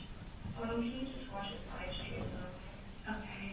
And again, I'm sorry, I'm some of these questions I know are kind of repetitive, but would it be like live streams of like people they look up to or different stuff? Just different stuff. Okay. What about, did he ever use like Discord or what would he do on Discord? He usually just talks to me on Discord. Okay. But Discord's one of those things where he like changes his username and stuff like regularly. Okay. Do you know what his most recent Discord name is that he would talk to you with? Do you have, like, could you look it up? Like, do you have a way that you could from where, like, the last time you guys talked on it? I either think he got shut down or it's just like close to the end. Okay. You mentioned that he used, like, a PC. What else did he use? Like, did he have a cell phone or other devices? Yeah, he had a cell phone, he had an Xbox, and versions, and Okay. And he would communicate on all of those things with stuff? he would usually communicate on his computer and his phone. Okay. Do you, I mean, 'cause I know some people would use the Xbox to communicate. Did he ever do that or just use it not as much? Yeah, because we don't communicate on that because we have different consoles. Okay. Would he use the Xbox to talk to other people though sometimes? I don't think so. Okay. Are there any other platforms besides like Discord or anything else that you would use? Not that I know. So we've talked a good bit about how he looked up to some of these people and they were inspirational thought that it was normal, you know, to have all of this information. Did he ever talk to other people in person besides you about those things? No, he didn't talk to me about it. What about like online? Were there other people that were like friends with him online that he would? I think so. Tell me about that. He usually does he looks at stuff about, you know, people on Reddit and stuff. Okay. And sometimes he finds people and he friends them on Discord and stuff. And then they would talk about that same stuff. Mm-hmm. And so we've talked a good bit about knowing that those were some people that he looked up to. Did he ever talk to you? Well, let me back up real quick. How much do you understand about how come we're here today? I know a pretty good bit. Can you help me understand what you know before we kind of talk about the other stuff? I knew that he was, the morning before it happened, I knew he was acting kind of, different and weird. So I know a lot happens, so sometimes when a lot of things happen, days, time feel even more tricky than normal. So today is Thursday. Yesterday was Wednesday. When you say the morning before, do you mean Wednesday morning or a different morning? Yesterday's morning. Okay, so yesterday's morning, he was acting different. Can you tell me, what made you feel like he was acting different? He was acting his bus comes before mine. Okay. So I was up, on my console and stuff, and he was talking to me, and he said stuff about how I should make a video for you, in memory or something. He never told me about what he was remembering about, but he said you should make a video for memories and stuff. Okay. And how come that seemed weird or different? Because he usually never talks about that kind of stuff. Okay. And so was there anything else that seemed different or off? When he was walking out the door and going to the bus, his book bag was open and he had this piece of paper, this big one. He said he had a project that he had to turn in and it was wrapped in a circle. Okay. And so tell me about what kind of book bag does he have? He has a change book. Okay. And do you know what color or whatever it was? It was black. It was black. And so you said that the top of the jean sport was open? Yeah, it was and that there was, what was sticking out of it? a big piece of paper used for projects and stuff. Okay. Do you know what color the paper was? It was It was white, and you tell me back that it was in a circle? yeah, it was wrapped in a circle. Okay, and was it so sometimes, when we see paper that's wrapped in a circle, it can be wrapped like this, and it's still open at the top. Was it like that, or was it closed up, or something It was different? open at the top. So, was it like this? Mm-hmm. Was there anything sticking out of the top? Not that I could see. Okay. The lights were in. Okay. And that was normal or not normal for him? That wasn't good. Okay. But he said that it was a project. Did he tell you anything else about the project? No, but I went out of my room and when I saw him walk out the door, I tried to ask him about it, so because I wanted to see it, but he was already out the door. Okay. And then did you talk to him or see him or text him or anything else after he walked out the door? No. Have you heard anything from him since he walked out that door yesterday? Mm-hmm. And then I know you said that he would talk to you sometimes about stuff. And I know sometimes when we talk to people and we don't know things that may happen later. But then when we look back on stuff, we can be like, well, now I can see maybe what they were talking about or what. Does that make sense? Yeah. Now that it's today, and we know kind of everything that happened, can you look back? Are there ever times that he talked about doing what happened happened yesterday, or wrote about yesterday, or planned about yesterday that you can think back on and see now? Like before, he just talked normally. I mean, I don't like go through like his like books or anything, so I don't know if he like planned it or just talked about it. Okay. But there was nothing else that, like, kind of looking back now where you're like, I wonder if that's what he was talking about, or I saw something, a picture or a text or a notebook or something, and I wonder if that's what that was about, is there anything like that? When we would text with each other, he usually like send me like images of the people he looked up to and stuff, and like news about it. Okay. And were they memes where it was like, they shouldn't have done that, or memes where like, he thinks they should have done it, or something different? I don't really know how to like pinpoint it, kind of everything. I mean, it's not really specific. Okay.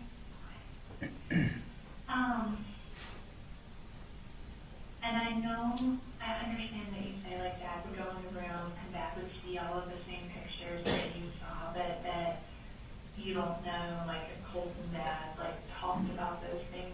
No, I know they did. Okay. But is there any time that Dad has ever been worried about Colt's behaviors or about him liking those people? He doesn't know who the people were until the police officer told him. Okay. Because like my brother, he wouldn't have really like talked about that stuff around him. Were there ever times that, like, Colt was around guns or was not allowed to be around guns or something like that? He was allowed to be around guns because my dad and him, they usually went to like the shooting range sometimes. Okay. But like recently, my dad's been trying to like get like a gun safe in the house. Okay, so is there a gun safe in the house? No. When was the last, like, how often was shooting something that Dad and Colt like to do together? Well, like it's like an annual thing, not like every weekend or anything. It was like kind of like every now and then. Okay, but was that like, you know, like sometimes with our parents, like we have certain things that are like our thing, you know what I mean? Like That this was is, kind of like their thing, something like that. that was their thing they like to do together. And when they would go shoot, like, I heard you say the range, like where would they go shoot at? I don't really know the location, but I'm sure my dad does. Okay. Did you ever go when they would do that? I went once. You went once. And then they went more than, like, they went sometimes that you didn't go, is that right? Okay. Do you know when the last time they went was? It definitely wasn't this month or in August or anything. Okay. So it was, I don't want you to guess, so if you don't know, it's okay to say I don't know. But to your knowledge, did they go like during the summer then, some? Yeah, I think so. It like, if it were like during like the school month or something, they would just go on the weekend. Okay, okay. What kind of guns did Colt like and your dad like to shoot together? I don't really know like the specific names of the guns. Okay. I know they're like big. Like there's a long guns or like the handguns? So long. Okay. And did Colt like have guns that like, so sometimes, and like I said, you said he's 14, so it's not like he's a little kid, you know. Would he be allowed to keep guns in his room and stuff like that? Yeah, he usually keeps them in his closet or like cleans up the corner. Okay. And that was okay with that, like Dad knew that he had them there and that was okay? Yeah. Okay. And was there ever a time that Dad was like, no, Colt, you can't have the guns? Most of the time when he gets like mad and stuff, he never usually like grabs the guns or anything. Okay. Like he always like keeps them like up, like even if he's like really mad and wants to start a fight. Okay. And has there ever been a time that Dad, like, would have conversations with, like, you or Coley about Colt? Like privately, like yeah. Okay, tell me about some of those conversations. We like talked about how we were concerned with his like behavior and stuff. Okay. When was the last time that you and Dad had, like, a private conversation about being worried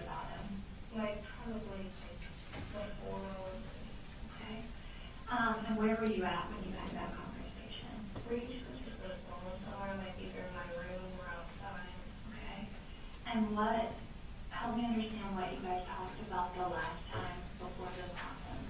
We talked about how he has probably anger issues and how we were gonna help him get a therapist or counseling. Did anybody ever get him a therapist or counseling? They were close, but they were like, Okay. You told me about how Colt would be like, sometimes would fight with Dad. Did Colt ever, like fight with you or Coley? No? Were there ever times where like he would be rougher with you guys rather than like you wish he would have been?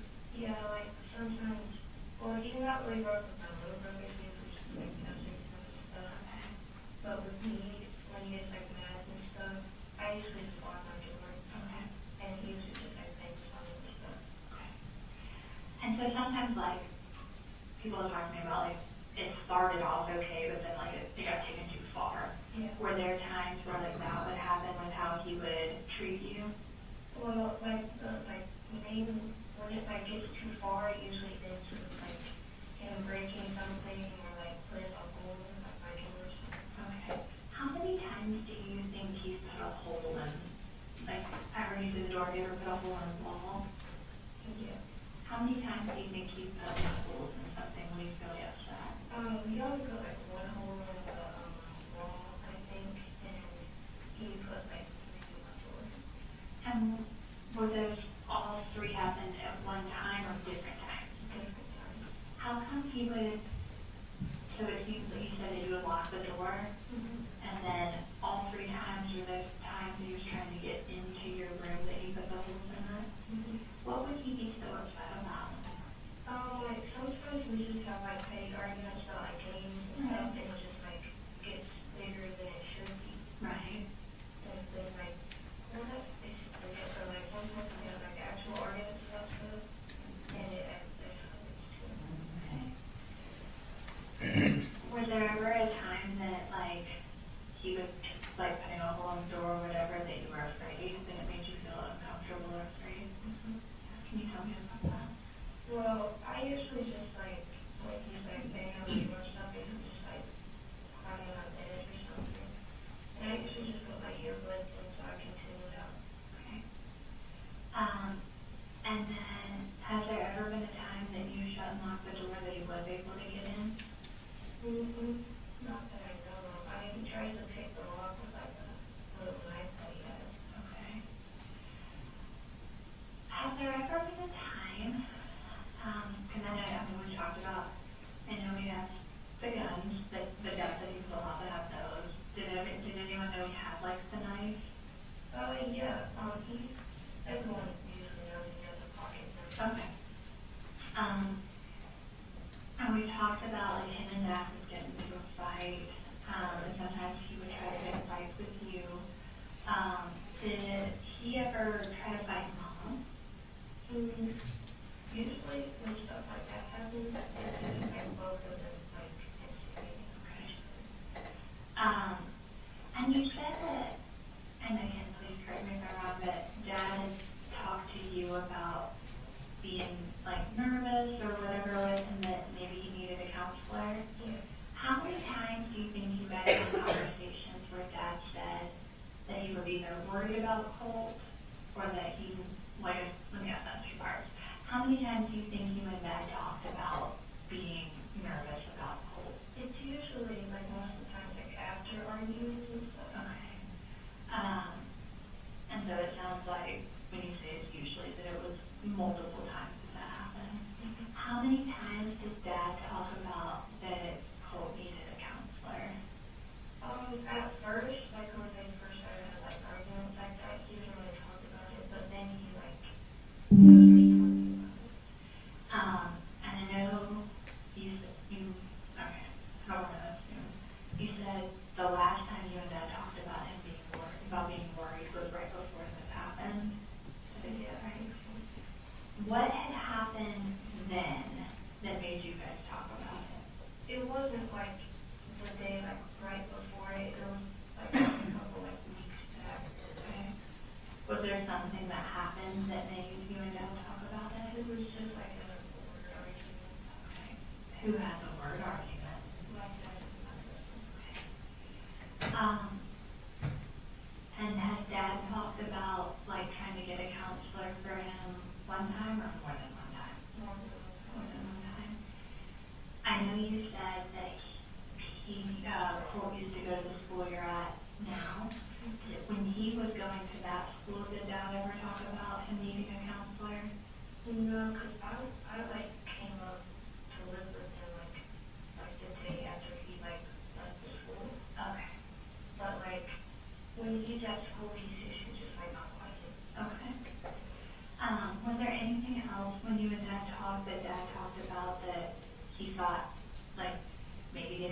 counselor would help or things like that? Were there other, like, kind of steps or ideas that Dad had that might be able to help Cole?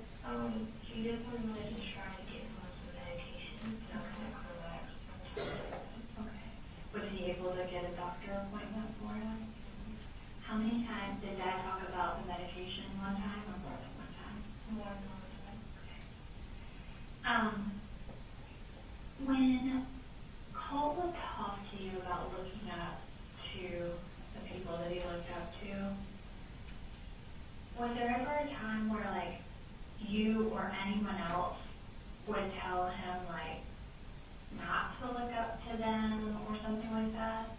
I tried to be like discreet about it and like saying like, oh, hey, those are kind of bad people. I wouldn't really like invest in that kind of stuff. But I usually like keep my distance. I don't want to like anger anybody. And then how would you respond if you would try to say those things? He would just laugh at them, kind of like just ignore it. Did Dad ever tell him, like, not to do those things? He never knew. And then, can you help me understand, like, what yesterday was like for you up until, like, today? Because I imagine that there's been a lot of talks and a lot of stuff like that. Can you kind of help me understand what's been talked about and, like, kind of what all you've been a part of? My dad, when he like talking about it, he said that he was shocked, and like kind of like angered that he did this. But honestly, in like my perspective, I kind of saw it coming. Okay. Help me understand the things that you saw that made you say, like, I could have seen it coming. When he left it on the bus, the open book bag, like the weird attitude he was acting like, and like when he went to get on the bus and like left the house, I wasn't too concerned when I didn't see his go through. Okay. Did Dad see him take his book bag and stuff to school? No, he at least before though. Okay. And so, are there things like, in hindsight, right, like when we look back, are there ways that you think like Dad or any of the teachers or anybody could have also seen this coming? I felt like not like immediately, but like I felt the school could have noticed something about, something like this happening. Okay.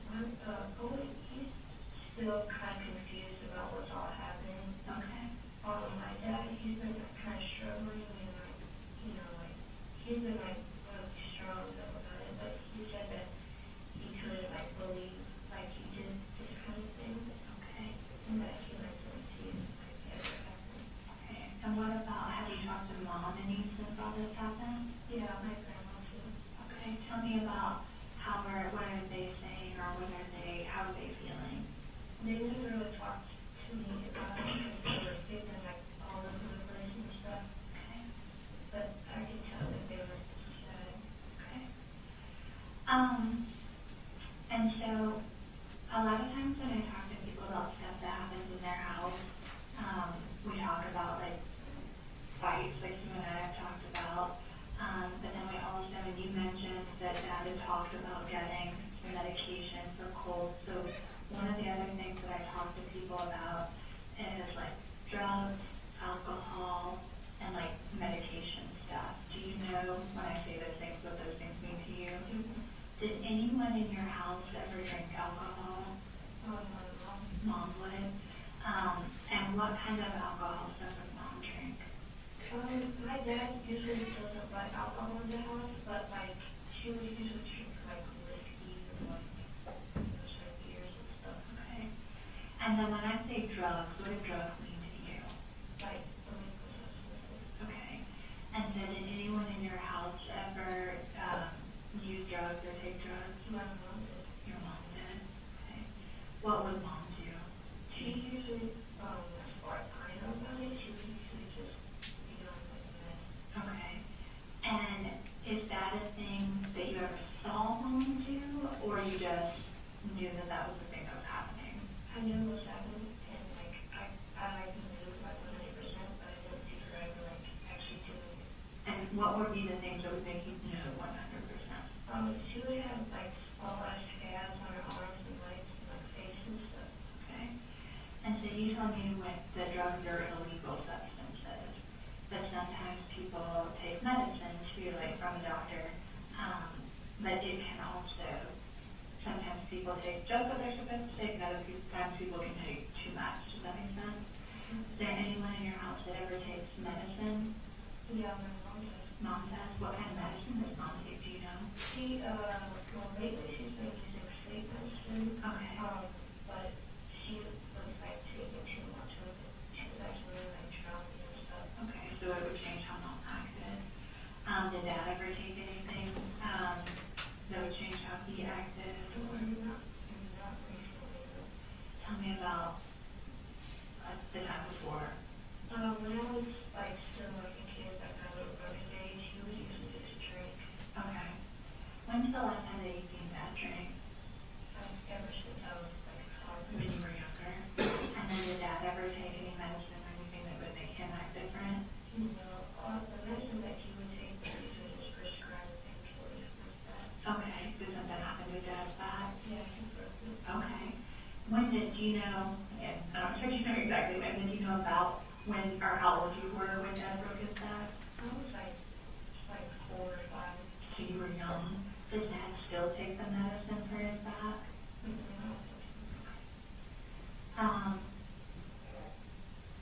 Jenny, I've asked a lot of questions.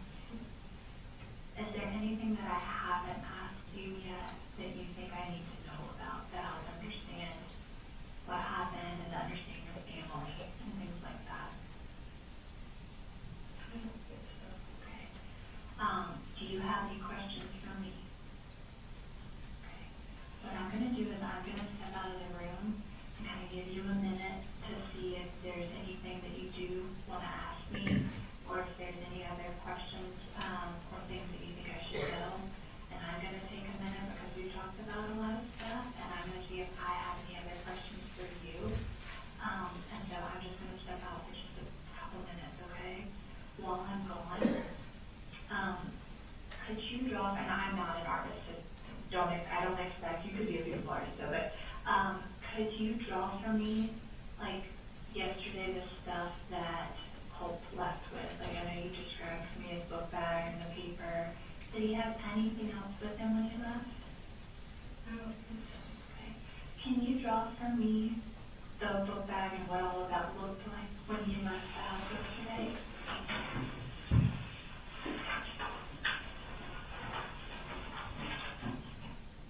Is everyone okay about that for you? Yes, please.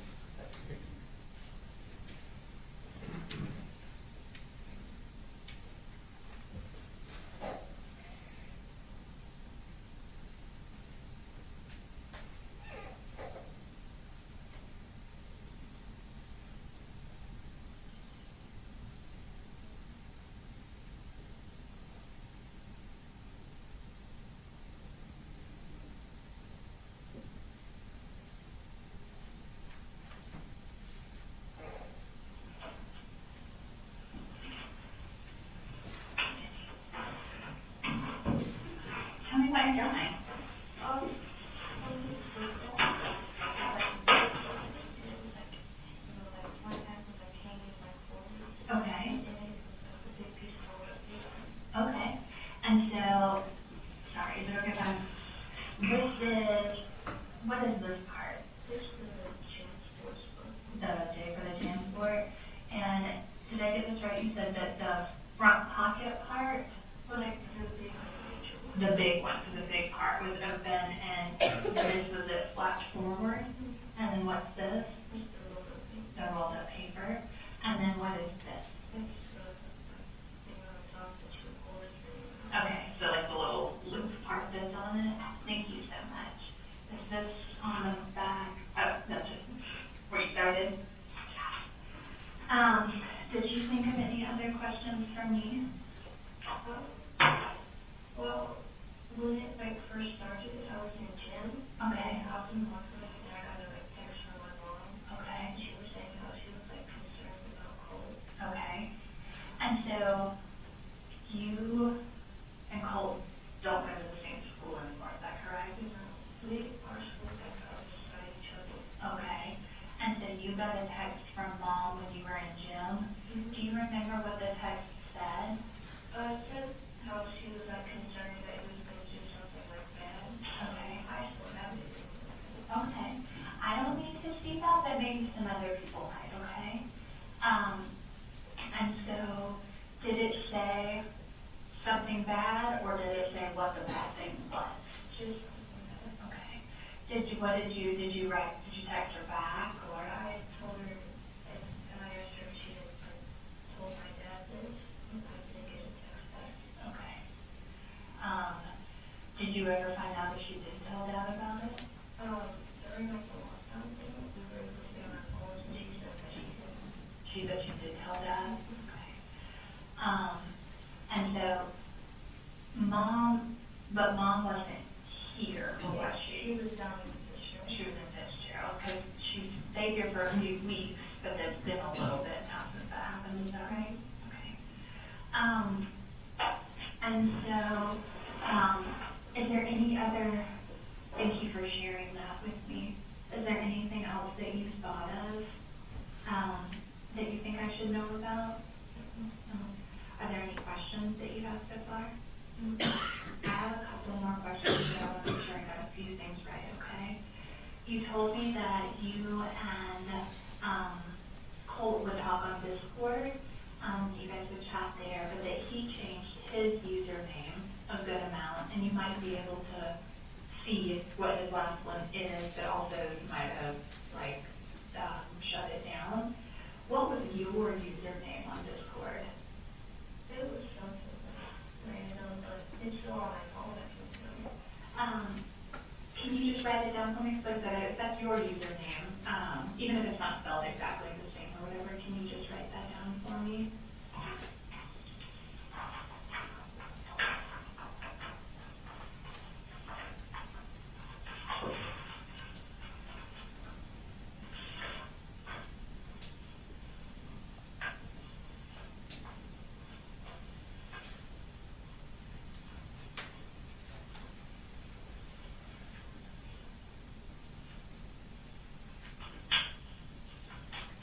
Thank you.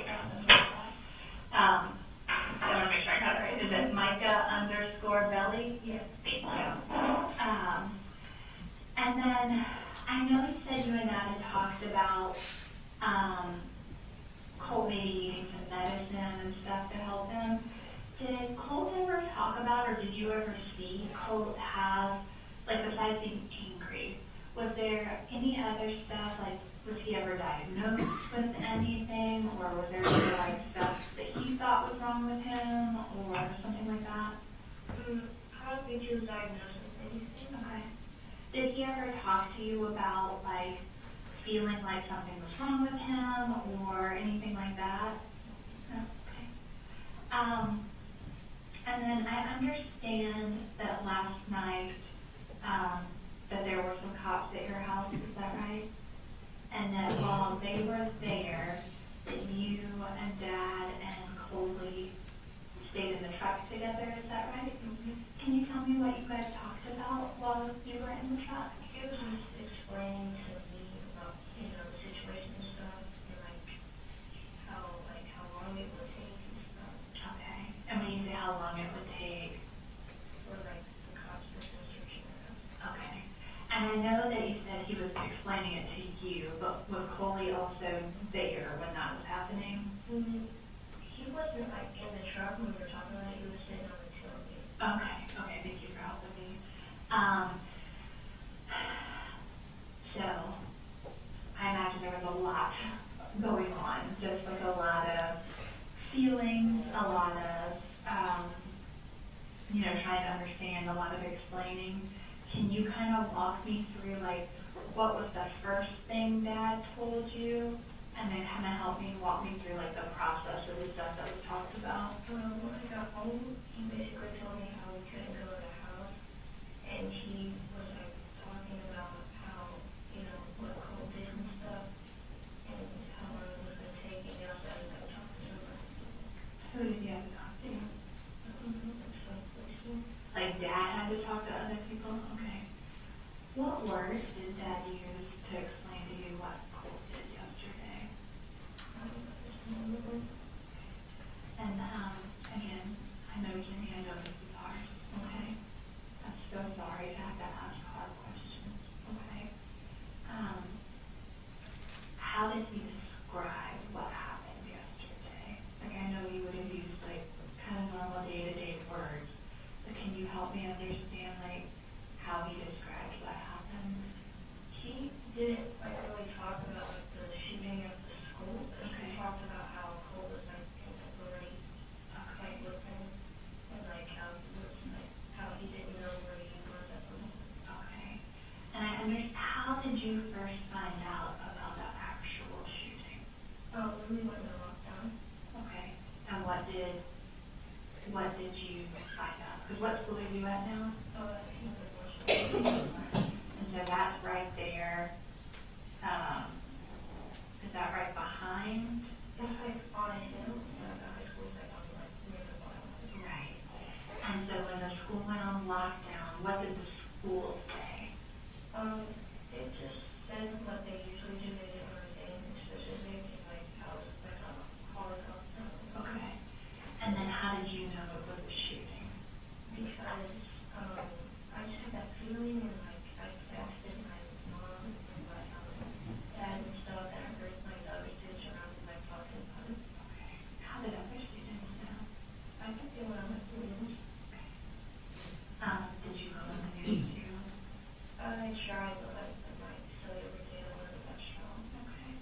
And so what did Mom and Dad tell you when you were texting during lockdown? I was explaining to them basically what was happening, and my dad said he was like coming up to the school, and he was like,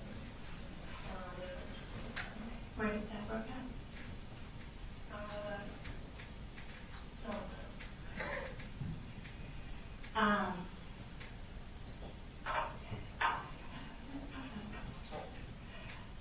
You told me that that Colt got that gun as a gift, right? When he got it as a gift, did he get any other parts with it? I think he got like the gun itself as a gift, and like over time he like got parts for it. What, and again, like, I know you said, like, you don't know all the names and kinds of stuff, and that's okay. But when we talk about, like, that he got other parts for it, do you know what he got for it? Like there were like grips and like lasers and stuff. Okay. And was that a thing that, like, that he would buy for himself, or Dad would buy, or Mom would buy, or? He was usually just asking for my mom, my dad, or my cousin. Okay. And so, like, when he would ask Grandma, would he ask her for money to get those things, or would he ask her to, like, buy this specific thing? I think he like actually like ordered. Okay. What kind of stuff did Grandma order for him? She mostly ordered electronic stuff for him, but she did buy some good parts of him. Okay. And when you say Grandma, what is Grandma's name?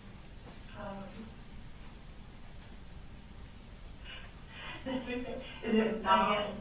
Debbie, is that Mom's mom or Dad's mom? Okay. And then what kind of stuff did Dad buy? Like, would he give him money, or would Dad buy the parts stuff? He would buy the parts. Do you know what kind of parts stuff Dad bought? Like things that you can like clip onto the gun, Okay. and like upgrade it and stuff. Okay. You talked about lasers, did I get that right? Who bought the lasers?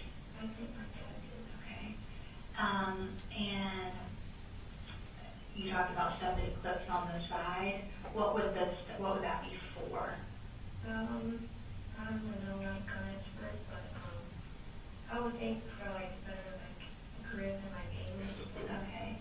If I talked about like a magazine, do you know what that is for a gun? Do you know where Cole got the magazines for his gun? He's, my dad. Your dad got them. Do you know how many he had? No, he usually, if he ever showed me one, he would just have one. One, okay. And what about, and again, you don't know your kids, but like bullets and stuff for it, do you know where he would get those? I think he would like get it from like a sports place or like Amazon. But, normally adults have to buy those, so would that be dad would buy the bullets, or grandma, or someone else? My grandma, like always, always saying that she doesn't like really gets for different ammunition. Okay. But my dad ammunition. Okay. And again, there's a lot that has happened in the last few days, I understand that. You told me about that morning that Colt acted different. What about like the night before? Has anything happened like the day before or the night before that seemed different or off or bad or anything? No, not really. Okay. Has there, I know you talked about like bullying and that was the thing that, you know, Colt has struggled with. Has anything like that happened recently, like at his new school? Not that he told me, I asked him about it, but like from like past school that or like recently asked him about it. Okay. I asked him if he made any friends and stuff, but he usually just says no, and the lunch he goes to the library. Okay. And you said that he rides the bus to school. Which bus did he ride? And does he like talk to anybody on the bus or anything like that that you know? And so the bus picks you guys up like near your house, Yeah, for sure. and he leaves. How like what order does everybody leave your house? My little brother leaves first, and my dad goes to work after he drops him off. Then, Colt leaves. Okay, so your little brother doesn't ride a bus, he rides with dad, is that right? Yeah. Okay. And so was Colt like awake and getting ready and stuff when they left, or they left before he ever woke up? I think he was awake when they left. Okay. And then like on a normal morning, does dad like come and check on everybody, make sure everybody's up and moving and all that stuff before he leaves, or is that like y'all's job to no matter what, get yourself up, get ready and all that? He usually, if I'm still asleep, he usually wakes me up and he like checks on everyone. Okay. And so did you see dad check on, like did dad come check on you before you left yesterday, or before he left yesterday? Yeah, he woke me up right before he left. I just said I can't do it. Okay. And then did he talk to Colt before he left yesterday? I think he just woke him up. That's okay. And then when you first got up, like got out of bed yesterday, where was Colt at? He was so sick. So asleep, he just wasn't getting up? Okay, so you had got up and started getting ready before he did, but he leaves before you did, is that right? I woke up early. Okay. And when he talked to you about making the memory video, where were you at when he talked about that? I was in my room. Okay, so he had come in your room, is that right? And was he already like dressed and ready to go, or not yet? Yeah, I think he was really dressed. Okay. And was that like right before he left to go get on the bus, or that was like he still did some other stuff before he left? It was right before he got on the bus. Did he already have like his book bag and everything when he came in and told you about the video? No, I think it was in his room. Okay. Is there anything else from yesterday morning that different or whatever that we haven't talked about. And then the one last thing I want to ask you about is a lot of times when big things happen with people's families, sometimes there's rules about things that they want to like stay in the family and things that like we just talk about in the family. And then there's stuff that we can like talk about to anybody. With your family, are there any rules about what you can only talk about with the family? We just try our best, like, express our true feelings to each other, and we like support each other with things and stuff. And, we try to like keep our private information with us and not express it around. Okay. And when it comes to the stuff with Colt, like the worries about Colt, and then what happened yesterday, is there anything that you guys are not supposed to talk about, like to other people? Like, just like a normal, like, person or like a police? Either one. If like just a random person, we probably won't talk about. Okay. And are there any things that are like private that you're not supposed to talk to like police or anything about when it comes to this stuff? No. Okay. When you guys talked yesterday, like in the truck, were there any rules about like what you can talk about and you can't talk about? No, he was just explaining to me and like briefly to my brother about what was happening and how long it was going to take and stuff. Okay. And then a lot of times when things happen, people can be worried about other people being in trouble. Are you worried about anyone being in trouble? I'm kind of worried about like my family like being in trouble somehow. Okay, help me understand that. Like people thinking we're like bad people. Okay. Do you think people think you're a bad person? Sometimes, yeah. Like with like it being everywhere on like the internet and stuff, I would be surprised. Has anybody like said anything to you personally, like a text message or like online or anything like that? No, but they like texted my mom like, How do you know about that? because my mom told me. What did mom say people had texted? Yeah, but she was just saying like how they were texting really mean things and crazy. Who was sending those things to her? Just random people on like Instagram and Facebook and stuff. Are you worried about, you told me a little bit about mom, a little bit about you. Are you worried about Dad being in any trouble? Not really. Okay. And are you worried about Coley being in any trouble? Is there anything else that you are worried about or have questions about or anything like that? No?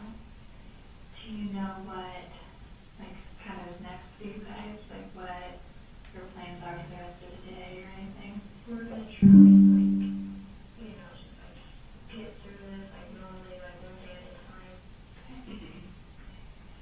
Well, Jenny, like I said, it is not lost on me that I asked you a lot of really hard questions.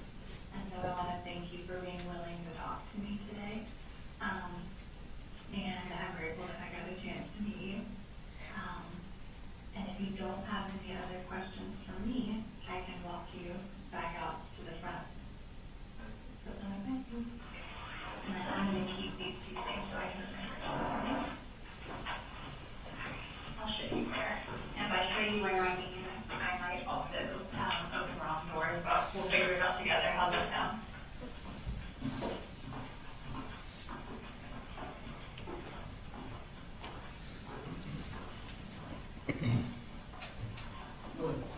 Thank you, Judge. Thank you, Investigator. I have no further questions. Thank you. Any redirect? No. All right, thank you, sir, you're pretty good. Thank you.